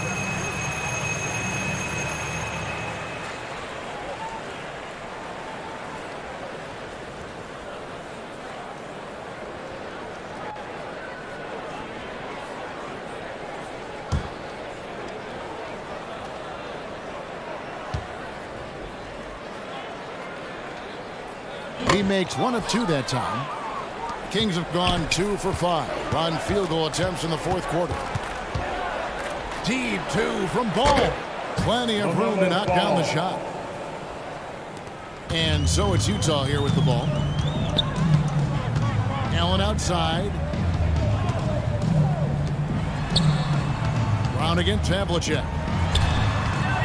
Steps back and fires. And foul on the shot, so he'll get a chance at the line. Second personal foul. It goes on Moses Malone. At the line for the Jazz, Jaylen Brown. At the line for 2. 2.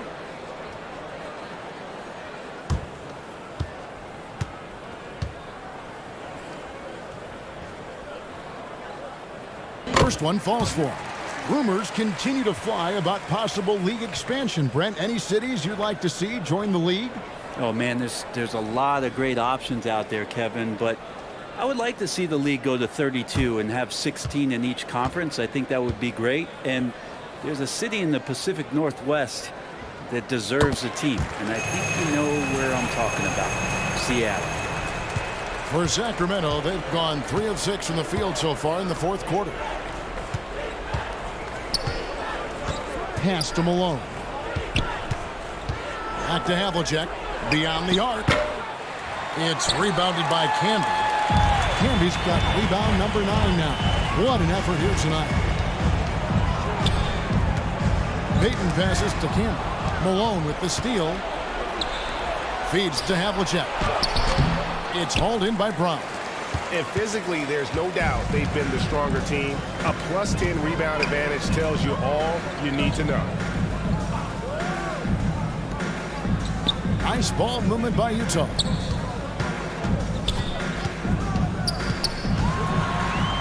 Dishes it to Allen. Stolen by Havlicek.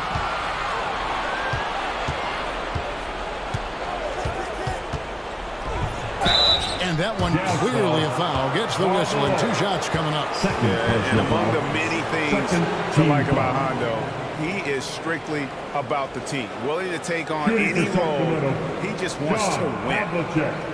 Taking 2 shots.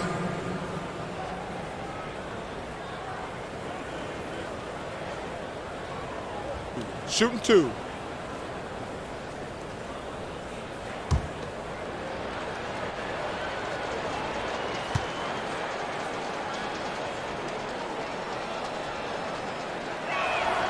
That's good from Havlicek. We're seeing a lot of pretty lively pregame dance routines from the players. You got any of that in your repertoire, say, before we begin a broadcast? Oh, Kevin, I think pretty soon we should work out a few sequences, get ourselves fired up. You game? No. Come on, Greg, I'm not sure about that, but you go ahead and do it.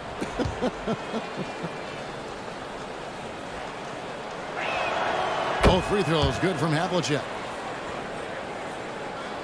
And Utah has possession. Payton passes to Allen. Up top, Brown. Covered by Havlicek. And it's Brown missing. Sacramento's gotten off to an 0-for-2 start from downtown here in the 4th quarter. And it's going to be out of bounds. The Jazz will take it.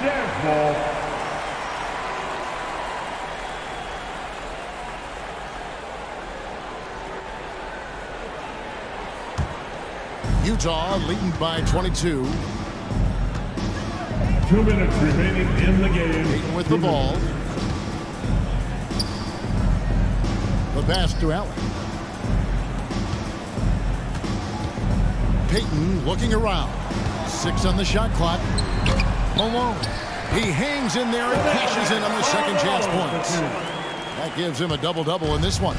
11 points and 15 rebounds. Head for 3. Sacramento gets it back. Here's Malone. Back to Ball. Good, and it's Malone picking up the assist. Ball's got 6 points in the quarter. And so it's going to end up in the record books as a blowout, a dominating performance for Utah. This was a team performing to its fullest capability. A hugely satisfying win. A game that not many will soon forget. And on the other side, one that I think most will try to forget. And an important milestone for them tonight as they pick up win number 10. And a lot of players tonight helped contribute to this performance. But in particular, a real good game it was for Gary Payton. You have to focus on the steals he came up with. They were huge factors in the end result. And we've got a lineup change here for Sacramento. The Kings have gone 4 of 10 here in the final period. Not the time to go cold. Rubio, the pass to Hero. They grab their own miss. And all you got to do is look at the rebounding margin as to why they hold the lead. Well, every time the shot goes up, guys are doing a nice job of finding bodies and making sure there's room to collect the rebound.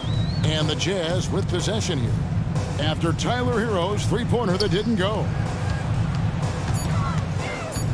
Here's Horton Tucker, and he drops in the layup off the glass. Impressive job by the players, coaches, and don't discount the impact of these fans.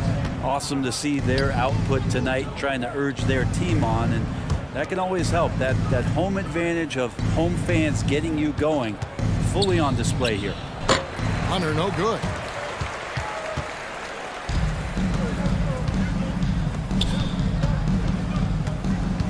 Dinwiddie surveying the floor. And so it's Utah easily grabbing the win. It was a tale of two teams tonight. One that was in total control, operating flawlessly. The other just searching for answers that they could never find. I mean, the energy here is just so tremendous. Fans involved from the get-go. And once they started to really pour it on, it was fun to see that rhythm and flow from their perspective. And that about does it for the final game of the NBA regular season. For Greg Anthony, Brett Barry, and David Aldridge, this is Kevin Harlan. Thanks for watching the NBA, presented by 2K Sports. So long and good night, everyone.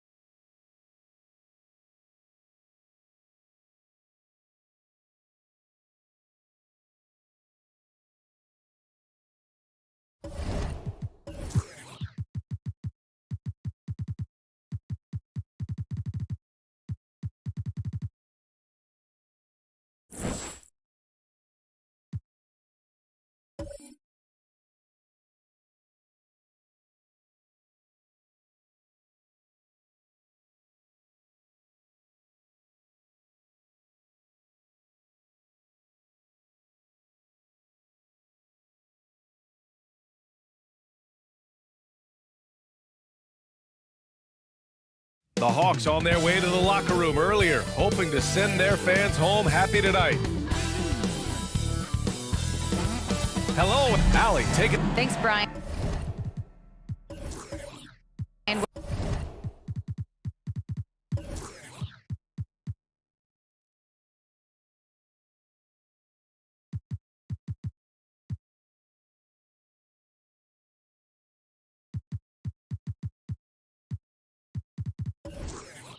Well, Jalen. Family business.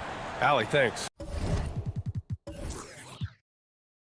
A look at the Pistons starting group.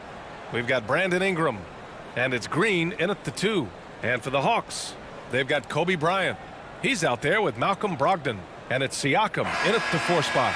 Well, the regular season marathon is about over. Next time we're on the air, Smitty, it'll be the playoffs. Here we go. Awesome. Can't wait to do some playoff games. The atmosphere in the arena of an NBA playoff game, it's unmatched. Now here's Bryant. 13 feet out. Russell with the rebound.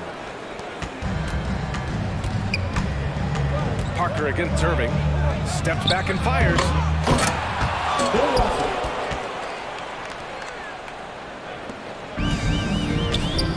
And here's Bryant. Pass to Brogdon. On the wing, Irving.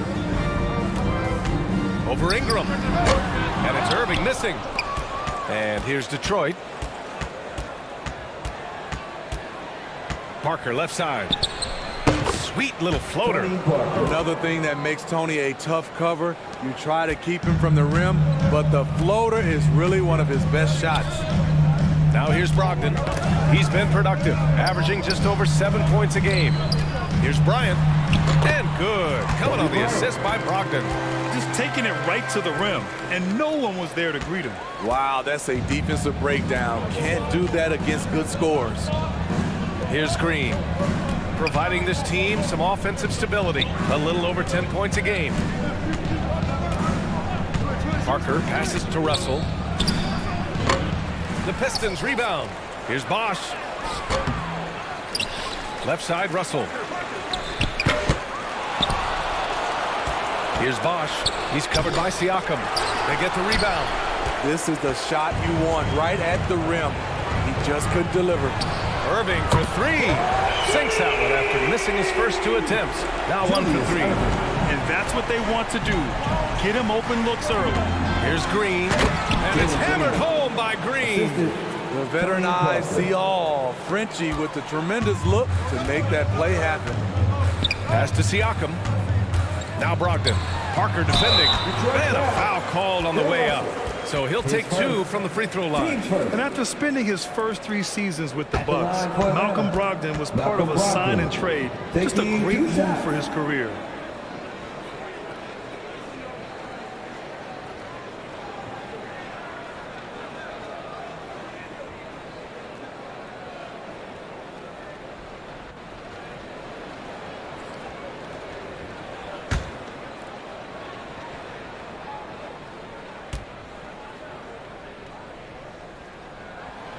And that one falls for Brogdon. And after that 2018 sign and trade, Malcolm Brogdon got an expanded role, Grant. He really did. I mean, Brogdon becoming more of a ball handler, a chance to shine offensively.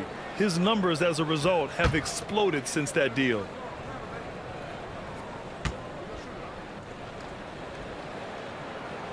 And so Brogdon nails both of them. We've seen him put a lot of pressure on the defense and then cash in at the line.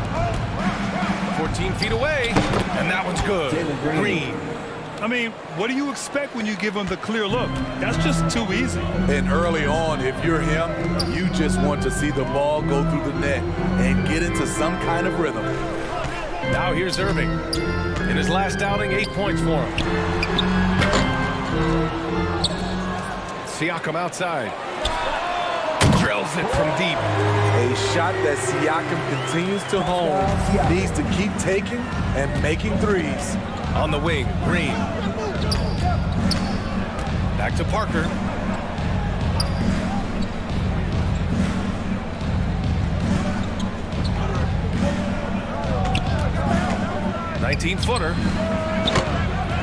Here's Bosch. He drains that one after 2 misses. Now 1 for 3. The defense getting out-hustled on the putback. Can't let that happen. For some reason, blocking out has become a lost art, and that's the result you'll get.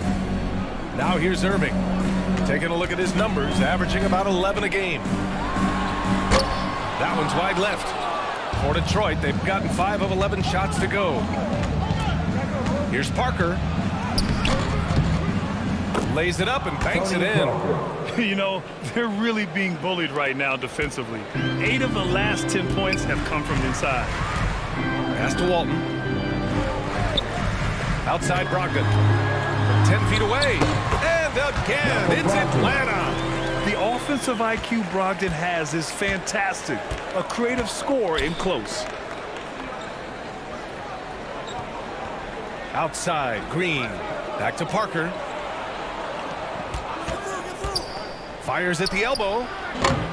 The putback. Great positioning on the putback. These defenders really need to man up, particularly in the lane.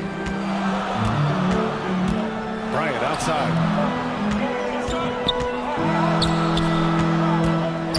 Back to Siakam. And he'll draw the foul. He'll head to the line for 2. Some of the hottest players in the league to show you now. The top scorers among shooting guards during the previous 10 games. You take a look at Bryant, 3rd in the association. Just makes scoring look effortless. Man, he's fun to watch. And night after night, we see this group light it up.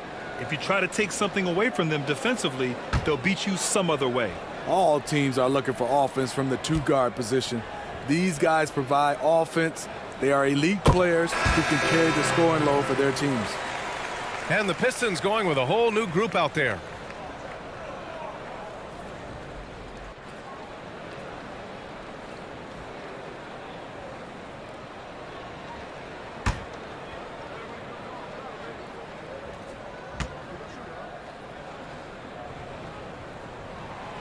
And so Brogdon nails both of them.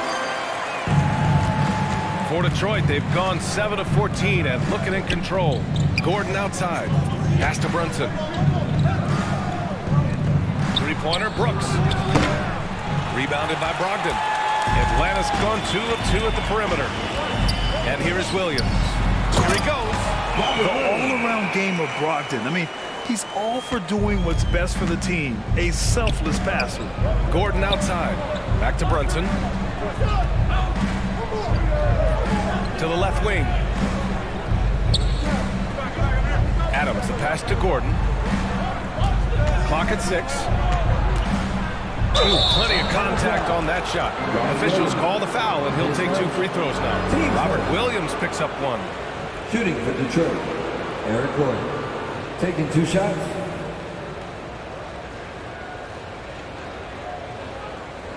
Take a break. Take a break. 2 shots.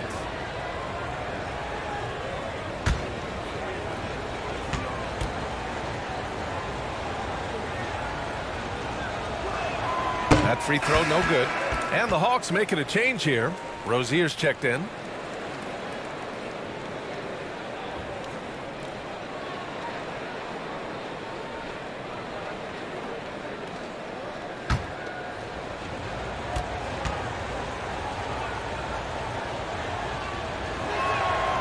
And he sinks the second. Here's Rozier. Outside Payne. To the inside. Williams lays it up and in off the pretty assist. Williams has got his second basket of the game. Attacking in the painted area. Clearly that was their game plan coming in. Warren against Brooks. Puts one up from 19. Gordon can't hit. Man, coach is going to have a few words with him after that shot. And you know what? He knows it. You have to try to play within the system or you're going to come away with empty possessions. Adams grabs the miss. And they've come out with a fearless approach on the boards. Here's Brunson. No luck on that one.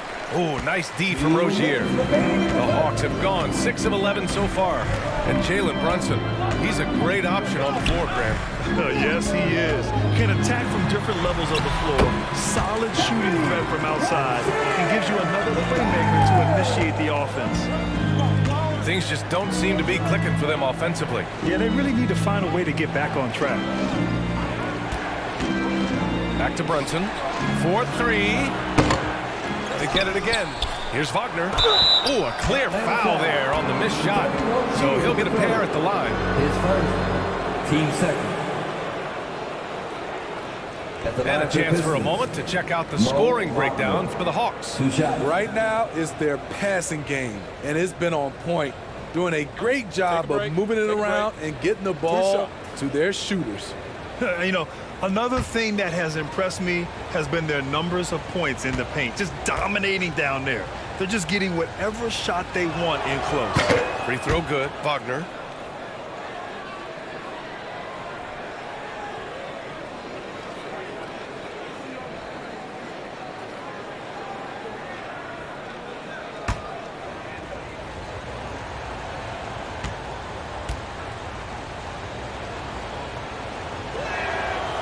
No good on the second free throw. The Hawks leading. On the wing, Rozier.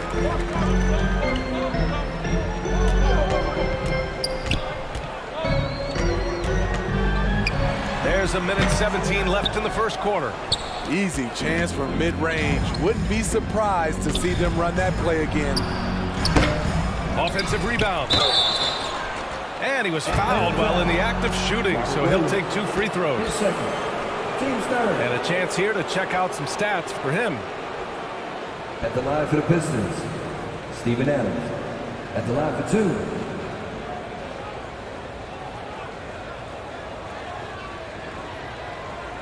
Shooting 2.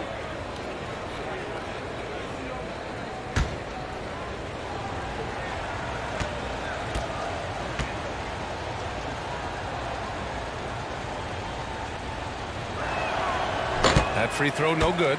You know what I like about Steven Adams is his intangibles. He's enthusiastic, he's a leader by example, and he's a role model for the younger players.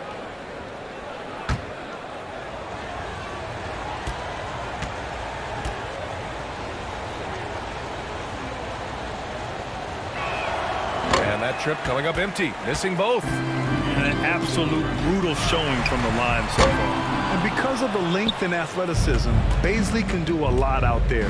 He has that switchability on defense. He hits the glass so well, and I like where his offensive game is headed. Gordon finds Wagner. He gets it in there. That's the pass you want. Orchestrating the offense, creating for others. Grant, they could attempt a 2 for 1 here. They could. The key here is a good look. Here's Bazley. Boy, he's been patient so far. Nothing yet on the scoreboard. Payne against Brunson. 3-pointer Rozier. The shot, no good. And the Pistons going the other way now. Shot clock and game clock. 1 second differential. Brunson passes to Wagner. Down low. Brooks. And it's all tied up. Muscling his way around the floor, Brooks able to absorb contact without it affecting the shot. Here's Rozier. Offensive rebound. No good. Messes at the buzzer. Tie game in Atlanta. And back in a moment as we'll get underway with quarter number 2. 20.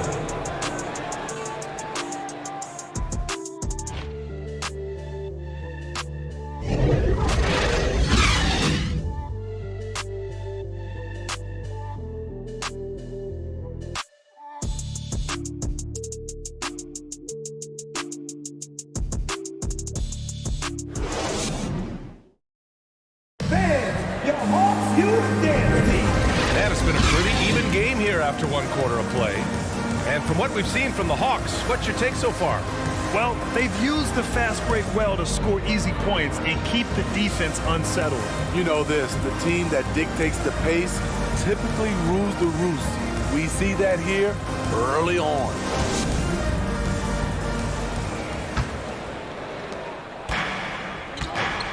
Malcolm Brogdon out there with Kobe Bryant. Then it's Pascal Siakam, and it's Irving in at the small forward position. So that's the lineup for Atlanta. They keep capturing the lead, then giving it back. We'll see if they can hold on to it this time. Both teams putting forth their best efforts right now. This is the kind of game fans pay to see. Now here's Brogdon. The ball's knocked loose. Stolen by Parker. And the Pistons pushing it up now to the left side wing. On the wing, Green, covered by Bryant. Outside, Green, just 5 on the clock. Over Bryant. Up again. Chris Bosh, his second.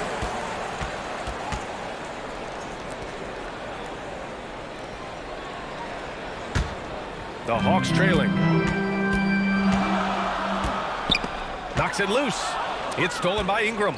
And up the court come the Pistons on the break. This one for 3. Always a nice way to start. He makes his first one. And the postseason is always something to look forward to in the NBA. Grant, as a player, when you're in there, how different is playoff basketball from the regular season? Well, first of all, B.A., it's the best time of the year. Playoff basketball, the intensity raises to another level. Both teams making adjustments within the series. You have to know your counters. Really, at the end of the day, it's who wants it more and who can execute on both ends of the floor with the most consistency throughout the series. Gives us a chance to catch up with Allie LaForce. Well, guys, Pascal Siakam's play had dipped for a while after he got the big bag. He said, it was like, you got the max contract, but are you the guy? That's something I really struggle with. But there's still another level that I can get to, and I see myself as an all-star, and there's a lot more to unleash. Brian? Yeah, just now entering his prime, Allie. Thank you.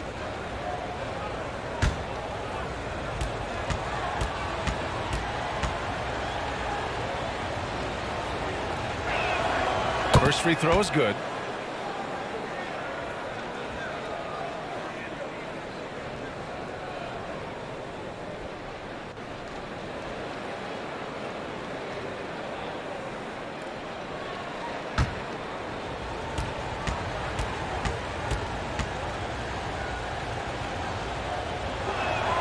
And both free throws good for Green. Now here's Brogdon. He has 6. Outside Irving. Here's the floater. And the shot goes down. Irving's got 5 now. Improving as a passer, Siakam showing a willingness to get it to open teammates. Pass to Ingram. Here's Green.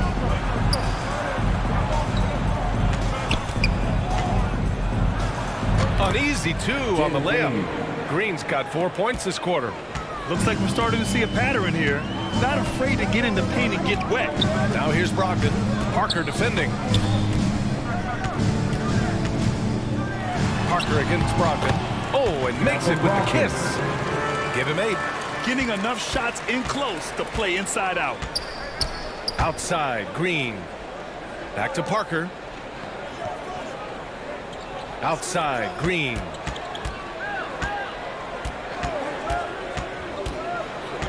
Six on the shot clock. The Pistons need to get one up quick. Ingram misses off the right iron. The Hawks have got 2 of 3 shots to go in the second. On the wing, Bryant. Got a piece of it. Green against Siakam. Outside for Ingram. Pass to Parker. Over Brogdon. Parker, no good. And for Atlanta, they're shooting about 43% on this one. Brogdon finds Bryant. Back to Brogdon. Knocked away. And stolen by Green. To the paint. Here's Parker. And it falls. 4 for 8 for him from the floor. All right, guys, what's your take on the hustle stats for Detroit? The way they've been going after steals in this game, it has been super impressive. They are wreaking havoc right now. Another thing they're doing right early on tonight is attacking the offensive glass. Just outworking the defense and winning second chances at the hoop. Great ball movement by B.I. Spots a wide open teammate and feeds him. Ingram against Irving. Over Ingram. And it's blocked right out of the air and controls it. You like that he's still attacking, but the results tonight just haven't been there. Shoots a fadeaway. With the second effort. Here's Bosch. Oh, and he got fouled on his way up. He'll head to the line to shoot two. Hey, if you can't block it, sending him to the line can be the next best thing. Chris Bosch taking 2 shots.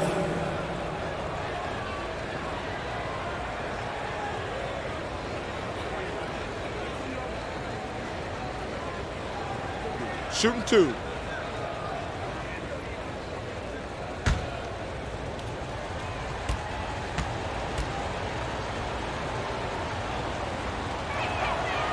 And he drops the first. Yeah, just knocking down every free throw. I mean, I love to see this kind of efficiency.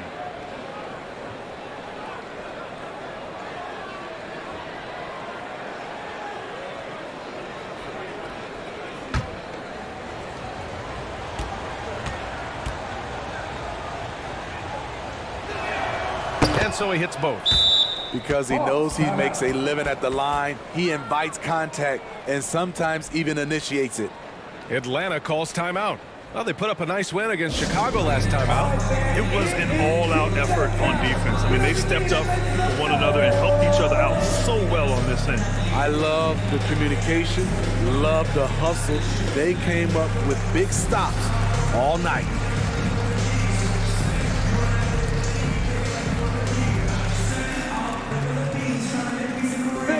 Make some noise for your ATL dancers.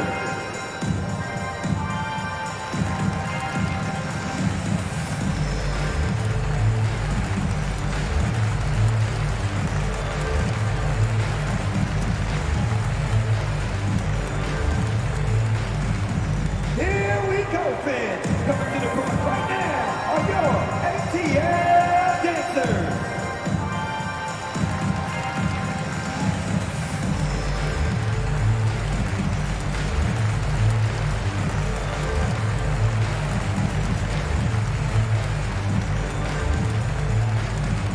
Here we go, fans. Coming to the court right now are your ATL dancers. Robert Williams checked in for Atlanta. All right, let's have a look at the leaderboard to see which team scored the most points off turnovers this past month. In the third spot, Atlanta. These guys have been showing great anticipation defensively, and then they've been converting mistakes into points at the other end. Rozier, the pass to Warren. Here's Payne. Parker defending. And Grant, as NBA players start to have more of a platform, we still hear those who say, shut up and dribble. What are your thoughts about this? I think it's silly and it's unfortunate. And if you don't like it, then change the channel. But players today, matter of fact, everybody today has a voice through their social media channels. And it just so happens that NBA players have large platforms that reach people all over the world. Yeah, don't expect the players to be anything other than themselves. Now here's Payne. Looking for his first basket, still in this one. 5 to shoot. And it goes out of bounds. Last touch by Parker.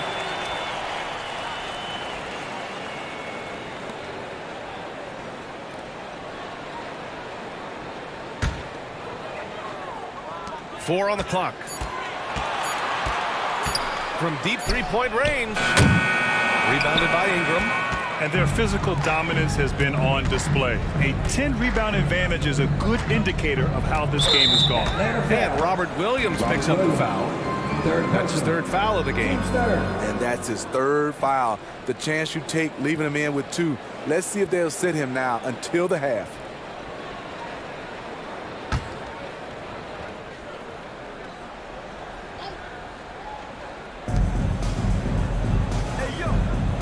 Outside, Green.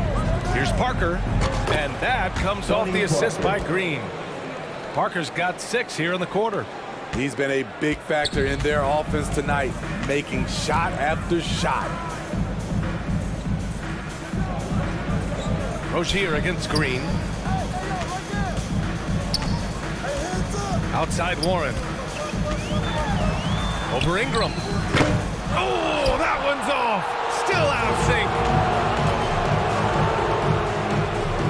And he floats it in for the easy 2. Credit the sweet setup on that one. They've been a little soft with their defense on the interior. They're searching for a way to score. Yeah, buckets have been very tough to come by. Time called here. The Hawks decide to talk it over. Protecting the rim has to be their top objective right now. And it boils down to the question. Toughness. One team showing it, the other allowing itself to be bullied.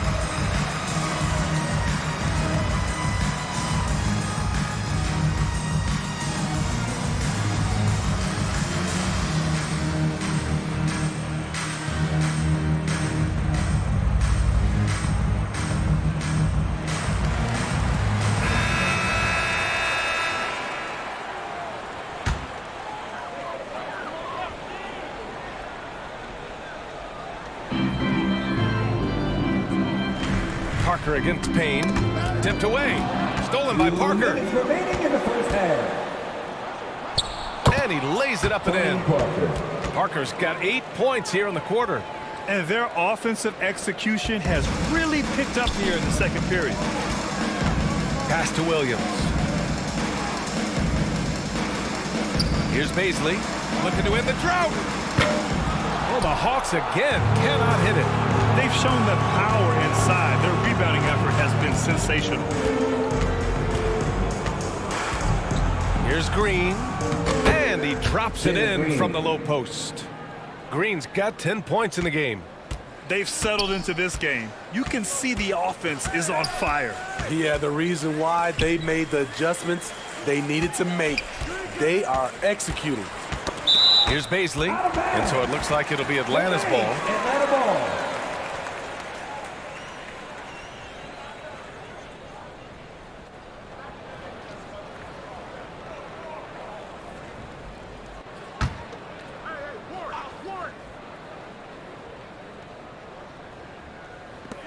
A minute 9 left in the second. Here's Warren. They had some success in the first quarter, but since then, they've gone cold. Shot clock at 6. Payne finds Rozier. Connects from downtown. Rozier's got his second bucket of the night. An improved shooter from downtown.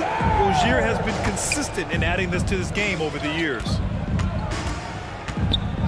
Left side, Russell.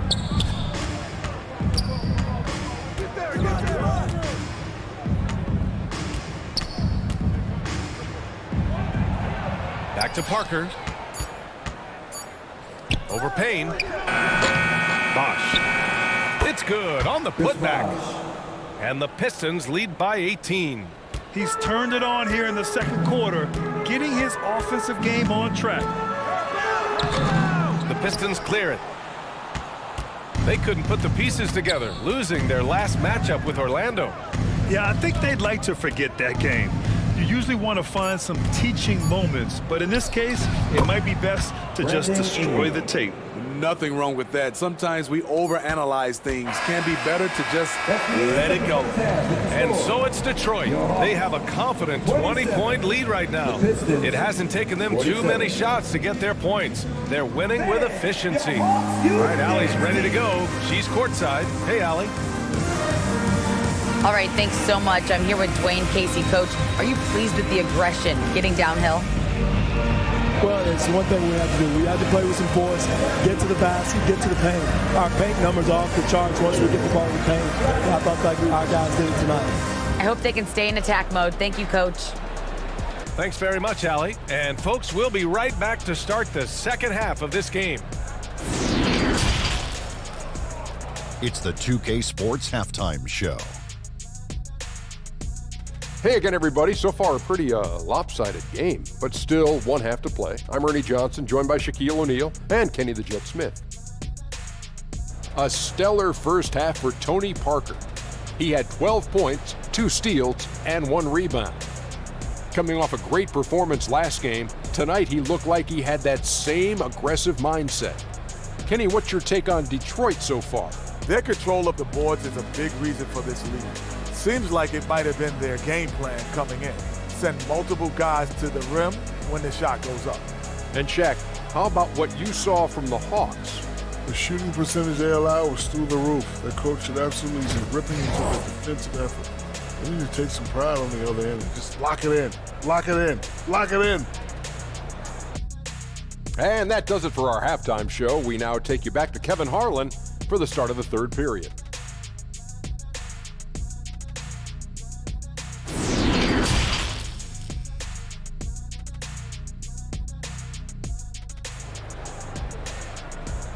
And there wasn't too much drama in the first half, but maybe things will tighten up here in the second.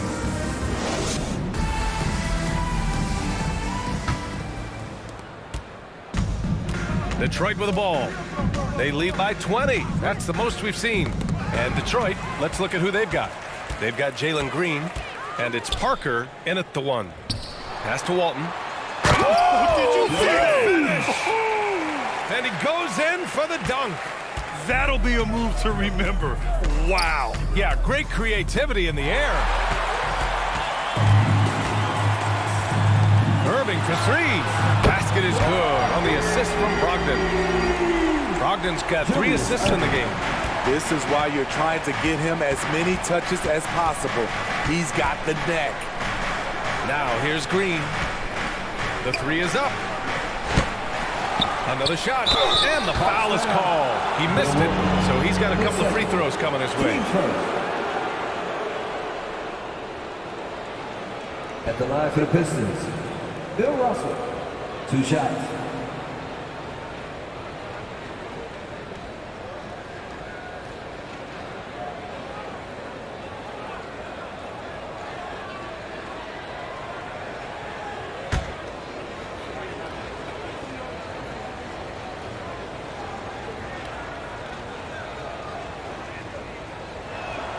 Free throw is good from Russell.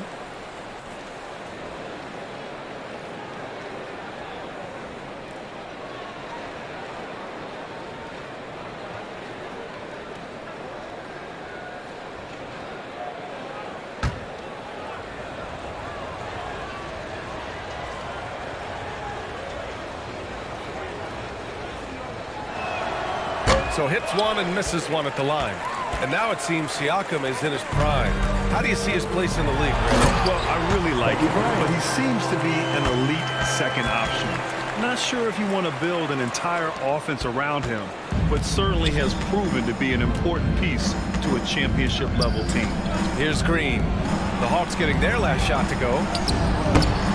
Here's Bosch. And terrific work on the offensive glass as he picks up the deuce. That's just staying in the moment, keeping with the current possession. Pass to Siakam. 90 seconds into the second half now.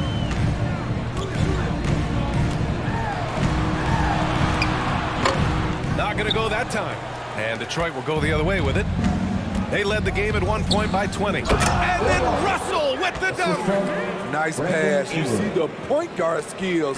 Ingram running the show. Here's Bryant. And then Bryant with the dunk. Getting up and then throwing it down. Oh, that was a big hammer right there. Here's Parker. Excellent D there from Siakam. That's going up against a defense that knows your tendencies. Pass to Bryant. Here's Walton. Parker defending. The fader. Boy, clanks that one off the back iron and it falls. I'm not sure if he was trying to show off or what, but when you're that open, you got to go straight to the basket. The fadeaway was clearly a bad choice. Now here's Ingram. 7 points in the game. Oh, it's stolen by Siakam.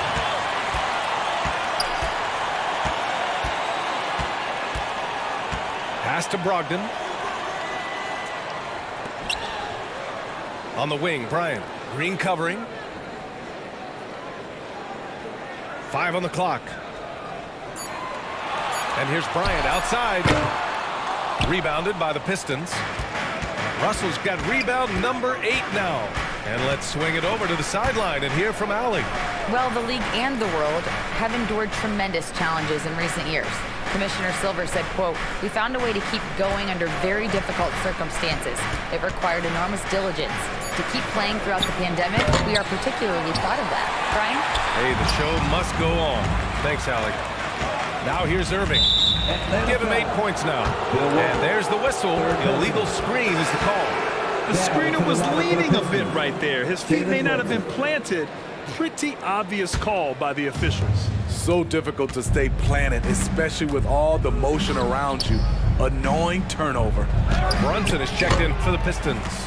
Hard to create space in that mid-range area. He would have been better passing that off.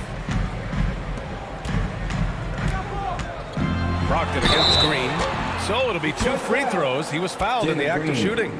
His first. It's going to go on Jalen Green. You can tell Brogdon is a savvy shooter, getting it off and getting the foul call. For 2.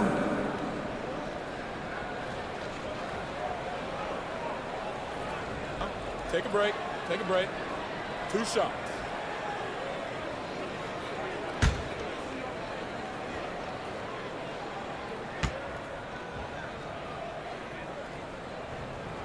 The first free throw is good.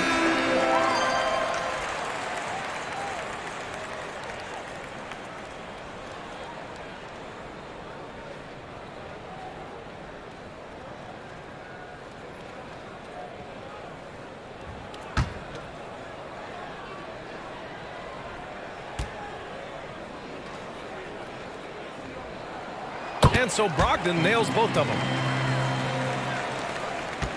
Detroit has gone 0 for 2 from outside here in the third. Outside Brunson. Back to Gordon.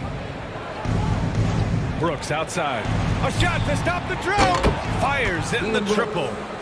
Brooks has got 5. A big-time ISO player in college. Brooks has shown the ability to play off the ball at this level. Good chance here for Irving. And that one off the back of the rim and in.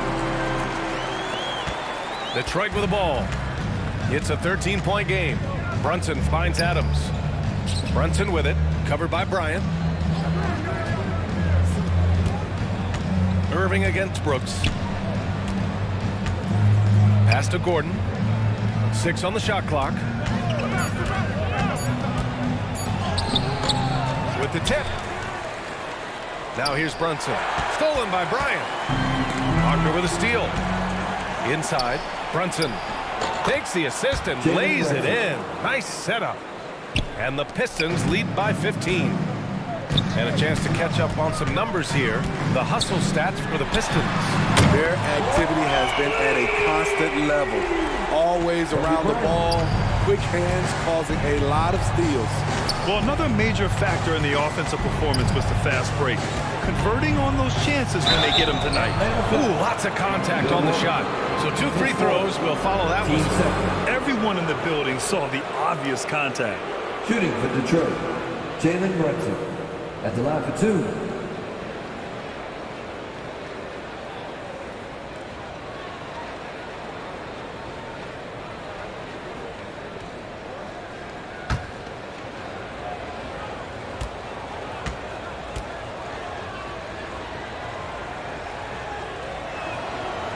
first one at the line is good, and it's a completely new group for the Hawks.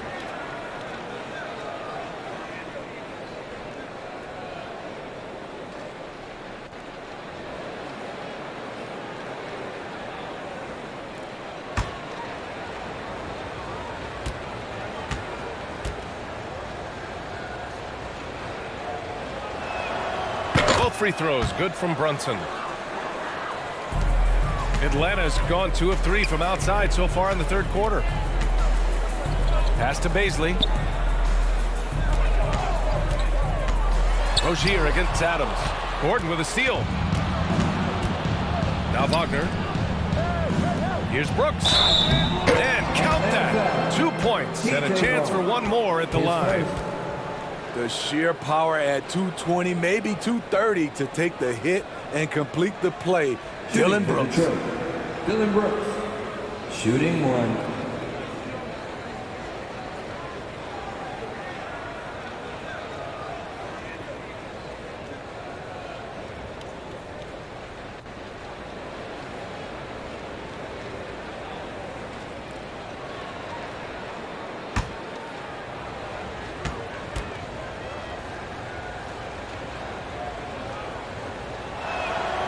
Free throw dropped for Brooks.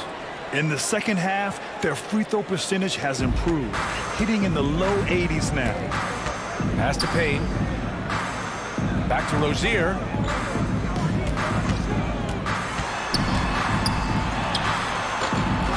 Rebounded by the Pistons.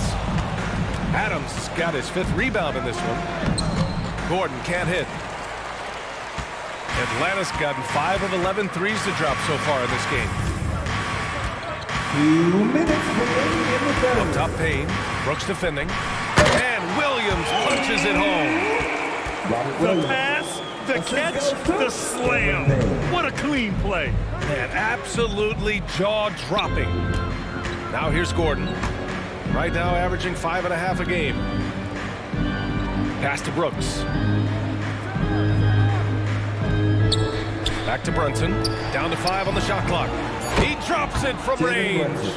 Brunson's got 7 now in this quarter. A player who's aware of everything around him. Brooks sees the man break open and hits him. Here's Baisley, defended by Wagner. And he'll draw the foul. He'll head to the line for 2. That's on Mo Wagner. Team second. At the line for your Hawks, Darius Baisley. Taking 2 shots. Take a break. Take a break. 2 shots.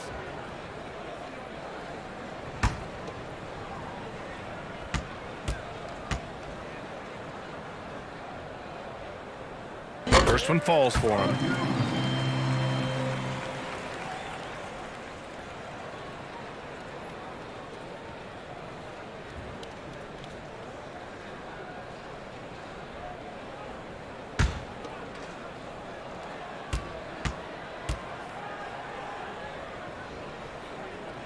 Good on both. And we've seen some good free throw shooting in the second half. Detroit has got 3 of their 7 threes to find the net in this matchup. Warren against Brooks. Here's Wagner. Williams grabs the board. Williams has got 4 rebounds now. Rozier, a good look. Cash money on the open jump shot. Rozier's got his 3rd basket on the night right there. The shot-first mentality of Rozier on full display. Knows he can make this shot when it opens up. Here's Wagner.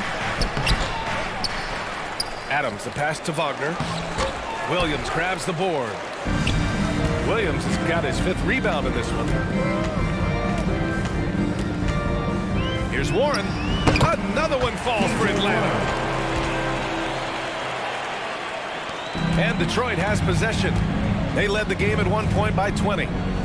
About 3 seconds between the shot clock and the game clock. Brooks, the pass to Wagner. Gordon outside. Oh, it's blocked by Williams. And they're able to recover. Clock is at 3. They get the rebound. Adams. And finally, they hit one.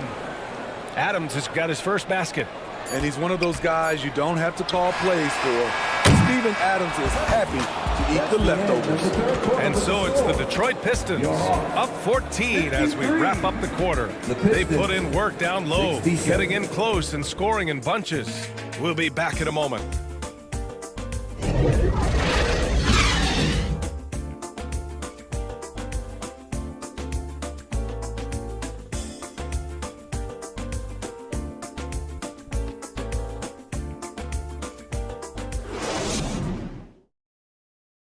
And it's time now to bring you our State Farm assist of the game.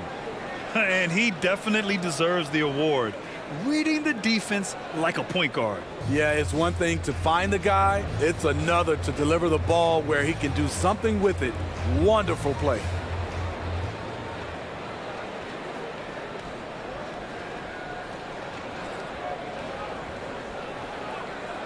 And with the fourth quarter upon us, time is running out for this game to become competitive. Pascal Siakam out there with Robert Williams. Then it's Malcolm Brogdon. Then there's Kobe Bryant. And it's Irving in at the 3 spot. So that's the lineup for Atlanta. Siakam gets the bucket. Good defense, better offense. Through hard work, Siakam's become a #1 scoring option. Irving against Ingram. And stolen by Irving.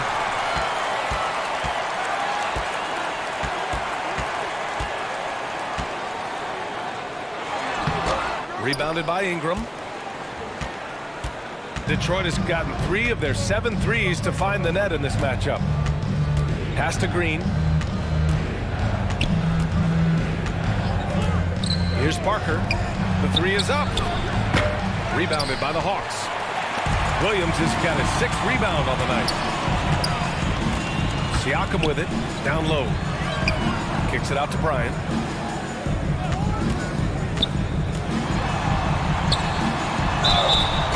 And he got the whistle on the way up. So he'll be headed to the line for a pair. Teams first. No debate there. He got hammered. For your Hawks, Kobe Bryant. 2 shots.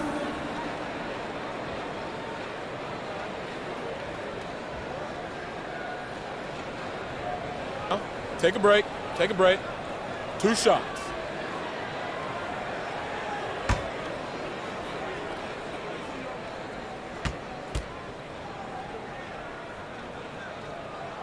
The first one falls.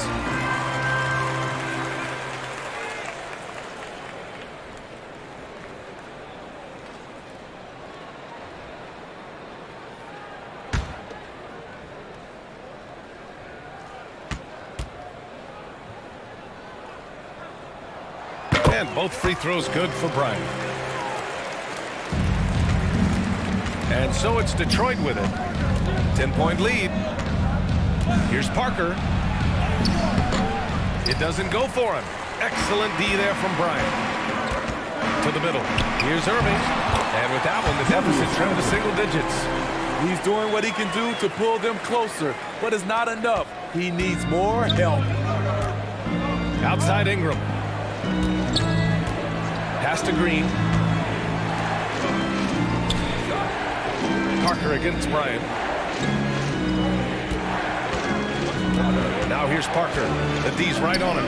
On the wing, Green. Just 4 to shoot. Over Brogdon. It's rebounded by Pascal Siakam. For Atlanta, they've gone 2 of 3 to open the fourth quarter. And it's Brogdon missing. The Pistons have gone 0 for 3 in this fourth. Not good. Irving against Ingram. Here's Bosch. Count that one. He's now 5 for 8. Effort play, pursuing the basketball. Love how he puts in the work. Here's Siakam. That one off the back iron and out. The Pistons have gotten only 1 of 5 to fall here in the fourth. Green with the ball. Now guarded by Brogdon. And here they come. The finish. And Brogdon with the stuff. Yeah, Brogdon is giving his all on offense so far. Putting in the sweat to be a difference maker on the scoreboard. Detroit calls timeout. It may be a players' league, but the coaches obviously play a big part as well. Yeah, if that weren't the case, you wouldn't see so many coaching changes in the offseason.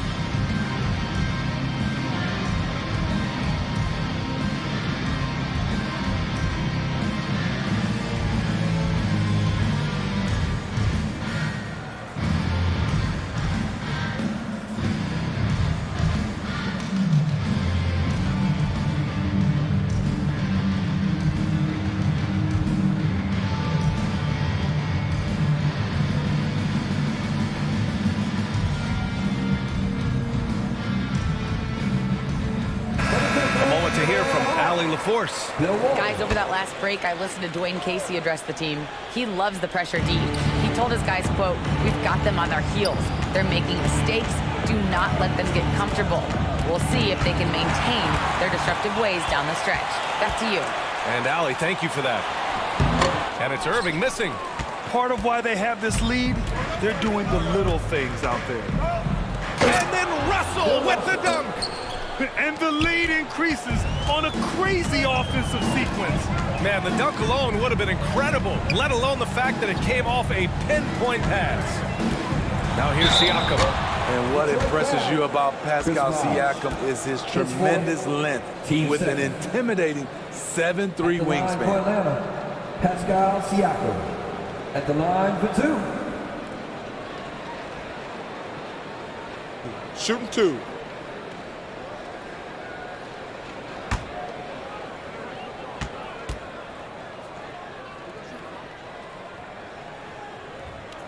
That's good from Siakam. I think what you love about Pascal Siakam, he never stops working on his game, and he's self-motivated.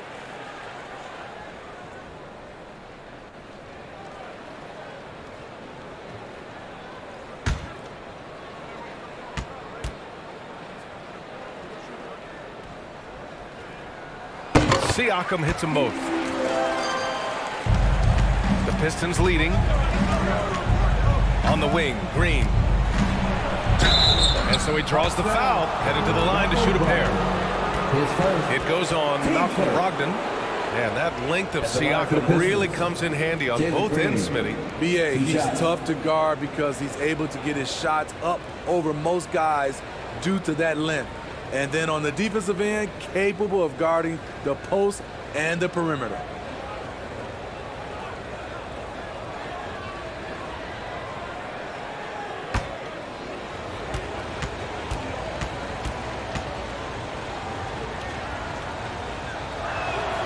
And he drops the first. At just about 85% from the line tonight, they've looked more and more comfortable as the game's gone on.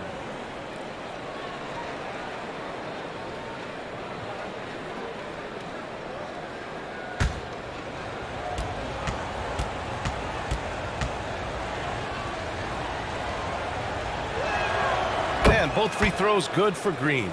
They're doing great work at the free throw line this half. That bodes well for their chances to close out this game. Walton got a hand on it, and he recovers it. Brogdon against Parker.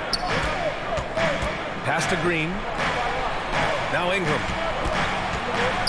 Over Irving. The shot by Ingram, no good. And the truth is, this league would have been much bigger had he shot better.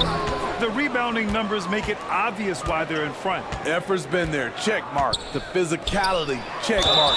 They set the tone for this game early on. His first, team second.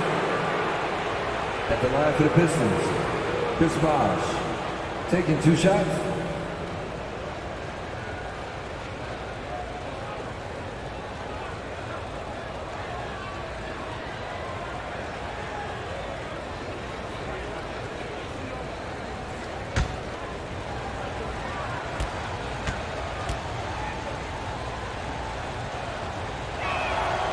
Knocks down the first one.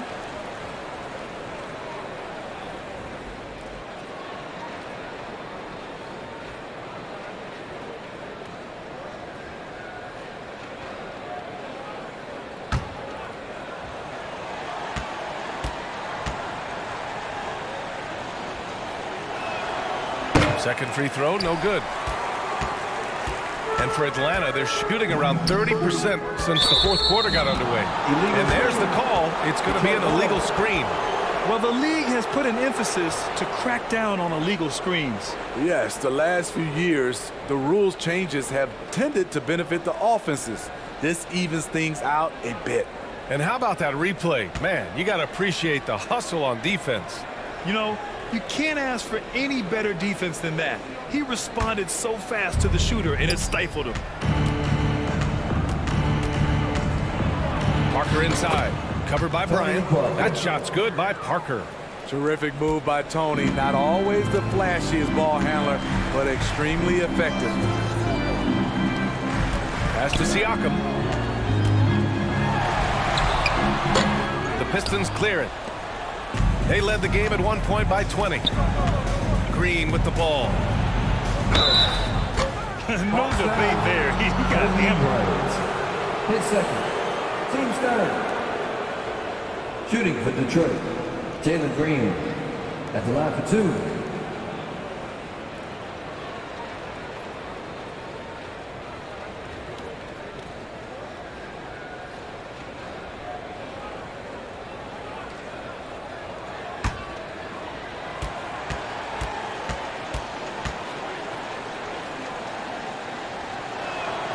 Free throw good. Green.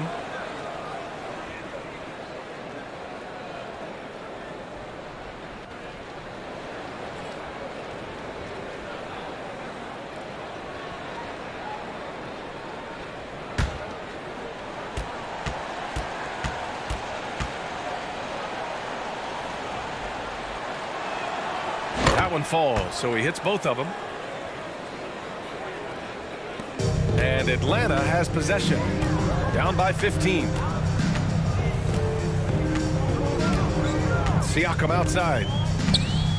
Pass to Irving.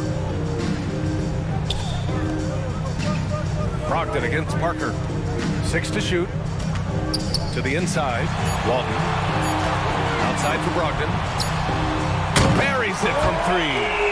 A legitimate threat beyond the arc. Brogdon's sense for when to shoot from there is outstanding. And here's Parker. Back to Ingram. Oh, they get a hand on it. And looks like an illegal pick was set. That gets the ref's attention. Just a little too aggressive. His 5th foul of the night. Expect them to go right at him to try to pick up number 6. And the Pistons making a change here. Brunson's checked in. Atlanta calls timeout.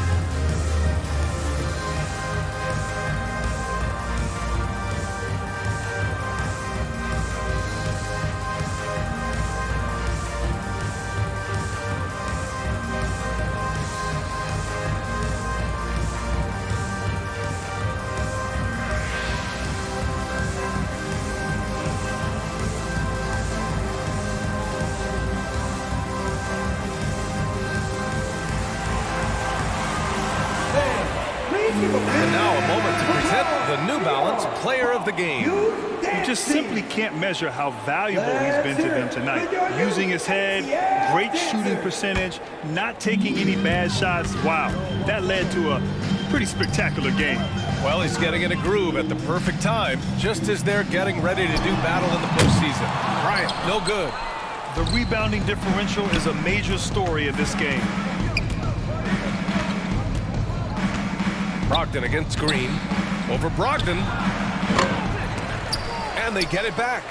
With that offensive board, they're likely to have the last possession here. The defense was just nowhere to be found, and because of that, he adds to their lead. You can't afford to give him space. Those kinds of mistakes have been the story of this game. Here's Bryant. Outside Brogdon. 2 minutes remaining in the game. Boy, they had their chances. 2 offensive rebounds, but still coming up empty. Pass to Brunson. Here's Green, guarded by Brogdon. Back to Ingram. And a slam dunk by Ingram. Gotta love how they've just maintained their intensity, even when they're this far up. They don't want to leave no chance for a comeback. Just focus on playing the right way. Now here's Brogdon. And here's Bryant outside. The rebound by Bosch. And here's Detroit. They're on a 16-7 run. And this one hasn't been in doubt for a bit now. They came out on a mission, and you can bag up this win for the Pistons. And as we see the game wind down, you have to remember all the second chance buckets this team put on the board. They definitely won it with their offensive rebounding. We watched them attack the ball and turn misses into makes all game long. And they add to the win column, their 19th victory this year. Love watching Brogdon make the right reads. He's more than capable of converting catch-and-shoot opportunities. Outside, Green. Pass to Ingram. Back to Green. He got a piece of it. And it's going to be out of bounds. Detroit will have another go. Detroit ball. Substitution on the court.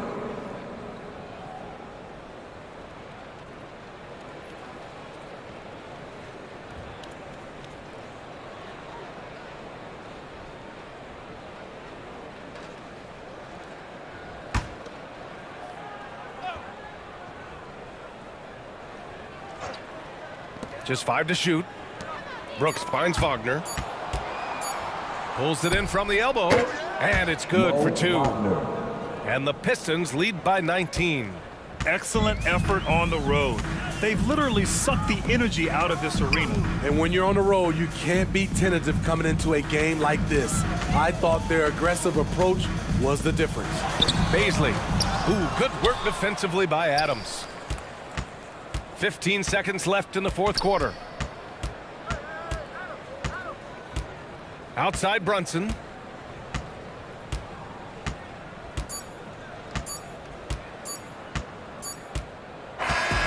So we see the Pistons taking the W here.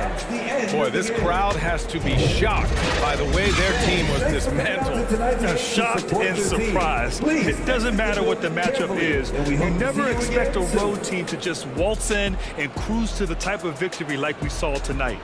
And that about does it for the final game of the NBA regular season.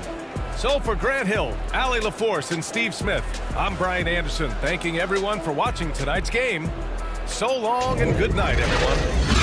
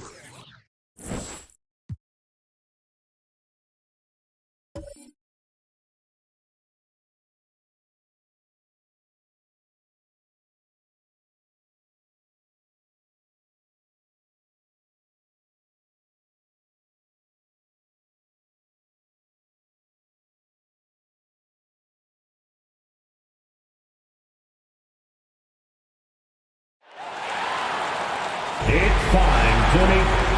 Starting at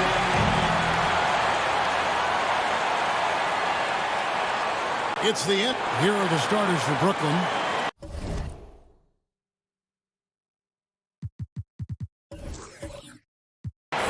They've got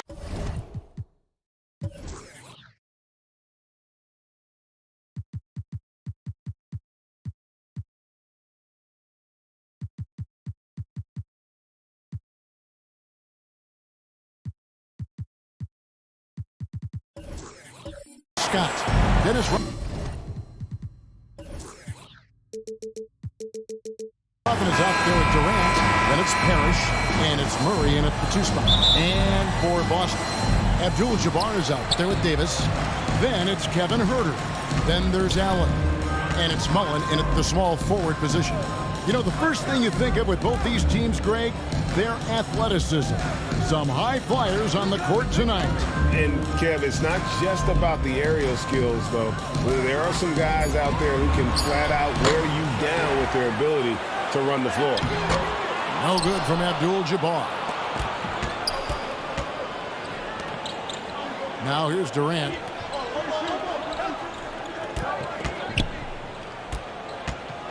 To the middle. Here's Rodman. And Dennis Rodman with the slam. Give some love to KD there, making the unselfish play. It's time now to hear from our Hall of Fame reporter, David Aldridge. What's the latest, David?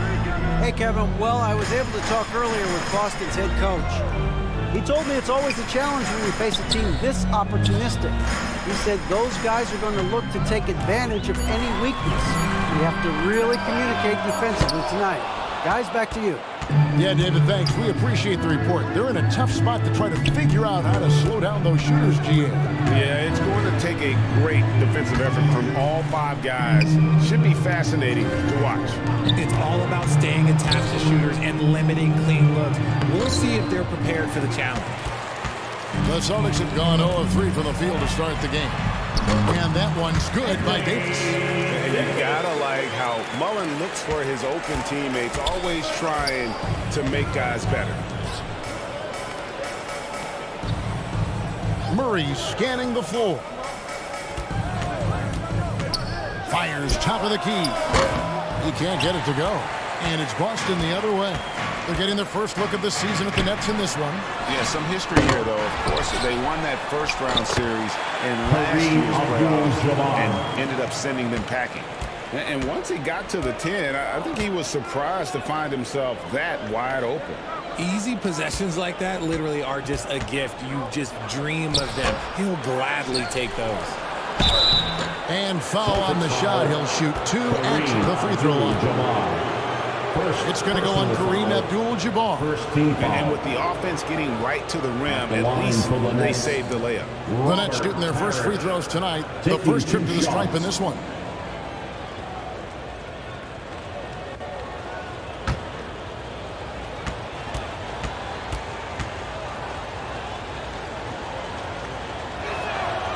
Free throw good, Parrish.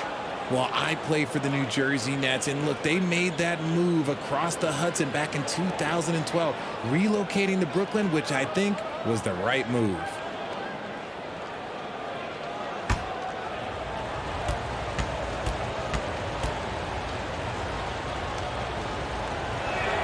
He doesn't get the second one. And well over a decade in Brooklyn for the Nets. Richard, what kind of impact has that move had on the franchise?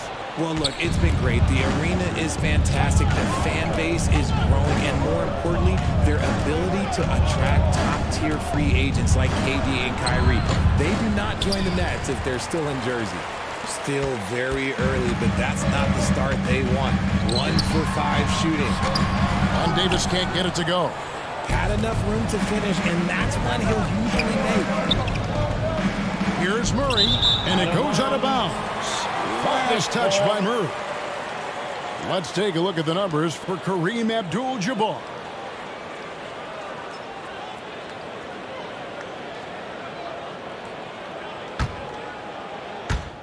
About 3 minutes gone here in the first quarter.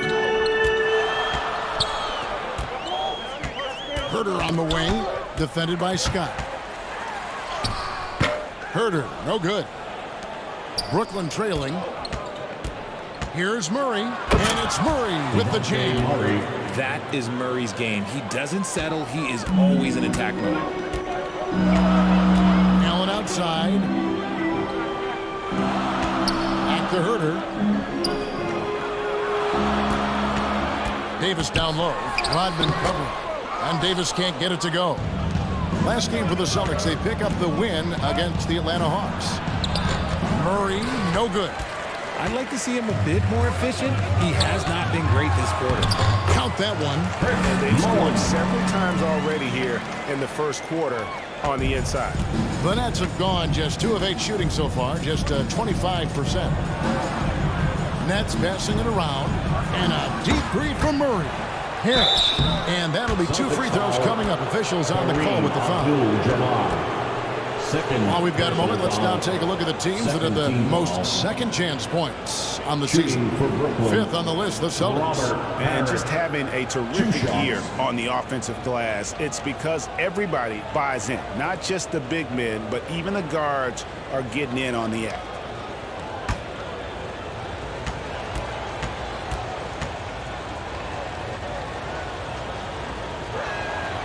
And he makes the first. And some organizations, RJ, unfortunately no, they'll have to make big changes in the offseason. So with that being said, what's it like for players on those teams at this stage of the season?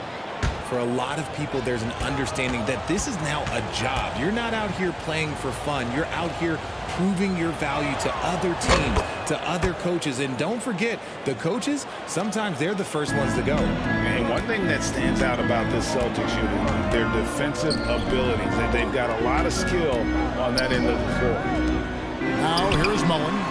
He's a good contributor to his team, averaging about 10.5 points a game. I like when Davis looks to get physical and draw contact, using his size to his advantage.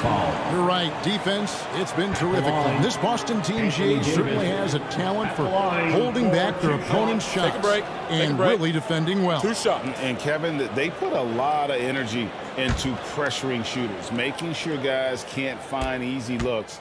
They don't want to give away anything for free. That one is off.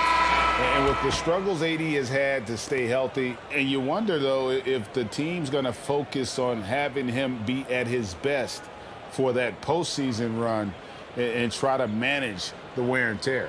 Here's what Boston's going with right now. Johnson, he's checked in for Mullen. Karis LeVert comes in for Ray Allen. And it's Fulton for Kevin Herter.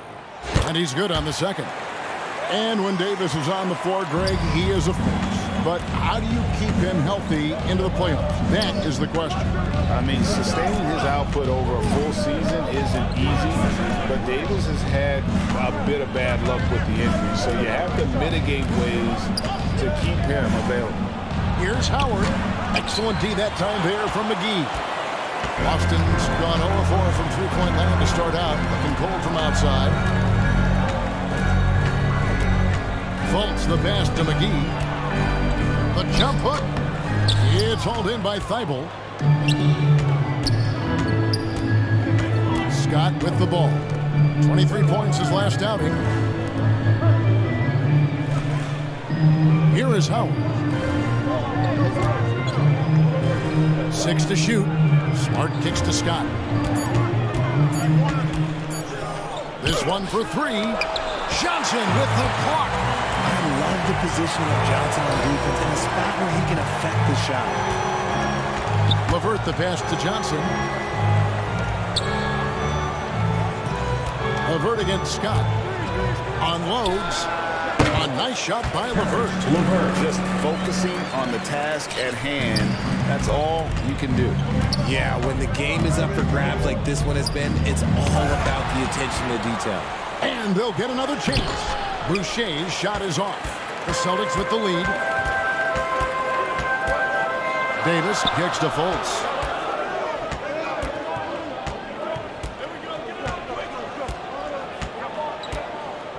Pass to McGee.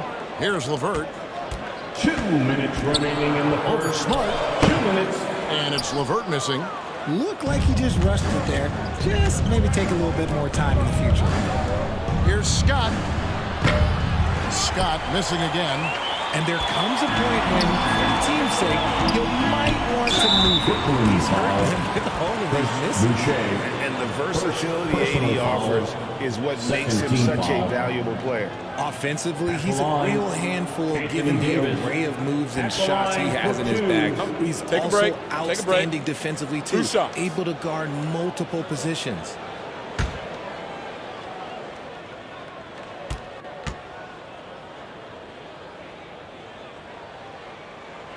The first one falls. And the Nets, Richard, are trying to build a legacy where they're recognized as one of the league's true glamour franchises. And they've got the star power and they've got the market. You got an ownership that is willing to pay for it. They will do everything, but ultimately it's going to be the players and how they perform on the court that will dictate how this success is viewed. The infrastructure is there. Now can they get the players to fill the role? And this Celtics squad looking like the Celtics of old. Yeah, always a tough squad when I was playing, and it's looking like that again. You got a great mix of young players and veterans, and don't be surprised if Boston is back on top very soon. Very soon. And the first timeout called of the game for Brooklyn. And they just can't seem to get going offensively. And coach called his timeout to try and reset things on offense, shake them up a bit so they can hopefully start getting some shots to fall.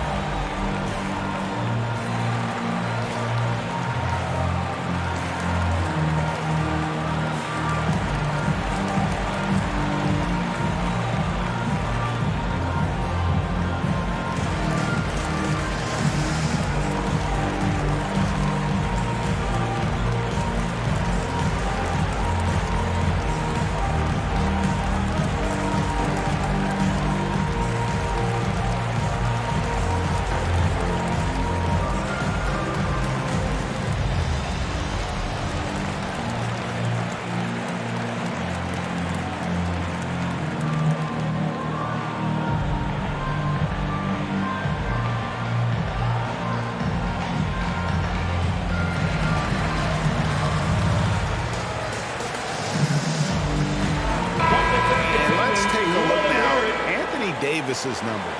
A strong stretch of play the last 10 games.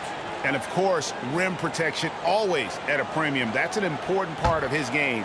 Top 20 in blocks per. And as you were saying, one of the better rebounders in the league. He just has that tireless work ethic that also motivates the rest of his teammates. Here's Highland. Pass to Smart. Nets passing it around. And here is Howard.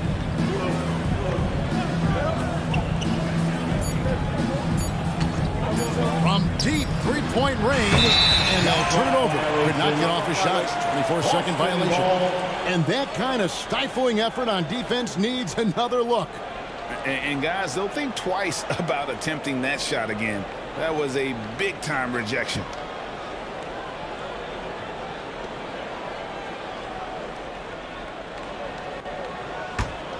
And so it's Johnson who brings the ball up for the Boston Celtics. 4-point game. Here's Fultz. It's good. He makes his first shot of the game. And Fultz isn't bashful inside. He feels at ease shooting in the paint.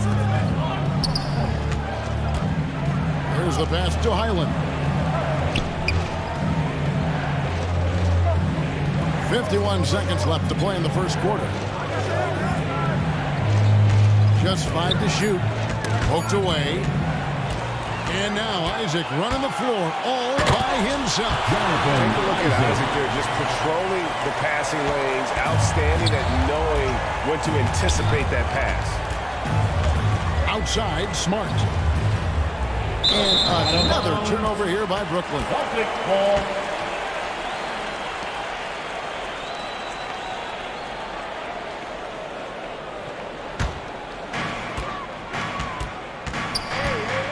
Fultz looking around. And not hard to see why they are giving up points on this run. Just too many good looks from in close. Nets trailed by 10. Here's Highland. He's still scoreless so far in this one. Knocked away. It's stolen by Fultz. Count the bucket, and he's got a free throw coming up as well. Defensive foul. Excellent all-around performance so far. Hence the big lead. They got off to such a hot start, and that can keep you energized throughout the whole game. First trip to the free throw line for him tonight. Numbers this year at the line below 70, so when he's getting to the line, not nearly as effective as you'd like. One shot.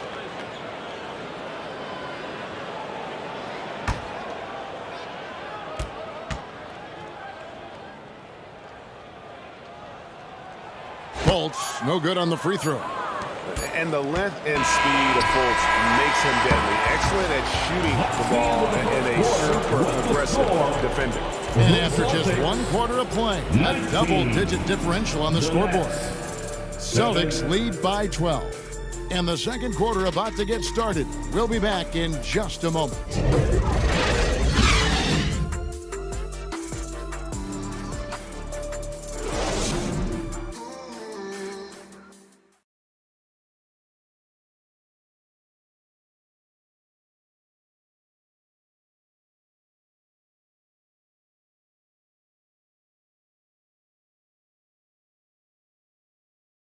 Headed to the floor right now, it's Celtics.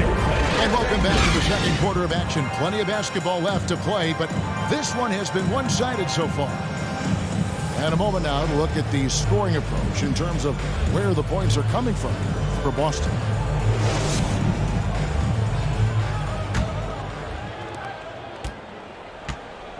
On the court right now, second quarter starting for the Nets. We've got Durant. Rodman is out there with Parrish. Then there's Murray. And it's Highland in at the point. Beyond the leaning, you can see his feet more set on that screen. Easy call. Look, guys get away with this all the time, but on this occasion, he got caught. And let's head over to the sideline and catch up with David Aldridge. Thanks very much. Karis LeVert has become one of the game's best slashers. He says, honestly, I just go to the front of the rim and work on different spins. Getting more comfortable with both hands and finishing. Kyrie Irving did that when he was younger, and that's one of the ways he became a great finisher. Kevin, back to you. He is a great finisher. David, thanks. He's studying the greats, and it's paying off. Take a break. Take a break. 2 shots.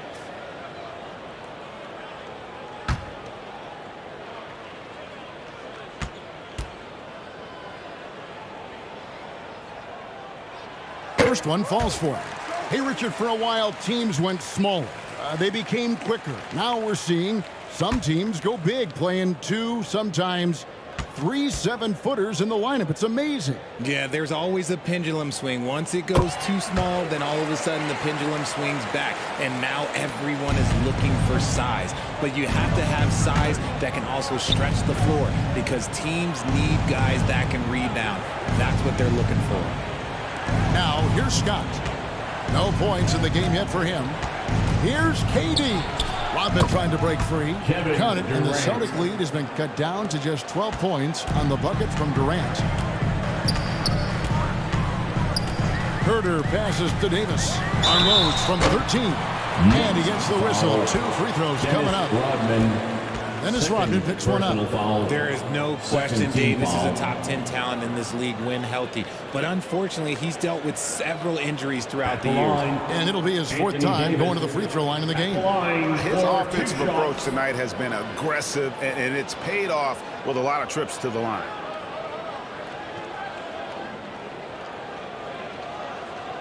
Shooting 2.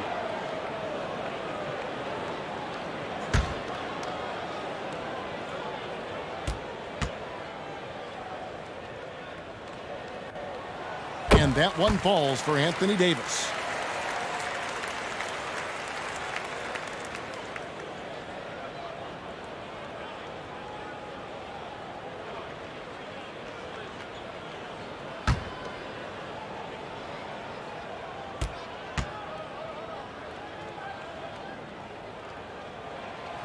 So after making the first, he goes 1 for 2. And never say never, but we might never see another player who combines the length and guard skills of Kevin Durant. He's a player who completely breaks the mold. Now Herter following the three-point attempt by DeJounte Murray. Offensive rebound, Abdul-Jabbar. And he converts the layup. Abdul-Jabbar's got his second basket of the night. And they're beginning to just flat out fall apart defensively right now, especially on the interior. Murray dishes to Rodman. Allen against Murray. Steps back and dreams the jump shot. And when you think about Durant's singularity as a player, Steve Kerr said he's more gifted than Michael Jordan. Greg, what do you think of that? Well, Steve's had a first-hand view coaching KD and playing alongside Jordan.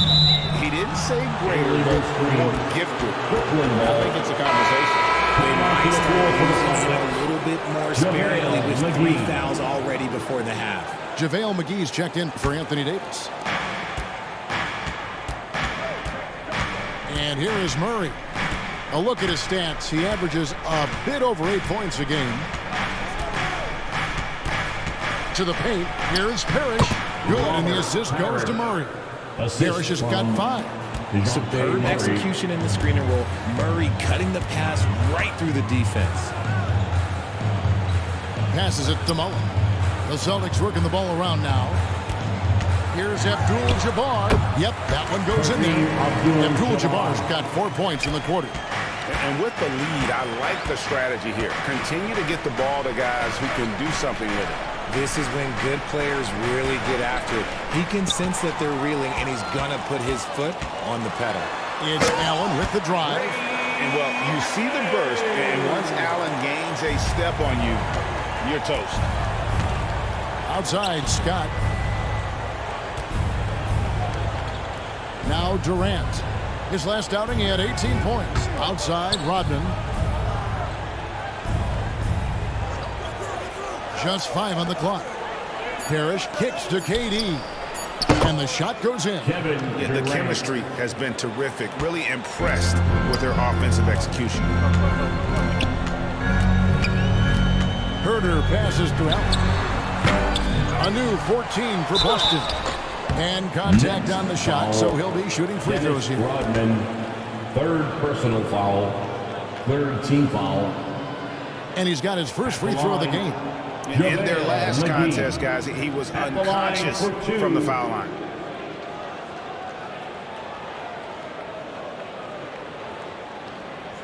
Shooting 2.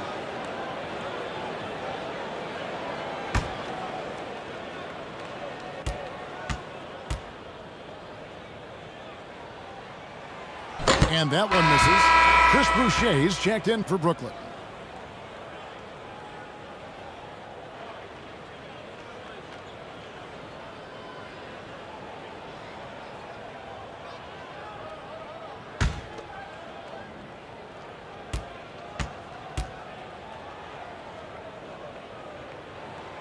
So neither attempt will fall that time for him. Nets trailed by 13. In the corner, Murray with it. Oh, good on the 3. Now here's Herter. Defended by Scott. And just over 3.5 minutes played here in the second quarter. Abdul-Jabbar dishes to Mullen. Herter with it. KD's on him. A second chance effort. And Abdul-Jabbar gets it to go. And don't let the lean physique fool you. Kareem with the strength to finish through contact as well as anybody who's ever played. Now a timeout called by Brooklyn. And the lack of rim protection, top of the list. I'm sure coach is going to give them an earful about that. They can't be happy with that soft interior D.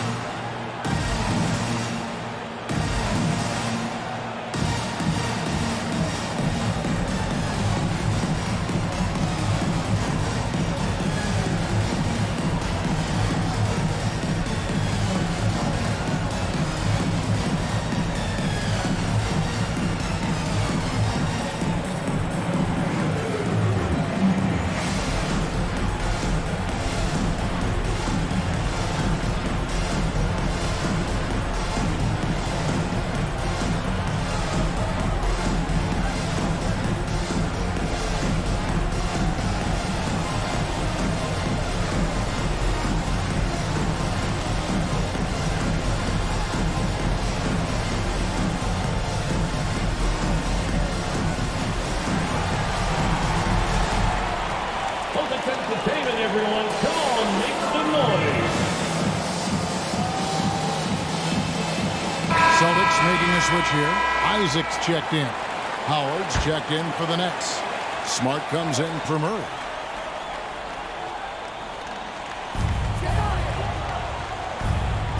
Now, here's Scott. Nothing yet on the scoreboard for him. And pushing it up, here's Boston.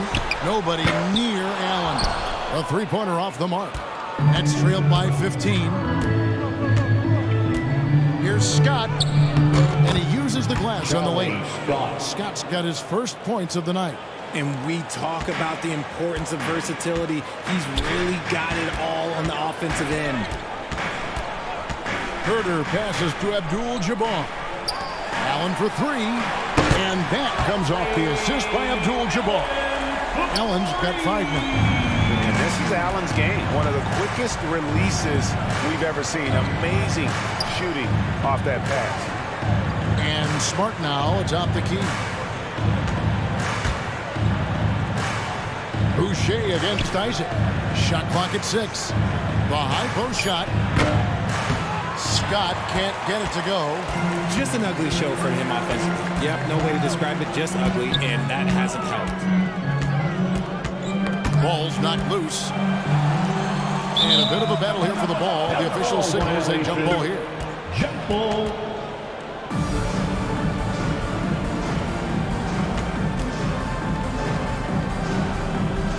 And Boston has possession. Isaac passes to Herter. 5 on the clock.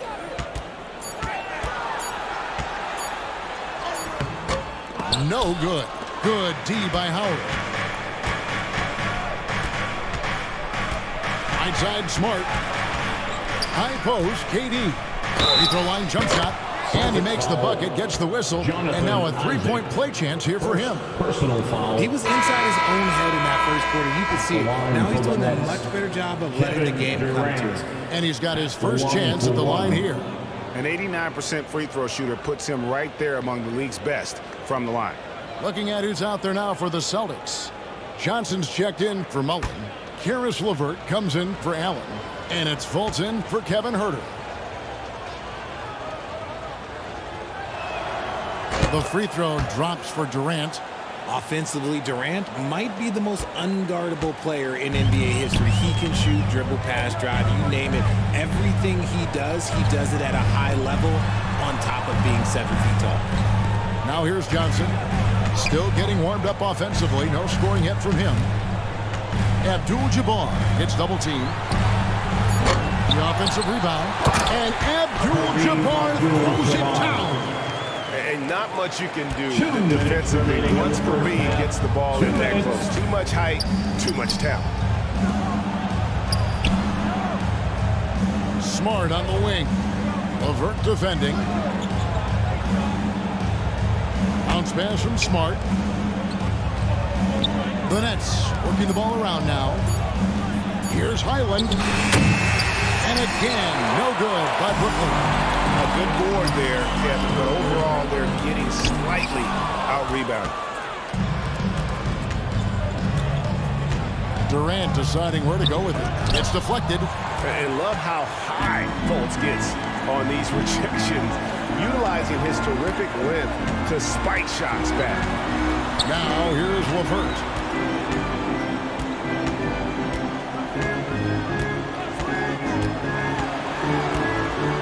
Isaac outside. Here's Abdul-Jabbar. Unstoppable tonight, as he is most nights. Jabbar has all the offensive tools, but it also keeps to a strict fitness regimen that allows him to wear people down.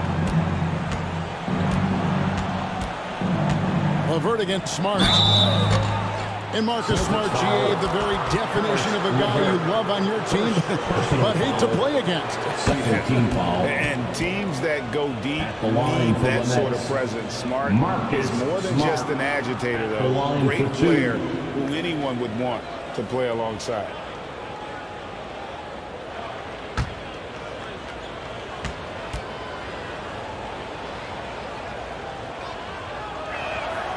First free throw is good.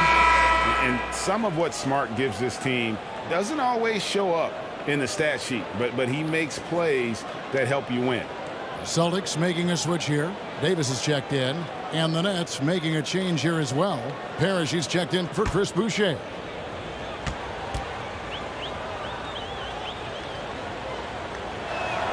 That one falls, so he hits both of them. And getting to the line and hitting your free throws, a good way to get back into the game. It stops the clock and extends the game and allows you the opportunity to set your defense. They've been perfect from the line so far here in the second quarter.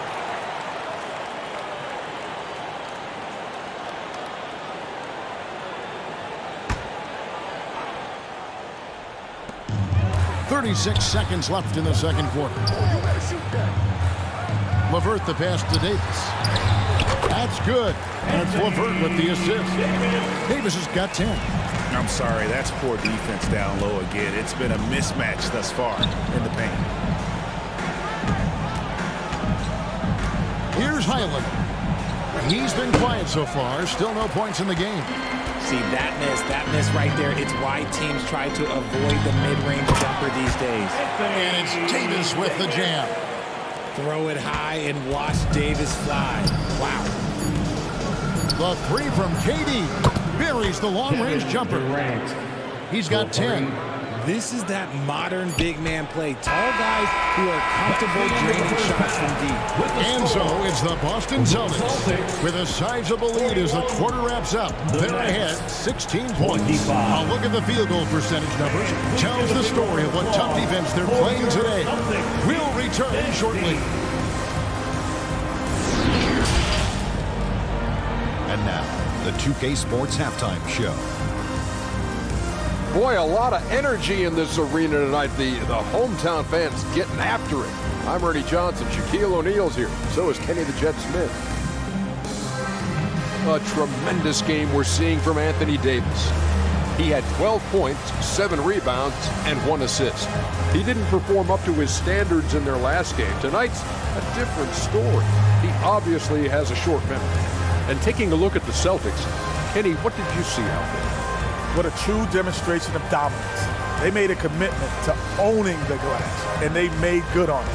Blocking out, competing hard in traffic, that's the way you should play on both ends of the court. And over to Shaq now, your take on the Nets. They've been struggling to get shots in general, but down low, they've been paper soft. I hate to say it. Giving up way too many easy looks. If they can't protect the rim more effectively in the second half, it's going to be a long ride. That about wraps it up. Time now for the second half of the game. We go to Kevin Harlan for the call.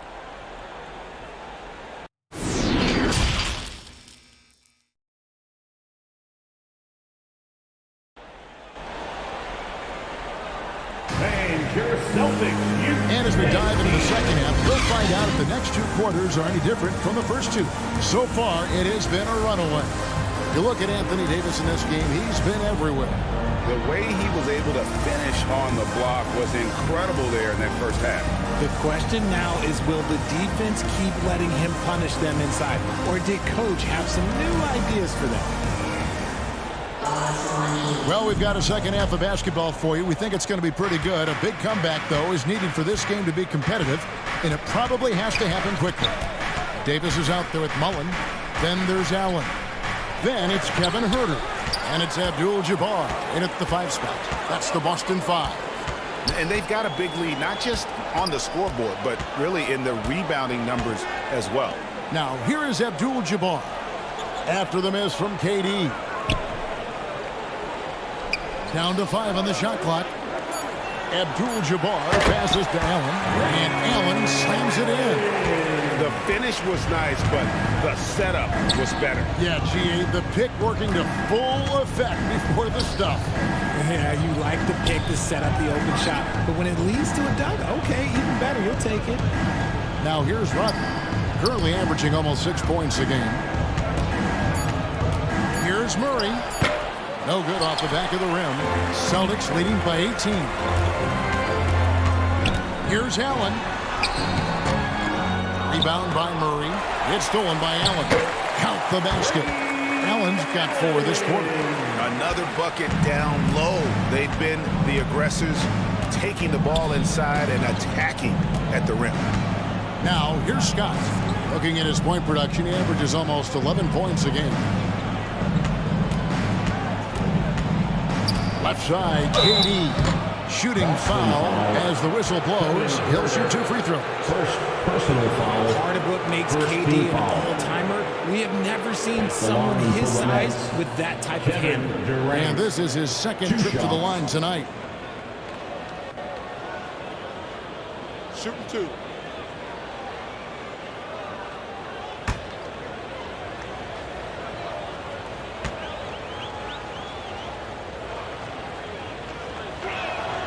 And he knocks down the first one.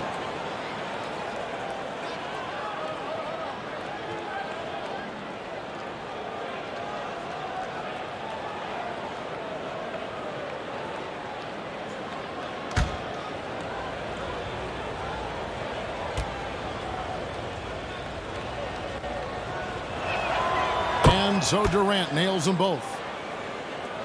Here's Herter. He's been patient so far. Nothing on the scoreboard yet. Allen outside. Herter passes to Davis. Now Mullen. And Abdul-Jabbar trying to free himself up. 2 free throws coming up, and they call the shooting foul. First personal It's on foul. Kevin Durant. First team foul. For Boston, they have missed out on some chances at the line today. 0-6 of 11. And how about as a group, 80% on the season, one of their best attributes.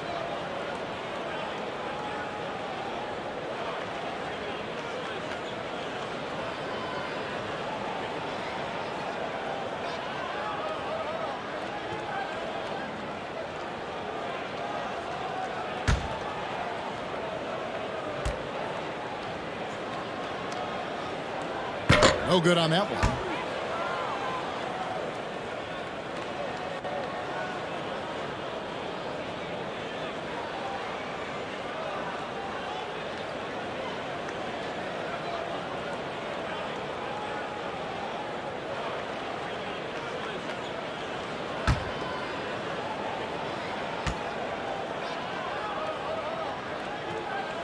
He hits the second from the line. Nets trailed by 19. Timeout called the Nets. Yeah, he needs to tell his guys to just box out with some energy. That's basic basketball. They've been lazy on the backboard and have allowed way too many second chances. Let them hear it.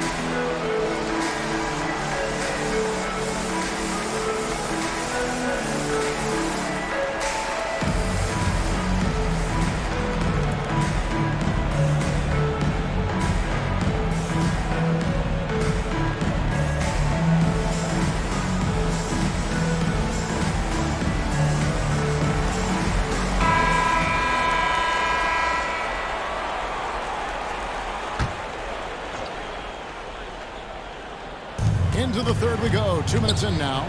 Scott dishes to Rodman. Scott inside.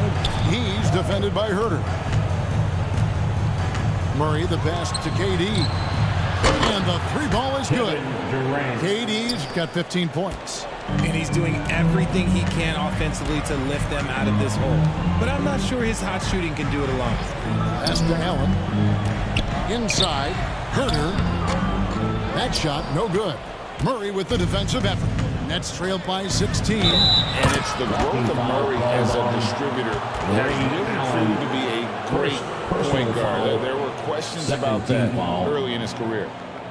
Boston. And Greg, you can see it. Murray has really improved his passing. He has a great sense of the court and spacing. Reads defense as well and can direct his teammates. Find the lanes. Could see him being an elite passer in no time. JaVale McGee's checked in for Davis. And a change for the Nets. Howard's checked in.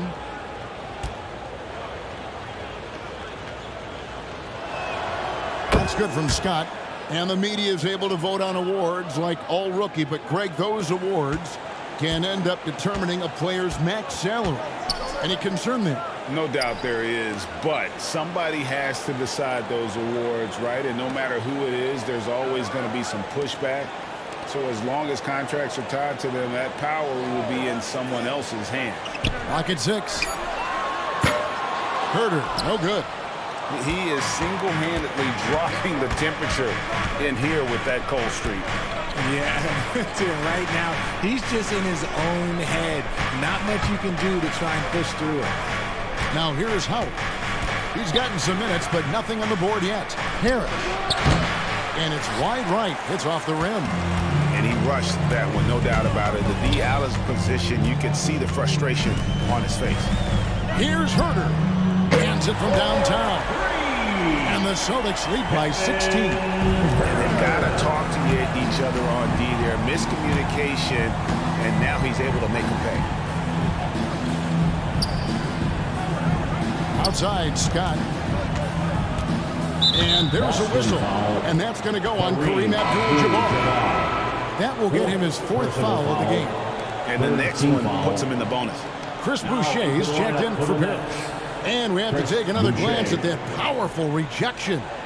And this is how you protect and grow a lead, by making a huge effort on that end of the floor.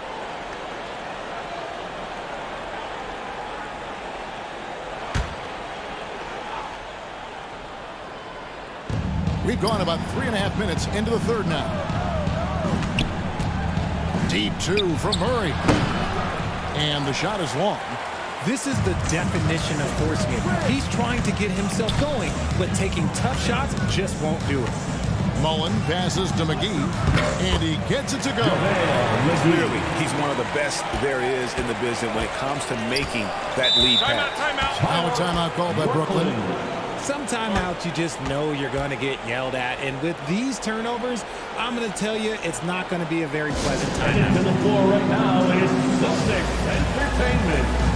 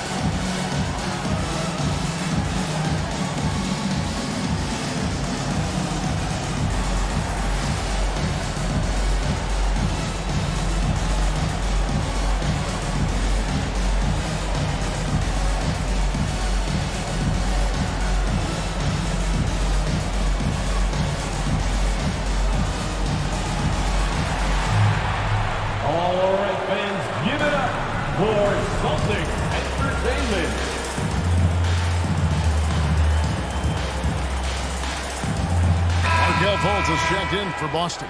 And the Nets making a change here as well. Highland's checked in.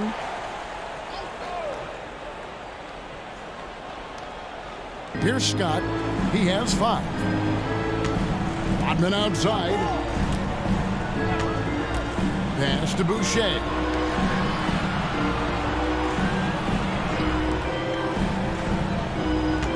Just 4 to shoot. Here's Rodman. Rebound by the Celtics. +8 in the rebound differential. One more reason why they're in control. Here's Allen. And that one clearly a foul. Gets the whistle and 2 shots coming up. The jumper of Ray Allen is obviously just unreal, but that comes with practice and repetition. Ray puts up thousands of shots every day, perfecting his craft.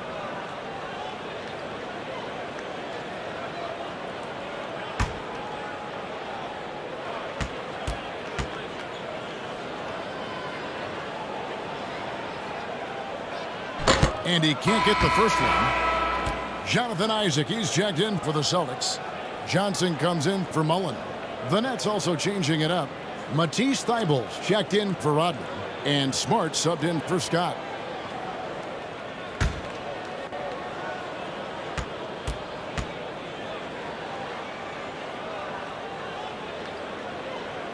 And he sinks the second.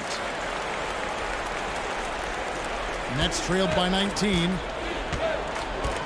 The pass to Smart. And foul on the shot, so he'll get a chance at the line.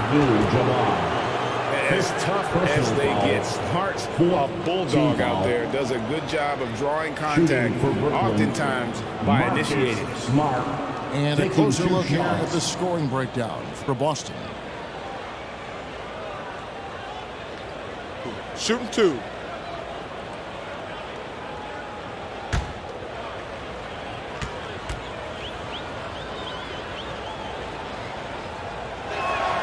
And the first one counts. Wow, they've made every free throw here in the second half. Karis LeVert's checked in for Allen.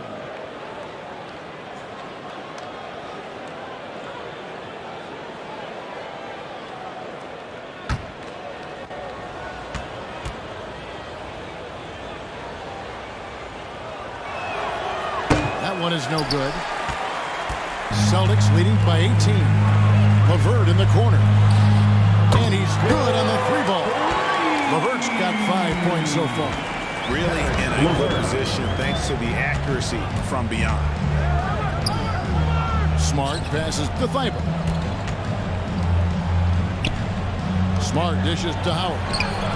That one drops for him. And even with the defenders looming, Howard has the edge there inside. Abdul-Jabbar outside. Johnson up top. Here's Fultz. Here's Abdul-Jabbar. Count that one as his 7th make in 8 attempts. A scorching 88%. When you allow good scorers to get uncontested shots at the rim, no wonder you're losing. That's a great possession. Put your best players in a position to succeed. Now here's Smart. Pass to Highland. Shot clock at 3. And the call on the shot that sends him to the line. It's on Markelle Fultz. Oh, the officials are all over that one. The Nets have been getting it done at the line, 10 for 12. And 75% on the season as a unit from the free throw line. Shooting 2.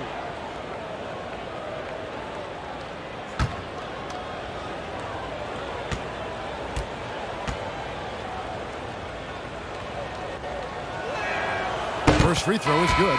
And the Celtics making a change here. Davis is checked in. Then for the Nets, Parrish comes in for Dwight Howard. And Durant subbed in for Chris Boucher.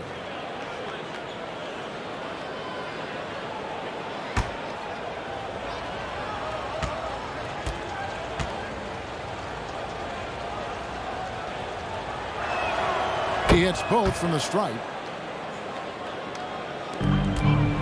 And it's Fultz with the ball for the Celtics. Pass to LeVert. Remaining in the third. 2 minutes. Now Johnson.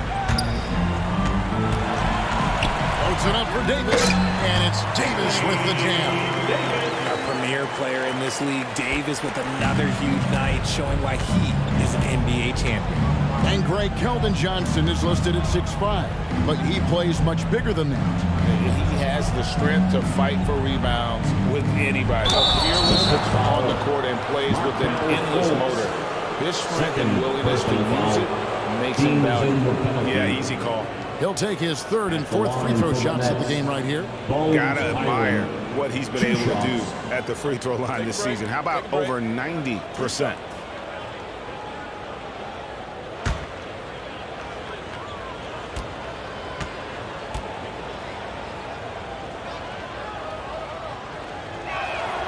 And the first one at the line is good.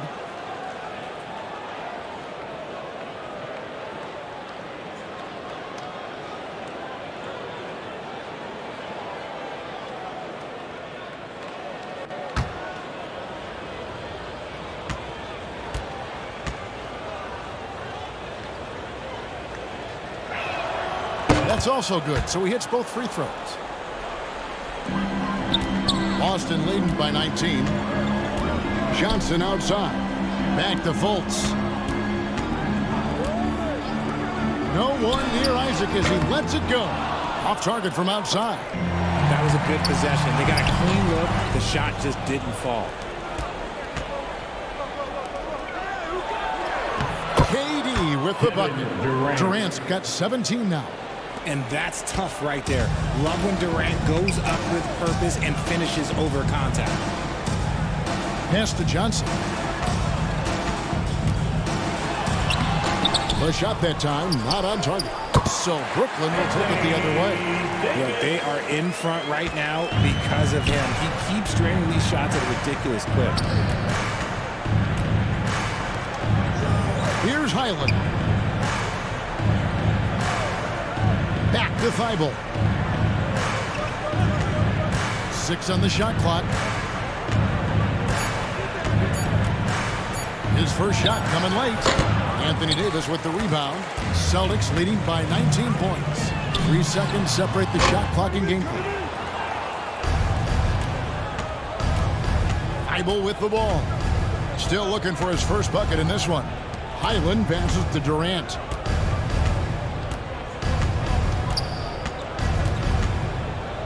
Over Johnson.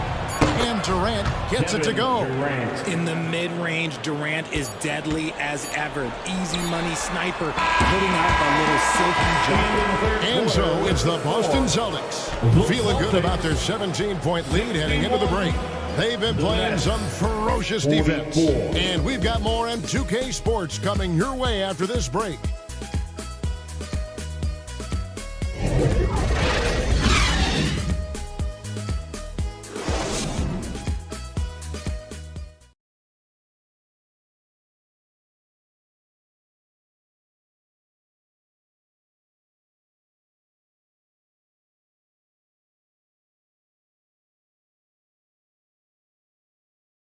And it's time to bring up the State Farm assist of the game.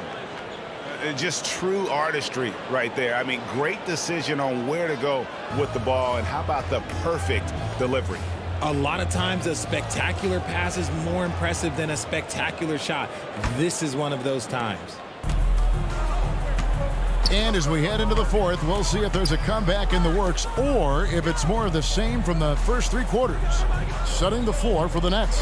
Durant is out there with Rodman. Then it's Parrish. Then there's Murray. And it's Scott in at the 1. Nets trailed by 17. Durant finds Murray. Scott with the ball.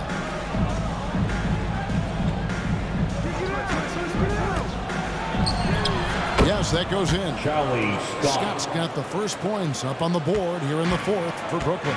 Pick works well there. Not much resistance from the D. Yeah, that just comes down to a lack of effort. The defender has to do a better job fighting through the screen. The shot's good from Mullen. And the Celtics lead by 17. And Mullen isn't deterred by the defense. When he's got position inside, he's incredible at finishing oversized. Murray against Allen.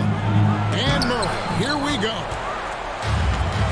In a fast break now for the Celtics. Allen leading the charge.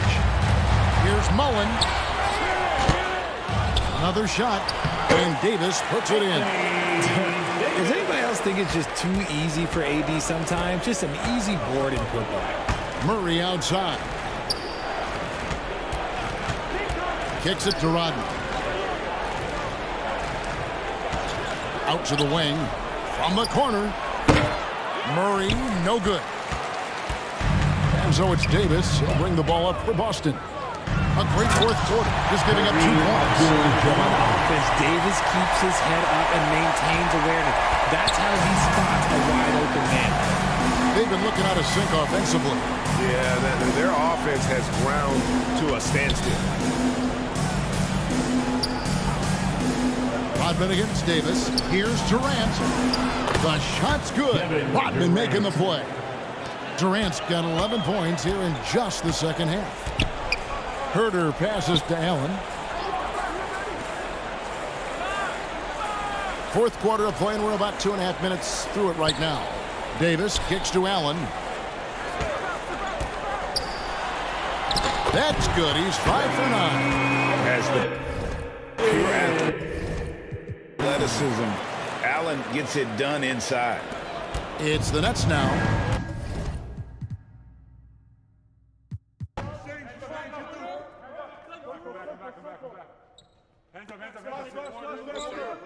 Yo, watch it. Get it.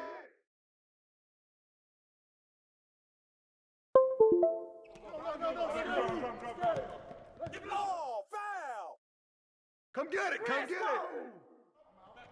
go. Oh, foul! Pick coming. Way to grab it! Yo, watch it. Pick. That's all you. Snatch that grab. And one!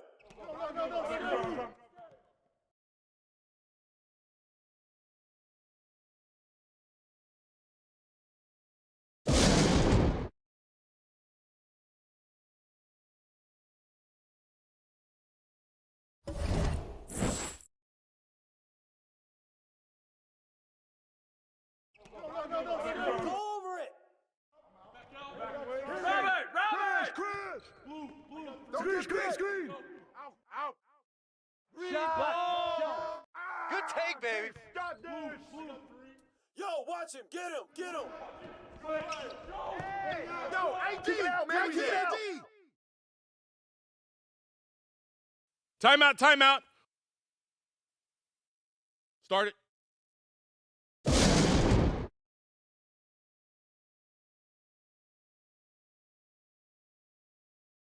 And the foul!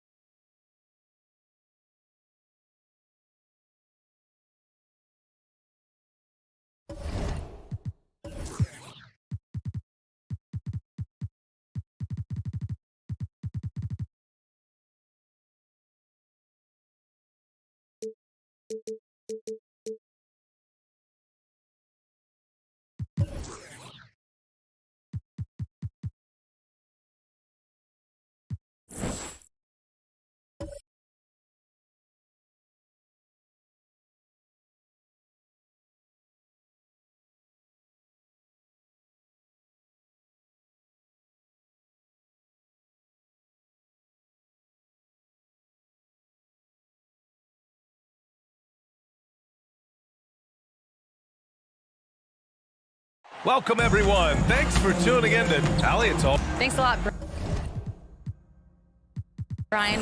No shortage of confidence, Allie. Thanks for that. Here are the 5 for the Suns.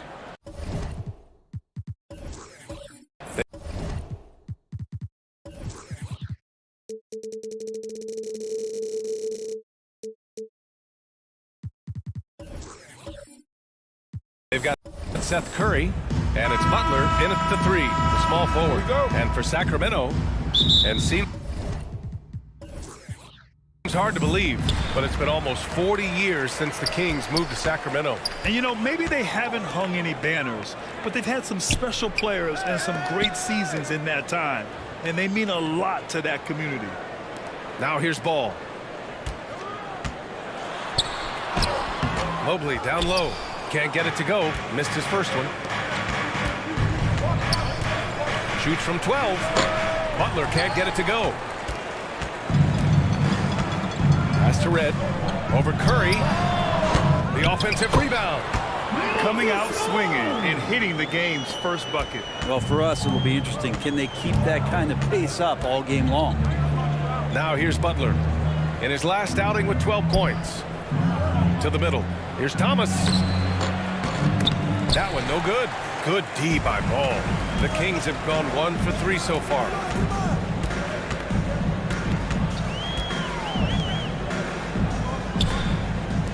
There's the triple. Phoenix grabs the miss. This is the first they're seeing of Sacramento. And despite the difference in talent level, these teams were fairly evenly matched last year. We've reached the final game of the regular season. But, Brent, for teams that are on the outside looking in, how's today? Yeah, it's so weird to think about driving to work and you're heading to the arena and you know that win or lose tonight, your season's going to be over. So try to take it in a little bit, B.A. Savor the moment. Take a break. The last time you tape up and pull on this uniform and you want to finish strong. So go out there and play with a little bit of pride before you get to the off season and a chance to improve your game individually. The first free throw is good. After a tough decade for the Suns between 2010 and 2020, they are once again a team to be reckoned with in the NBA, Brent. Oh, man, the cachet of talent that this roster has is tremendous, and this team really came together in a hurry, and they're going to be a force for the next few years to come.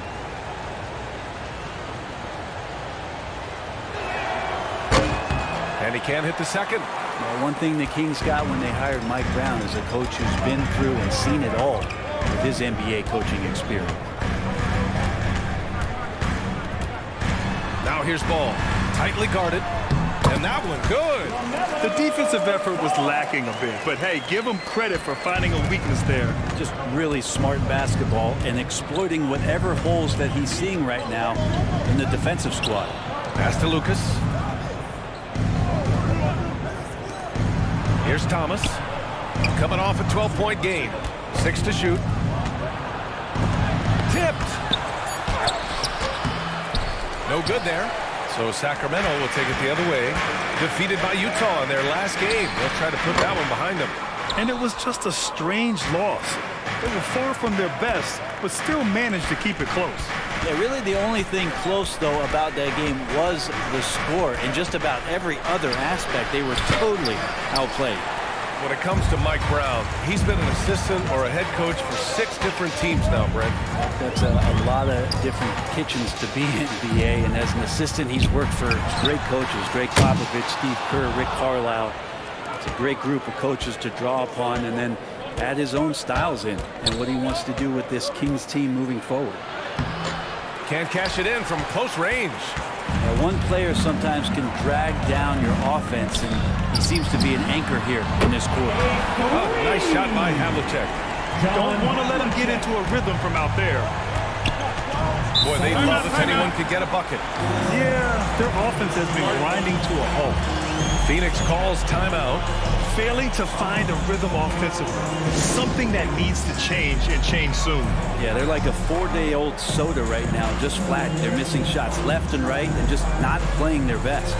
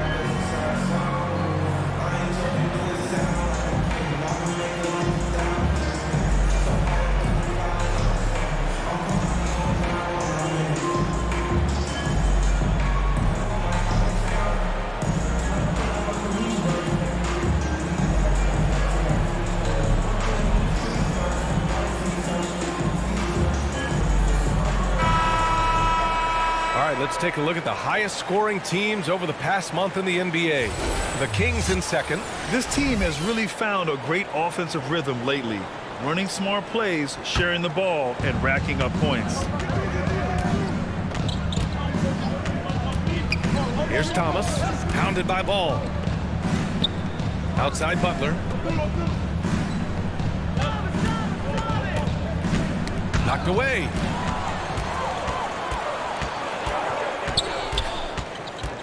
Here's Havlicek. It's hauled in by Lucas. The Suns have gone 0 for 6 from the floor. Shaky start. Thomas misses. This is a game he'd like to forget. And the worst part, it's bringing down the whole squad. Tons of hype around the Melo Ball, the 3rd overall pick in 2020. Just like you, Grant. Yeah, although the draft was a little different back in my day. But let me tell you, B.A., there is so much pressure being a top 3 pick. It's really impressive that LaMelo has lived up to the lofty expectations. Shooting for Phoenix, David Robinson. 2 shots. Take a break. Take a break. 2 shots.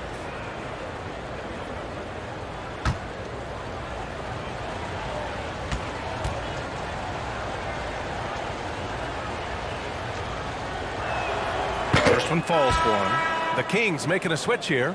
Kleber's checked in.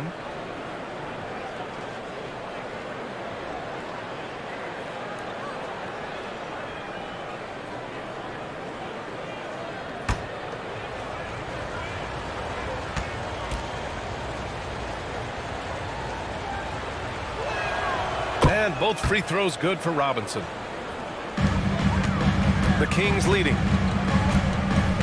Pass to Red. Here's Havlicek. Butler covering.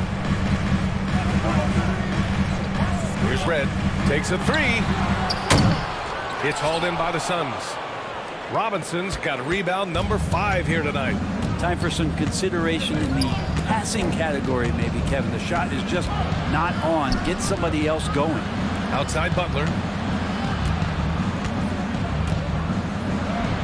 And he's in the bush. Now 1 for 2. Defenders are trying to keep pace with Jimmy Butler, but there's enough space for him to spot the rim and knock it down. Pass to Kleber.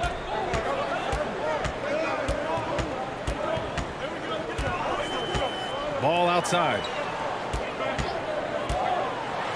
Out to Kleber. All alone. No good off the back of the rim. Outside Curry. Here's Lucas. No! They're unable to get the tying basket there. Sacramento has gone 1 of 4 from deep. Up top Ball. He's coming off a 19-point game against the Jazz in Salt Lake City. Here's Malone. Played it in with a nice touch off the window. Attacking in the painted area. Clearly that was their game plan coming in. Now a timeout called by Phoenix. And one thing I've learned through the years is no matter the situation, there are always adjustments you can make. Yeah, not just there to pump up or to discipline players. You got to make sure that the coach makes the proper adjustments and has his team in the right mindset to carry it out.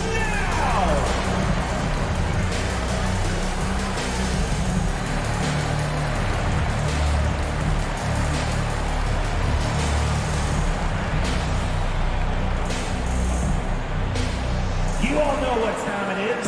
Here comes your 916 crew, everyone.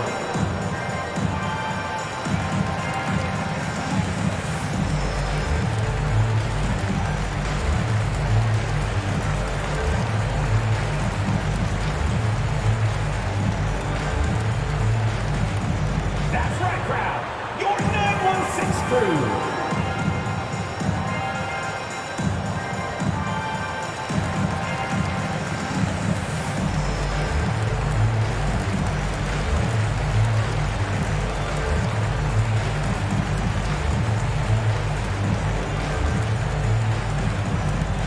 Sacramento, time to get loud and make some noise for your 916 crew. And the Suns going with a whole new group out there. And taking a broader look here at the year-over-year scoring trend for Jimmy Butler.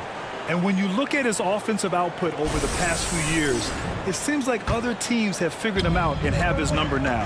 He's having to put in a lot more effort on the offensive end, but without producing nearly the same results.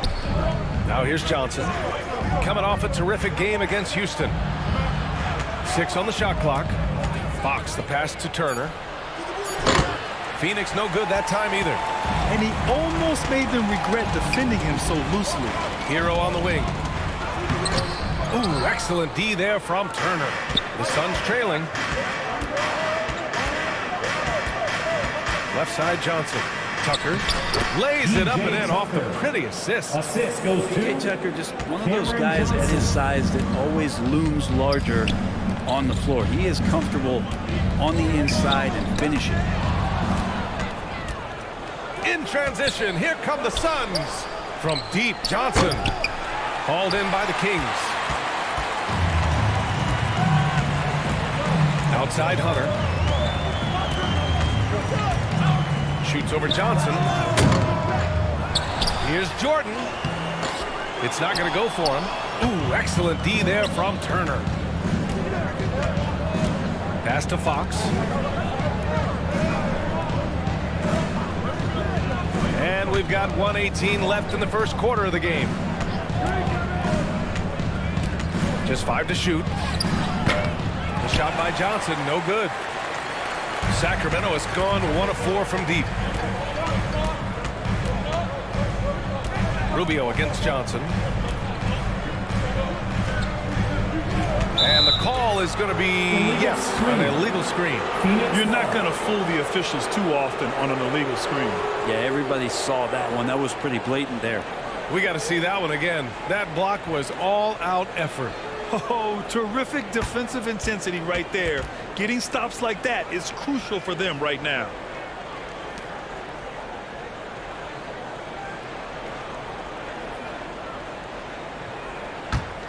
Phoenix has gone 0 for 2 from outside. Fox up top. Well, he hasn't put up any points yet in this one. Well, we know Fox is at his best when he's playing with pace, Brent. Yeah, he can pass and defend, but it's that speed that really tips the scales as to how much of an effect he's going to have in winning basketball games. If that three-point shot comes around, is a bit more consistent. Take a break. Wow, there's a whole nother level to the Fox game.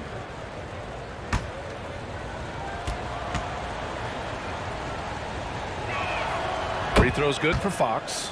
And guess what, guys? I mean, one of the ways De'Aaron Fox improved his skills growing up was playing 2K, learning the NBA game on 2K. I love it.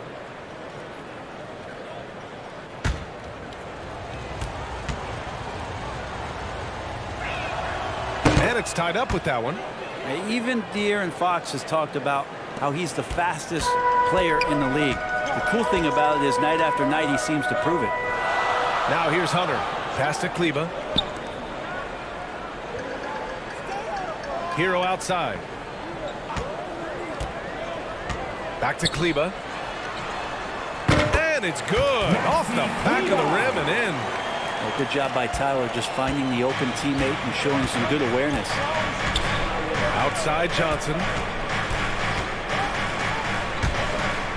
Fox against Rubio. Pass to Tucker. Shoots over Kleber. Called in by the Kings. Well, if you believe in the numbers, that mid-range shot is not a high-value shot. Even with little or no defense on you. This can make it so much easier for your teammate when you throw that lead pass that gets to him right on the money, whether that's on the run or in the shooting pocket. And that does it for the first quarter. Kings ahead. They're up by 4. And we'll be back shortly for the start of the second quarter.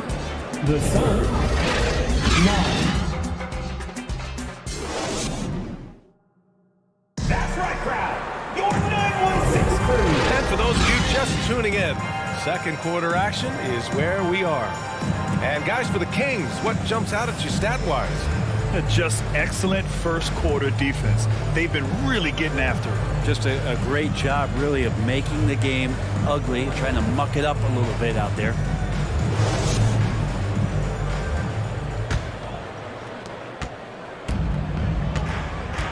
Now Fox on the floor for Phoenix. We've got Butler. De'Aaron Fox is out there with Seth Curry. Then there's Miles Turner. Here's Havlicek. Pass to Red.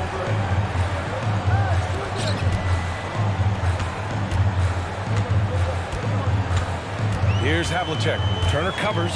Here's Malone. Shot clock at 6. Here's Red. Sinks the tray. And the Kings lead by 7. Defensively, you can't afford to get stuck on the pick. That's one that the coaches will watch tomorrow with that player. You hate to see him give up in that situation. Outside Butler.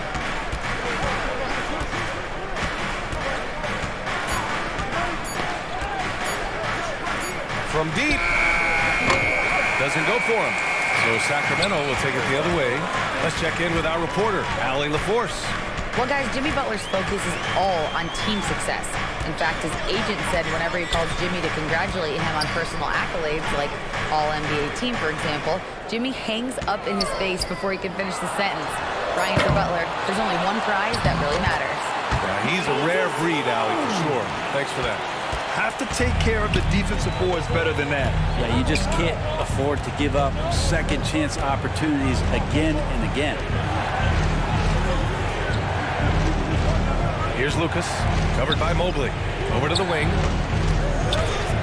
And play stops. A whistle there on what looks like an illegal screen. And the league has redefined the rules a bit regarding the gather step. Players getting more leeway. What do you think about that? Well, I think SBA are getting a little more creative in practicing that. I mean, they will adjust to the rule. That is one thing we've seen through the years. with NBA players. And so in the offseason, if you can find a way to take advantage of a half a step more in order to gain advantage on the defender, I'm all for it until they change the rule back. Hey, they're just getting pushed around inside. As impressive as the numbers were for Mobley as a rookie, the consistency stood out the most, Grant. Yeah, no question, B.A. Mobley shows up and makes an impact every night. He just finds ways to help the team even when the shots aren't there. He's the type of player that fits with any system.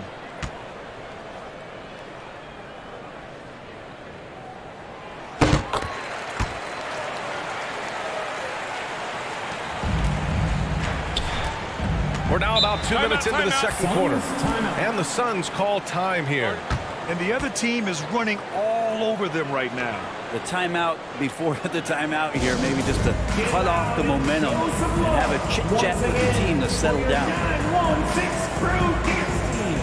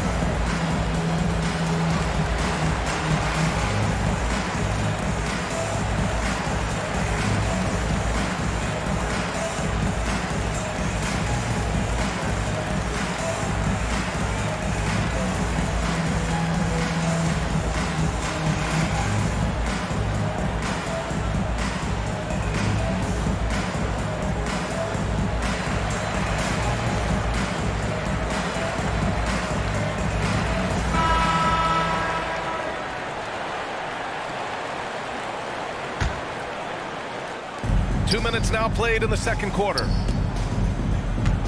Butler passes to Robinson.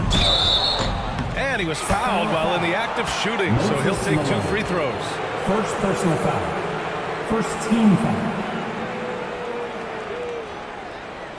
At the line for the Suns, David Robinson. At the line for 2.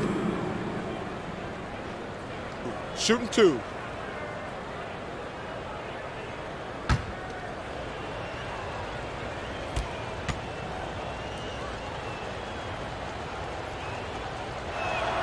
And he makes the first.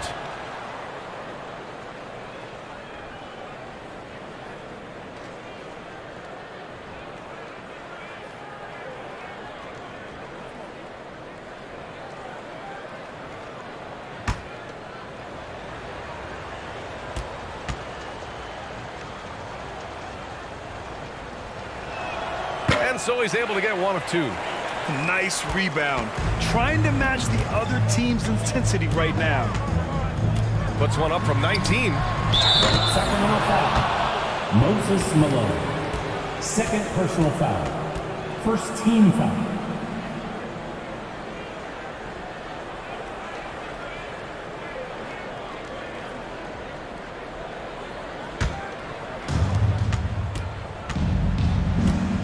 Here's Thomas, hounded by Ball.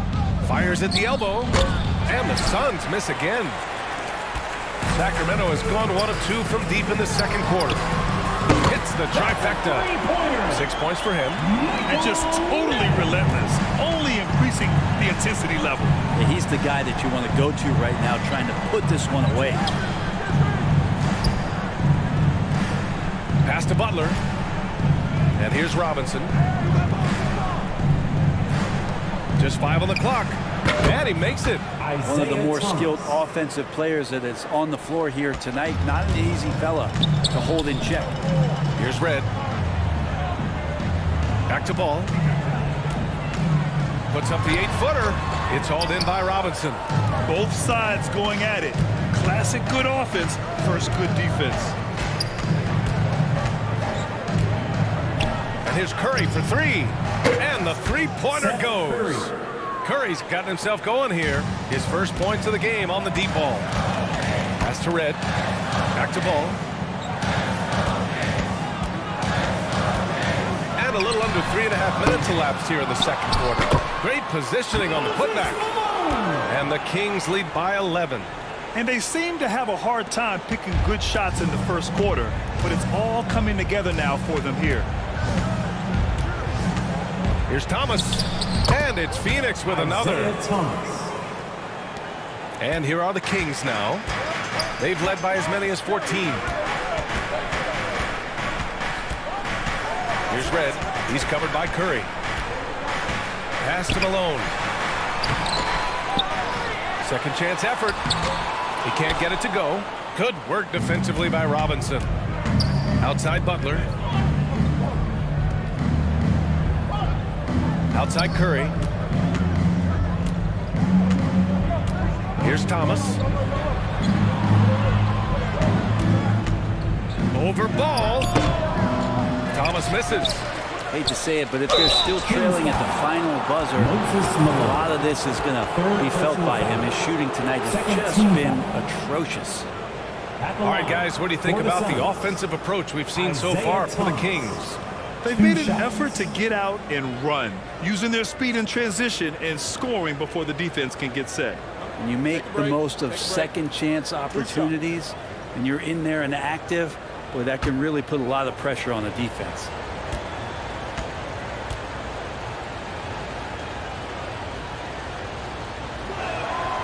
That free throw, no good. Some changes for Phoenix. Tucker's checked in for Robinson. Johnson comes in for Butler. And it's Melton in for Curry.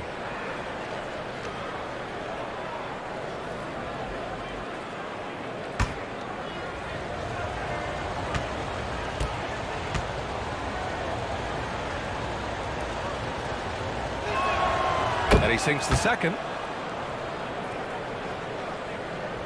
Sacramento has gone 2 of 4 from the perimeter in the second so far. Ball finds Hunter. Now here's Hero. Pass to Jordan.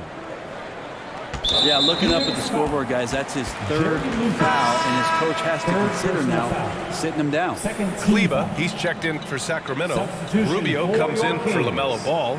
Maxi Kleba. Ricky Rubio.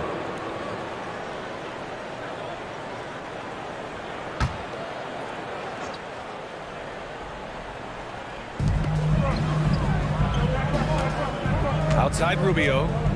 Pass to Kleba. Shot clock at 5. Hunter with the ball. There's the three. Gets the 3-ball to go. Hunter's got his first bucket of the game, and he's on the board for 3. The assist numbers certainly stand out. They've really emphasized ball movement here today. Outside Tucker. And here's Melton. Lets the 3 fly. And it's Jordan with the rebound. Jordan's got 4 rebounds in the game. Out to Rubio. Launches the 3. And it's out of bounds to Sacramento. And the Suns making a change here. Turner's checked in. Substitution for the Suns. Miles Turner.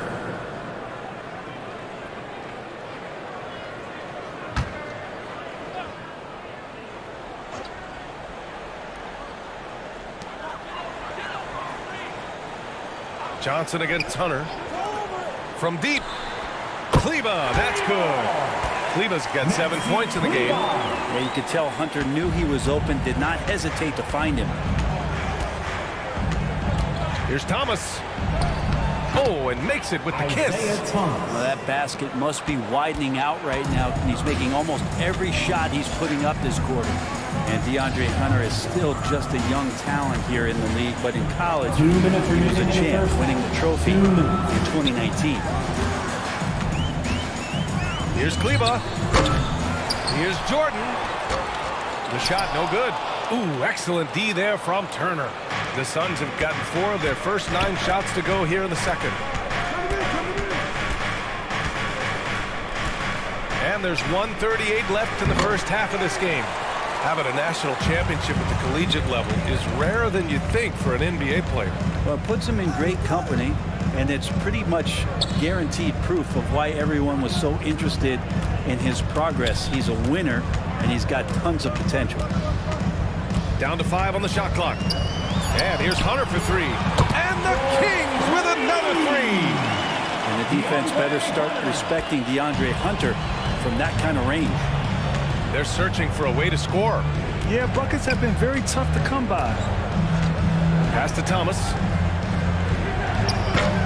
And it's Sacramento with the rebound. Jordan's got 6 rebounds in the game. Now here's Hunter. Johnson with the defensive effort. I think he rushed that one just a little bit, thinking the defense was going to get close. They weren't. And he gets it to go as they call the foul. He's on his way to the line for one more. And some hoop and harm for P.J. Tucker on that play. It wasn't an easy road to the NBA for P.J. Tucker. Brent, he spent most of his early career in Europe. Yeah, those first 5 years, he never gave up on the dream to get back stateside and play in the league. So working hard on his game, understanding his game, and he's been such a great player for this past decade with a ring to show for it. And that one misses. And P.J. Tucker, one of those guys that we talk about as a journeyman throughout his NBA career, but there's no doubt that he's made positive impact and touches wherever it is that he's played. Outside Hunter. Kleber finds Hunter. Another 3 for Sacramento. The three-point shot has been his weapon of choice this quarter. For Phoenix, they've gone just 5 of 12 here in the second quarter. Fox against Rubio. Fox outside. Over Rubio. And the Suns miss again. And so it's the Sacramento Kings in control with a 16-point advantage heading into the break. And the 3-ball has been huge in building this lead. All right, now let's check in with Allie LaForce. Allie, what do you have? Well, Coach, when the offense struggles, sometimes that can bleed over onto the defensive end. Is that what we've seen so far? We just missed shots. We're not executing well. I don't think we're playing bad defense. They've gotten out in transition a bit. We can play better offense, though. Hopefully the shots start falling in the second half. Thanks, Coach. Allie, as always, thank you. We'll be back right after the break for the third quarter here on 2K Sports. The 2K Sports Halftime Show. And what a show being put on here for the home fans tonight. I'm Ernie Johnson, along with Shaquille O'Neal and Kenny the Jet Smith. A pretty close game for the Kings throughout the first quarter. And in one stretch there, they were up by 6. They just exploded in the second quarter, grabbing the momentum and running with it. Basket after basket, and they played stingy defense. Now they've got a halftime lead that's going to be very difficult to erase. Taking a look at the Kings, Kenny, what'd you think? Well, they killed it on the glass, and they did it with high-level fundamentals, blocking out, maintaining position, and going up strong to the basket. If they board like that in the second half, this league will continue to grow. And over to Shaq. What did you think about Phoenix? They're not shooting it well so far. Actually, they've been terrible. But fellas, I got an idea for them. Feed the post. Let the big man eat. Jeez. And it's just about time now for the third quarter to get underway.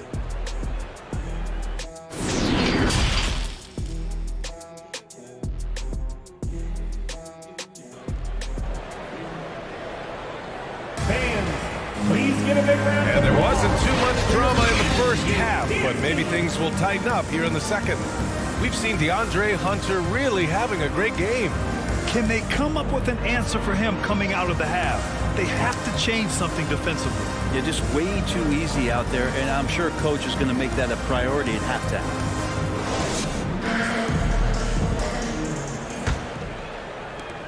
And so here's Phoenix. They trail by 16. Outside Butler. Down low. Here's Thomas. And a foul called on the way up. So he'll take 2 from the free throw line. 4th personal foul. First team foul. At the line for the Suns, Isaiah Thomas taking 2 shots.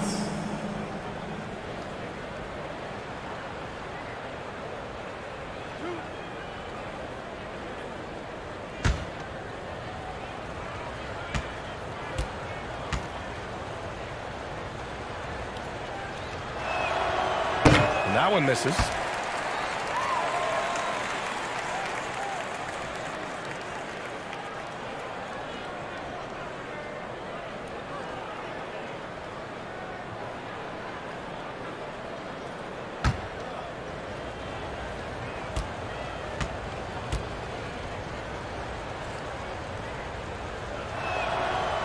And he's good on the second. Sacramento has gone 7 of 14 from the perimeter in this one. And so in the game for the Suns, they've got Seth Curry, and it's Butler in at the small forward. Pass to Malone. Shoots over Robinson. Misses off the left iron. The Suns shooting only 23% so far. Here's Butler. Got a hand on it. To the right side. Ball right side. Here's Havlicek. Here's Malone. Robinson defending. And Seth Curry is going to pick up the foul. That's his first foul of the game. It's time to take a glance again at that superb block. Oh, amazing indeed. And getting stops like that only encourages them to keep attacking on the offensive end.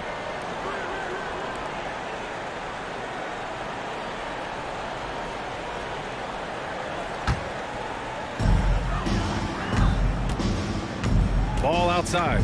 On the take. And it goes. As the official calls the foul, count it, and he'll shoot one more at the line. Isaiah Thomas. First personal foul. Second team foul. At the line for your Kings, LaMelo Ball. At the line for one. One shot.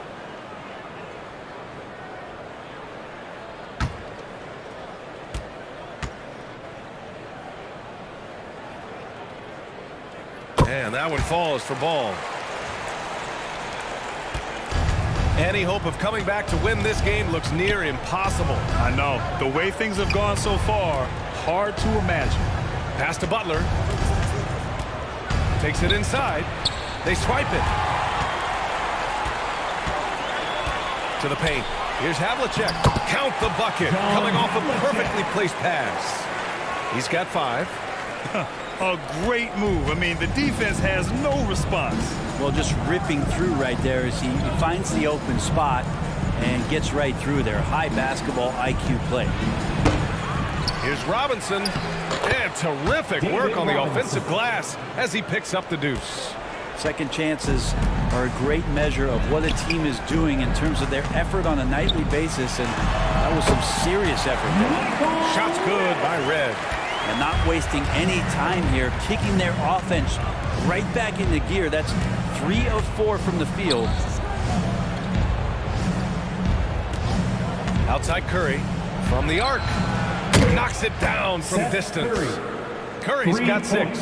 That's just a lapse right there. No matter what, somebody has to be there and get a hand up in the shooter's face. Pass to Havlicek. And here's Mobley. Let's go with a 3. Red can't get it to go. Even if you're not shooting it, you like to see the effort level, and his tonight has been high. Mobley against Curry. Now here's Robinson. And he was fouled in the act of shooting. Opportunity for a 3-point play here. First personal foul. He's not the reason that they're trailing in this one. He's been on his game. It's a few of the other guys that need to pick it up. One shot.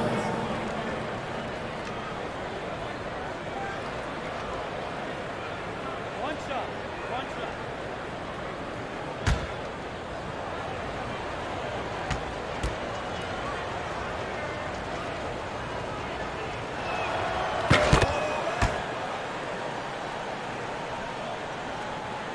Just over 2.5 minutes gone by in the second half. Ball outside. Here's Red. Give him 8 points now. Havlicek's shot is off. Well, mid-range is where he makes the money. So when the D's slow to get out on him, always surprising to see him miss from there. That's nice vision there. You see that pass, you make the feed before the defense has a chance to react, and that opens up a much better opportunity to score. Havlicek. Here's Mobley. Ooh, plenty of contact on that shot. Officials call the foul, and he'll take 2 free throws now. Heady play to stop that easy layup right there. I mean, make him earn it at the line. And the play-in tournament has been a success, but some debate about whether the stats should count towards postseason stats. Granted, it kind of falls in the abyss. How do you think we should reconcile? Well, B.A., first of all, it is the postseason. It's exciting. Everyone's watching. So much is on the line. This is high-pressure elimination games. And, yes, there have been some great performances that we've seen in the play-in tournament thus far. So I think these stats should be included in postseason numbers for players.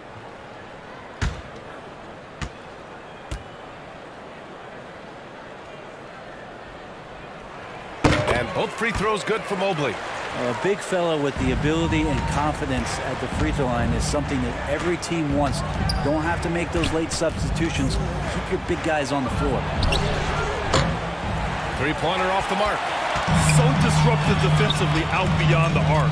Yeah, you got to like how he hustled to guard out on the perimeter, definitely respecting the shooting ability. Now here's Ball. He's got 5. And once again, off the mark by Sacramento. Here's Thomas. Inside, Robinson. And he banks in the layup. Robinson's got 10 points. Another shot right in the lane. That's been their MO this evening. Pass to Red. Back to Ball. Here's Red. 5 on the clock. Here's Havlicek. And they pick up 2. Timeout. He's got 7. Now that was a clever adjustment. That was a tough shot. No, showing off a little bit on that one. That's a play when your coach goes, no. Okay, good play. Get back on defense. Time called here. The Suns decide to talk it over. Failing to find a rhythm offensively. Something that needs to change and change soon. Yeah, they're like a 4-day-old soda right now, just flat. They're missing shots left and right and just not playing their best.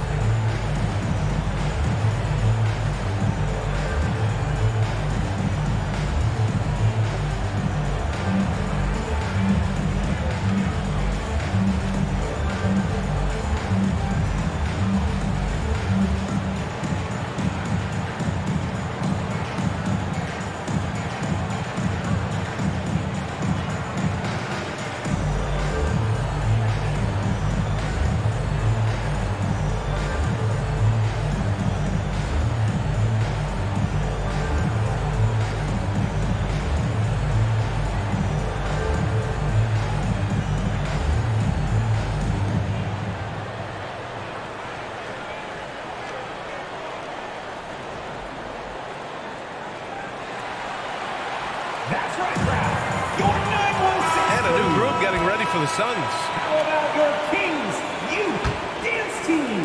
The Suns have got 5 of 8 shots to go in the third. Melton outside. Pass to Johnson. And here's Turner. Over Jordan. Ooh, rejected by Jordan. Well, the arms of DeAndre Jordan are like a horizon line. They go on forever, which allows him to send those shots back. Rubio against Fox. Oh, and he got fouled on his way up. He'll head to the line to shoot 2. First personal foul. And they'll give that one to Miles Turner. And even from where we're sitting, you can clearly tell it was a foul. A chance to catch up on some numbers here. The scoring breakdown for Sacramento. Well, the coaching staff has to love what they're seeing on offense. There's so many assists because how this team is moving the ball. And there's another thing going on right now for them that has to get their confidence up, and that's the 3-ball. I mean, it's been falling for them. They're locked in, and with that outside shot going, that's a big difference maker. Hero, he's checked in for Evan Mobley.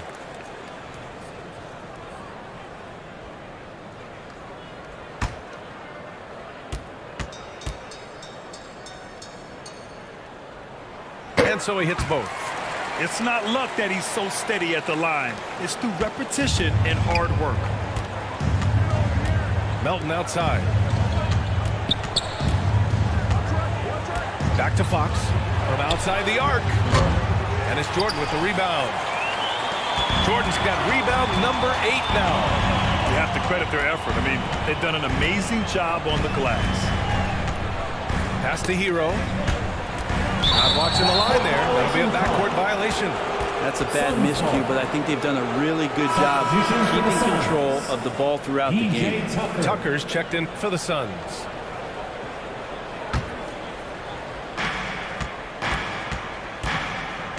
Rubio against Fox. Over Rubio.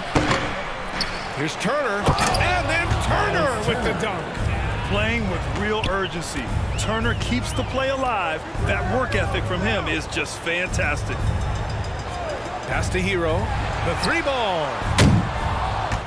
And he recovers it. Here's Red. Back to Hero. Now Hunter. 5 to shoot. Over Tucker. And once again, off the mark by Sacramento. The Suns have gotten 6 of their first 12 shots to drop in this third.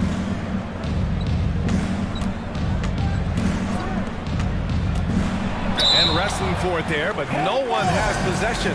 We'll have a jump ball. And so here's Phoenix. Melton on the wing. From downtown. And Hero grabs the board. Sacramento has got nothing to fall here in the third. 0 for 4. Outside Rubio. Here's Red. Turner covers. Red can't get it to go. Phoenix has gone 1 of 4 here in the third from range. After taking Cam Johnson 10th in the 2019 draft, the Timberwolves promptly sent him and Saric to the Suns in exchange for Jared Culver. Sacramento foul. Michael Red. Kleba, he's checked in for Sacramento. Foul. Third team. Into the lineup for your Kings, Maxi Kleba. And Phoenix has possession. It's a 14-point game. Clock at 6. Pass to Melton. Yikes, nothing but air on that one. Well, remember, the Suns received heavy criticism for acquiring Johnson in that draft day trade. Yeah, I don't know that it was about the players so much as how old Cam Johnson was and Phoenix maybe trying to explore an upside guy with that high of a pick. Well, feels like the GM knew what he was doing. Cam Johnson's been a huge addition to this team, and his shooting has been remarkable. Shooting 2.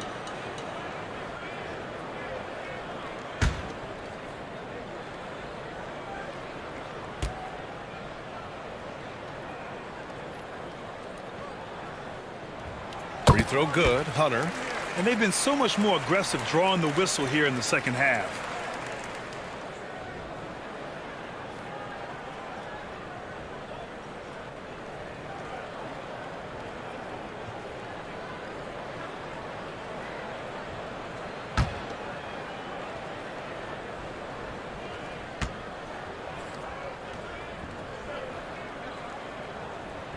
And both free throws good for Hunter. For Phoenix, they've gotten 6 of 14 shots to drop in this third quarter. Pass to Johnson. Turner with it. Fox outside. From the stripe. Not enough on that one as it misses. Sacramento has got nothing to fall here in the third. 0 for 4. And he's going to the line for 2. The official saw contact while he was going up. Personal foul.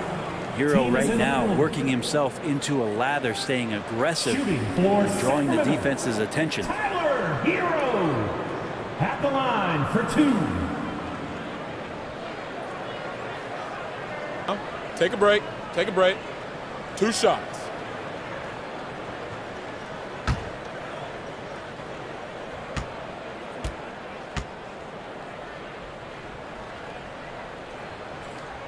No good on the free throw. And Hero, one of those guys you just rely on coming in and giving you that offensive pop. He does a lot of things for his team on that end of the floor.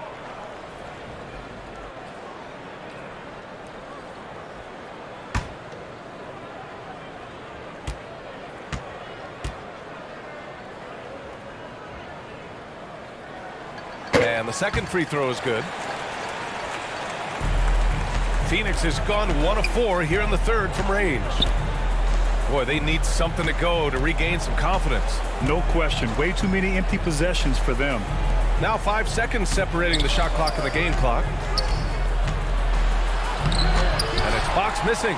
Well, he's just really struggling right now with everything he's throwing up. Nothing really helping out in terms of his confidence. I mean, these ones aren't even close. And count that. 2 points and a chance for one more at the line. That'll put Tyler Hero on the line. It's on De'Aaron Fox. At the line for your Kings, Tyler Hero, shooting 1.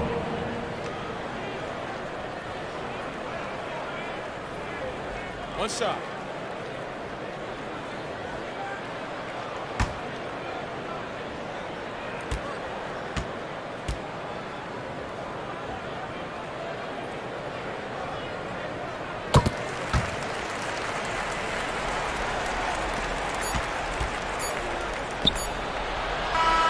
So it's the Sacramento Kings ending the quarter with a 20-point edge. A big difference in shooting percentages. That's why they lead. We'll be back in a moment.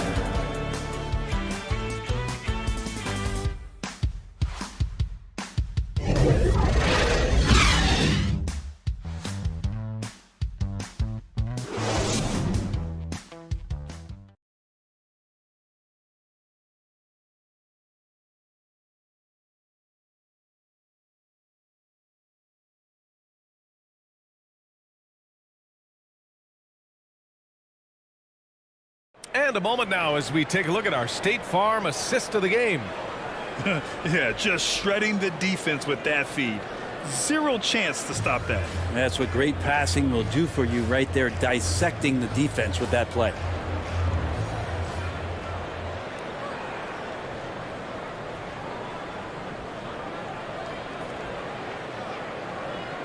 And with the fourth quarter upon us, time is running out for this game to become competitive. Ball passes to Hero. Back to Ball. Pass to Havlicek. Well, Grant, I know you collect art, so we've been hearing all about these NFTs that teams and players are creating. I'm going to need a little instructional here. What's it all about? BA, first of all, memorabilia and collectibles have always been around. But yes, NFTs have taken it to a whole nother level. And yes, I do have an NFT. I don't fully understand it, so I can't explain it to you. But I know it's the next big thing, that's for sure. On the court for the Suns, getting the fourth quarter going.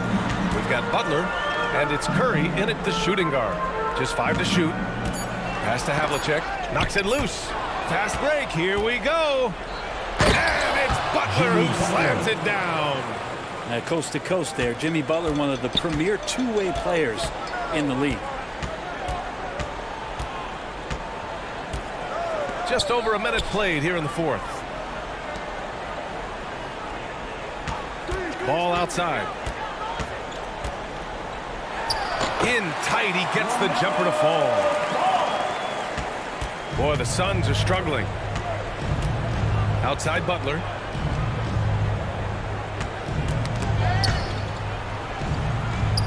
Pass to Thomas. Releases from 15. Good D by Mobley. And they're up considerably because of their efforts on the glass. Ball outside. It's hauled in by Lucas. The Suns have gotten just one shot to fall out of 3 attempts in the fourth. Now here's Curry. Pass to Lucas. And for players, greatness can be defined so many ways, but giving back has to be a component of that. Wouldn't you say, Grant? Well, to whom much is given, much is expected. In BA, I agree 100%. Players today understand the impact that they can have on others. I love that about the league, the players, the coaches, everyone involved, using this gift to make a change and a positive impact throughout the world. Here's Thomas, hounded by Ball. Pass to Robinson. So it'll be 2 free throws. He was fouled in the act of shooting. Almost converts despite the contact. At the line for the Suns, David Robinson. At the line for 2.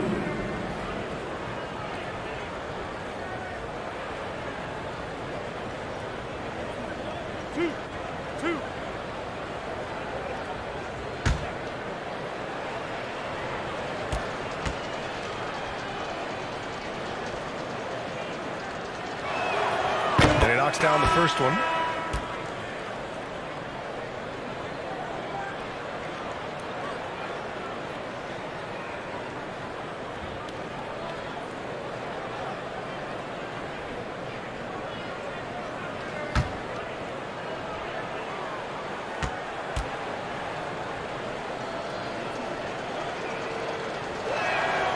That one misses. Sacramento has gone 0 for 2 from outside here in the fourth quarter. Sacramento again missing. Trying to close out. You got to know who's hot and who's not. Pass to Lucas. Here's Thomas. Pounded by Ball. Now Curry. Here's Thomas. The shot comes out. Good D by Ball. Just not his night offensively. That's part of why they fell behind. Shoots. Oh, he buries the 20-footer. And the Kings lead by 21. Maybe the halftime break was good for him. Allowed him to step back, calm himself down, get himself in the right frame of mind, and now shots are falling. Back to Butler. And you can count it. He'll go to the line with a chance at a 3-point play. Third personal foul. Yeah, pretty good show of strength there by Jimmy Butler, able to convert even after the hit. So much has been given by Jimmy Butler over the years. Hard to believe it took him a little while to make his mark early in his career. One shot.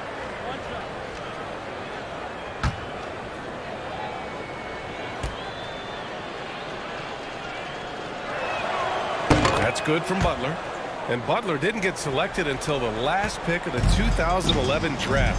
Brent, a lot of teams regret passing on him. Yeah, you can say that again, B.A. Once he did get the chance to play, it did not take long to see just how special Jimmy Butler could be. By his third year, he led the league in minutes, and he's just a guy you always want on the floor. No debate there. He got hammered. Fourth personal foul. First team foul.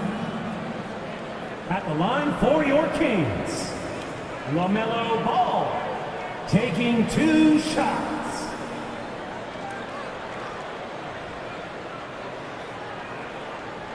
Shooting 2.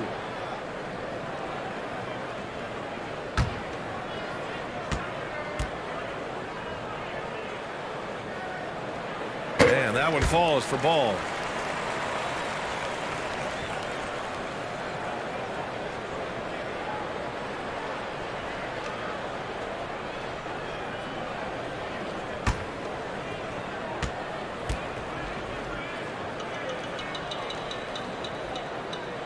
And so Ball nails both of them.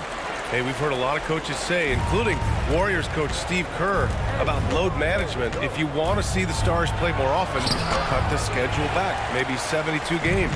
Grant, your thoughts? You know, B.A., this is a problem and a concern, I think, for the league. You go back 20, 30 years ago, Stars played every night when available. Now you're not seeing that with the workload and the back-to-back and the concern with players and their safety and the amounts of money they make over their contracts. 72 games is a possibility, but I prefer to keep it at 82. Maybe I'm just a traditionalist. Just cannot get anything to go. If there's going to be a way to get out of this hole, I don't think he'll be the one to do it. Oh, he hangs in there and cashes in on the second chance points. Great game for him. Double-double now. Well, a missed box out and an easy tip in, but it's because of the activity as the ball is going up, finding yourself in the right spot, just using some effort. Here's Havlicek. It's hauled in by Lucas. And the Suns shooting only 27% for today's game. And out of bounds, Sacramento will have it. De'Aaron Fox is checked in for Thomas. Substitution for the Suns, De'Aaron Fox. Sacramento has gone 0 for 2 from outside here in the fourth quarter. Ball outside. Pass to Red. And Brent, one issue that's come up. Star players unavailable for various reasons. But some tension there with teams. Where are we headed with this, you think? I think one of the things, BA, that's going to be of interest in the next couple years is how much this rest, recovery, and load management is actually impacting the player's performance. There's been a lot of data out there, and it's a lot of predictive data about whether or not a player should play.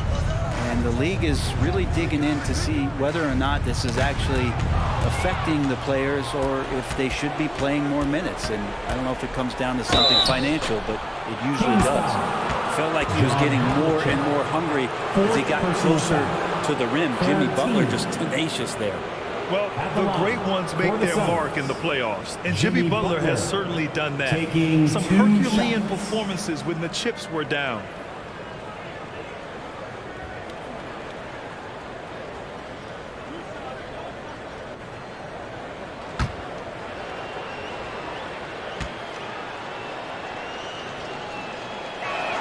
That's good from Butler. And granted, last year's playoffs, Jimmy Butler became the first player since Jordan to author multiple 40-point, 4-steal games in a single series. Oh, and in 2020, the third player ever to record a 40-point triple-double in the finals. I mean, just legendary stuff. That's also good, so he hits both free throws. Yeah, Jimmy Butler's just one of those guys that coaching staff and players admire just how competitive he is on a daily basis. Here's Havlicek. Butler covering. Pass to Red. 5 on the clock. Fires from deep. Kept alive. Really feels like they're in control. They've got a big lead with time dwindling. Yeah, looking for a miracle worker out there is the opposing coaching staff. I don't know that they have one. This game seems to be well in hand. Curry passes to Fox, and it's good. Assisting on the play was Curry. And this one hasn't been in doubt for a bit now. They came out on a mission, and you can bag up this win for the Kings. A pair of tremendous rebounding teams. And these guys played a little harder tonight, and that was the edge they needed. And so this will lock down their 15th win of the year. Well, you look at Seth Curry. For his career, around 44% from long range. That's easily top 5 in NBA history.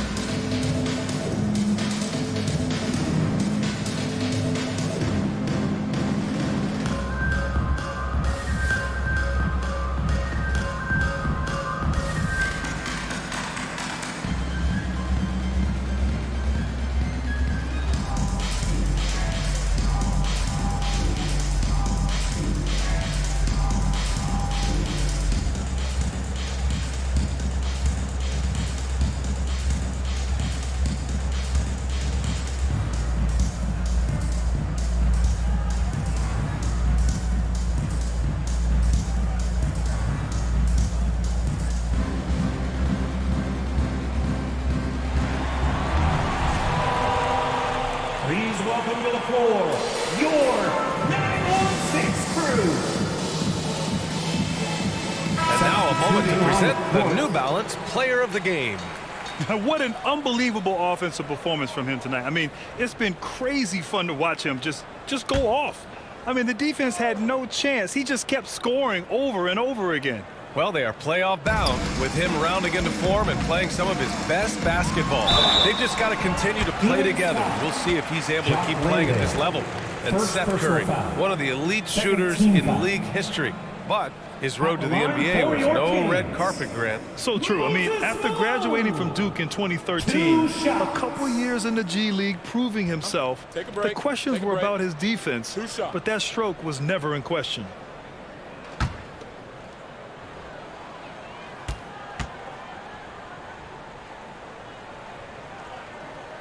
He's off on the first. Well, Grant, the NBA has led the way when it comes to diversity and representation in the high-level jobs. Grant, what are your thoughts on it? Yeah, B.A., I love this. I mean, the NBA really truly has been a leader when it comes to this. Whether it's coaches, front office, in the league office in New York, living and embodying the spirit of diversity and inclusion is what the NBA is all about. It's fun to be a part of. The NBA where everyone is welcome. Good on the second one. Phoenix is shooting only 36% since the fourth quarter started. Pass to Landale. Fades.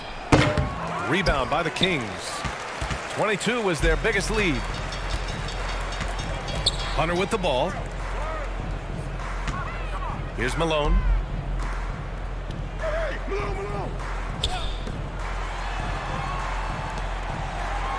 Just 5 on the clock.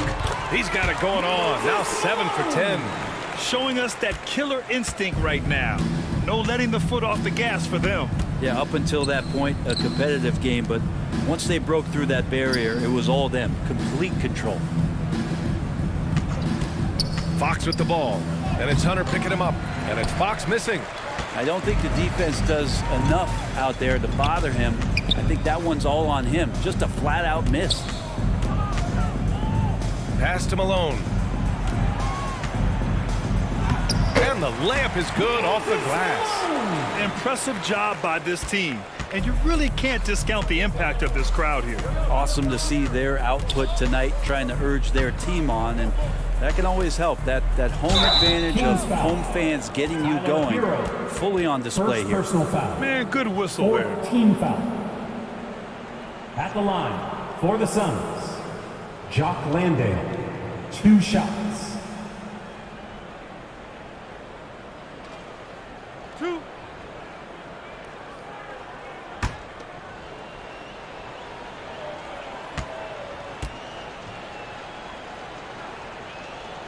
And he can't get the first one.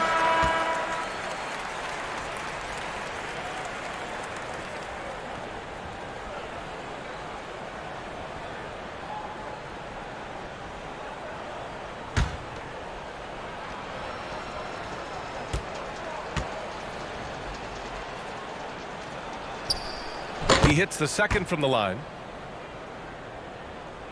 8 seconds left in the fourth quarter here. Here's Malone. So it's the Kings winning this one easily. Well, this might not have been the most competitive game we've ever seen, but you've got to appreciate their masterful performance. And I'm sure their fans appreciated it too. We saw the outstanding defense and a loaded offensive effort. They were just dominant out there. That's it, folks. The NBA's regular season is in the books. For Brent Barry, Allie LaForce, and Grant Hill, this is Brian Anderson, thanking you for tuning in. So long, everyone.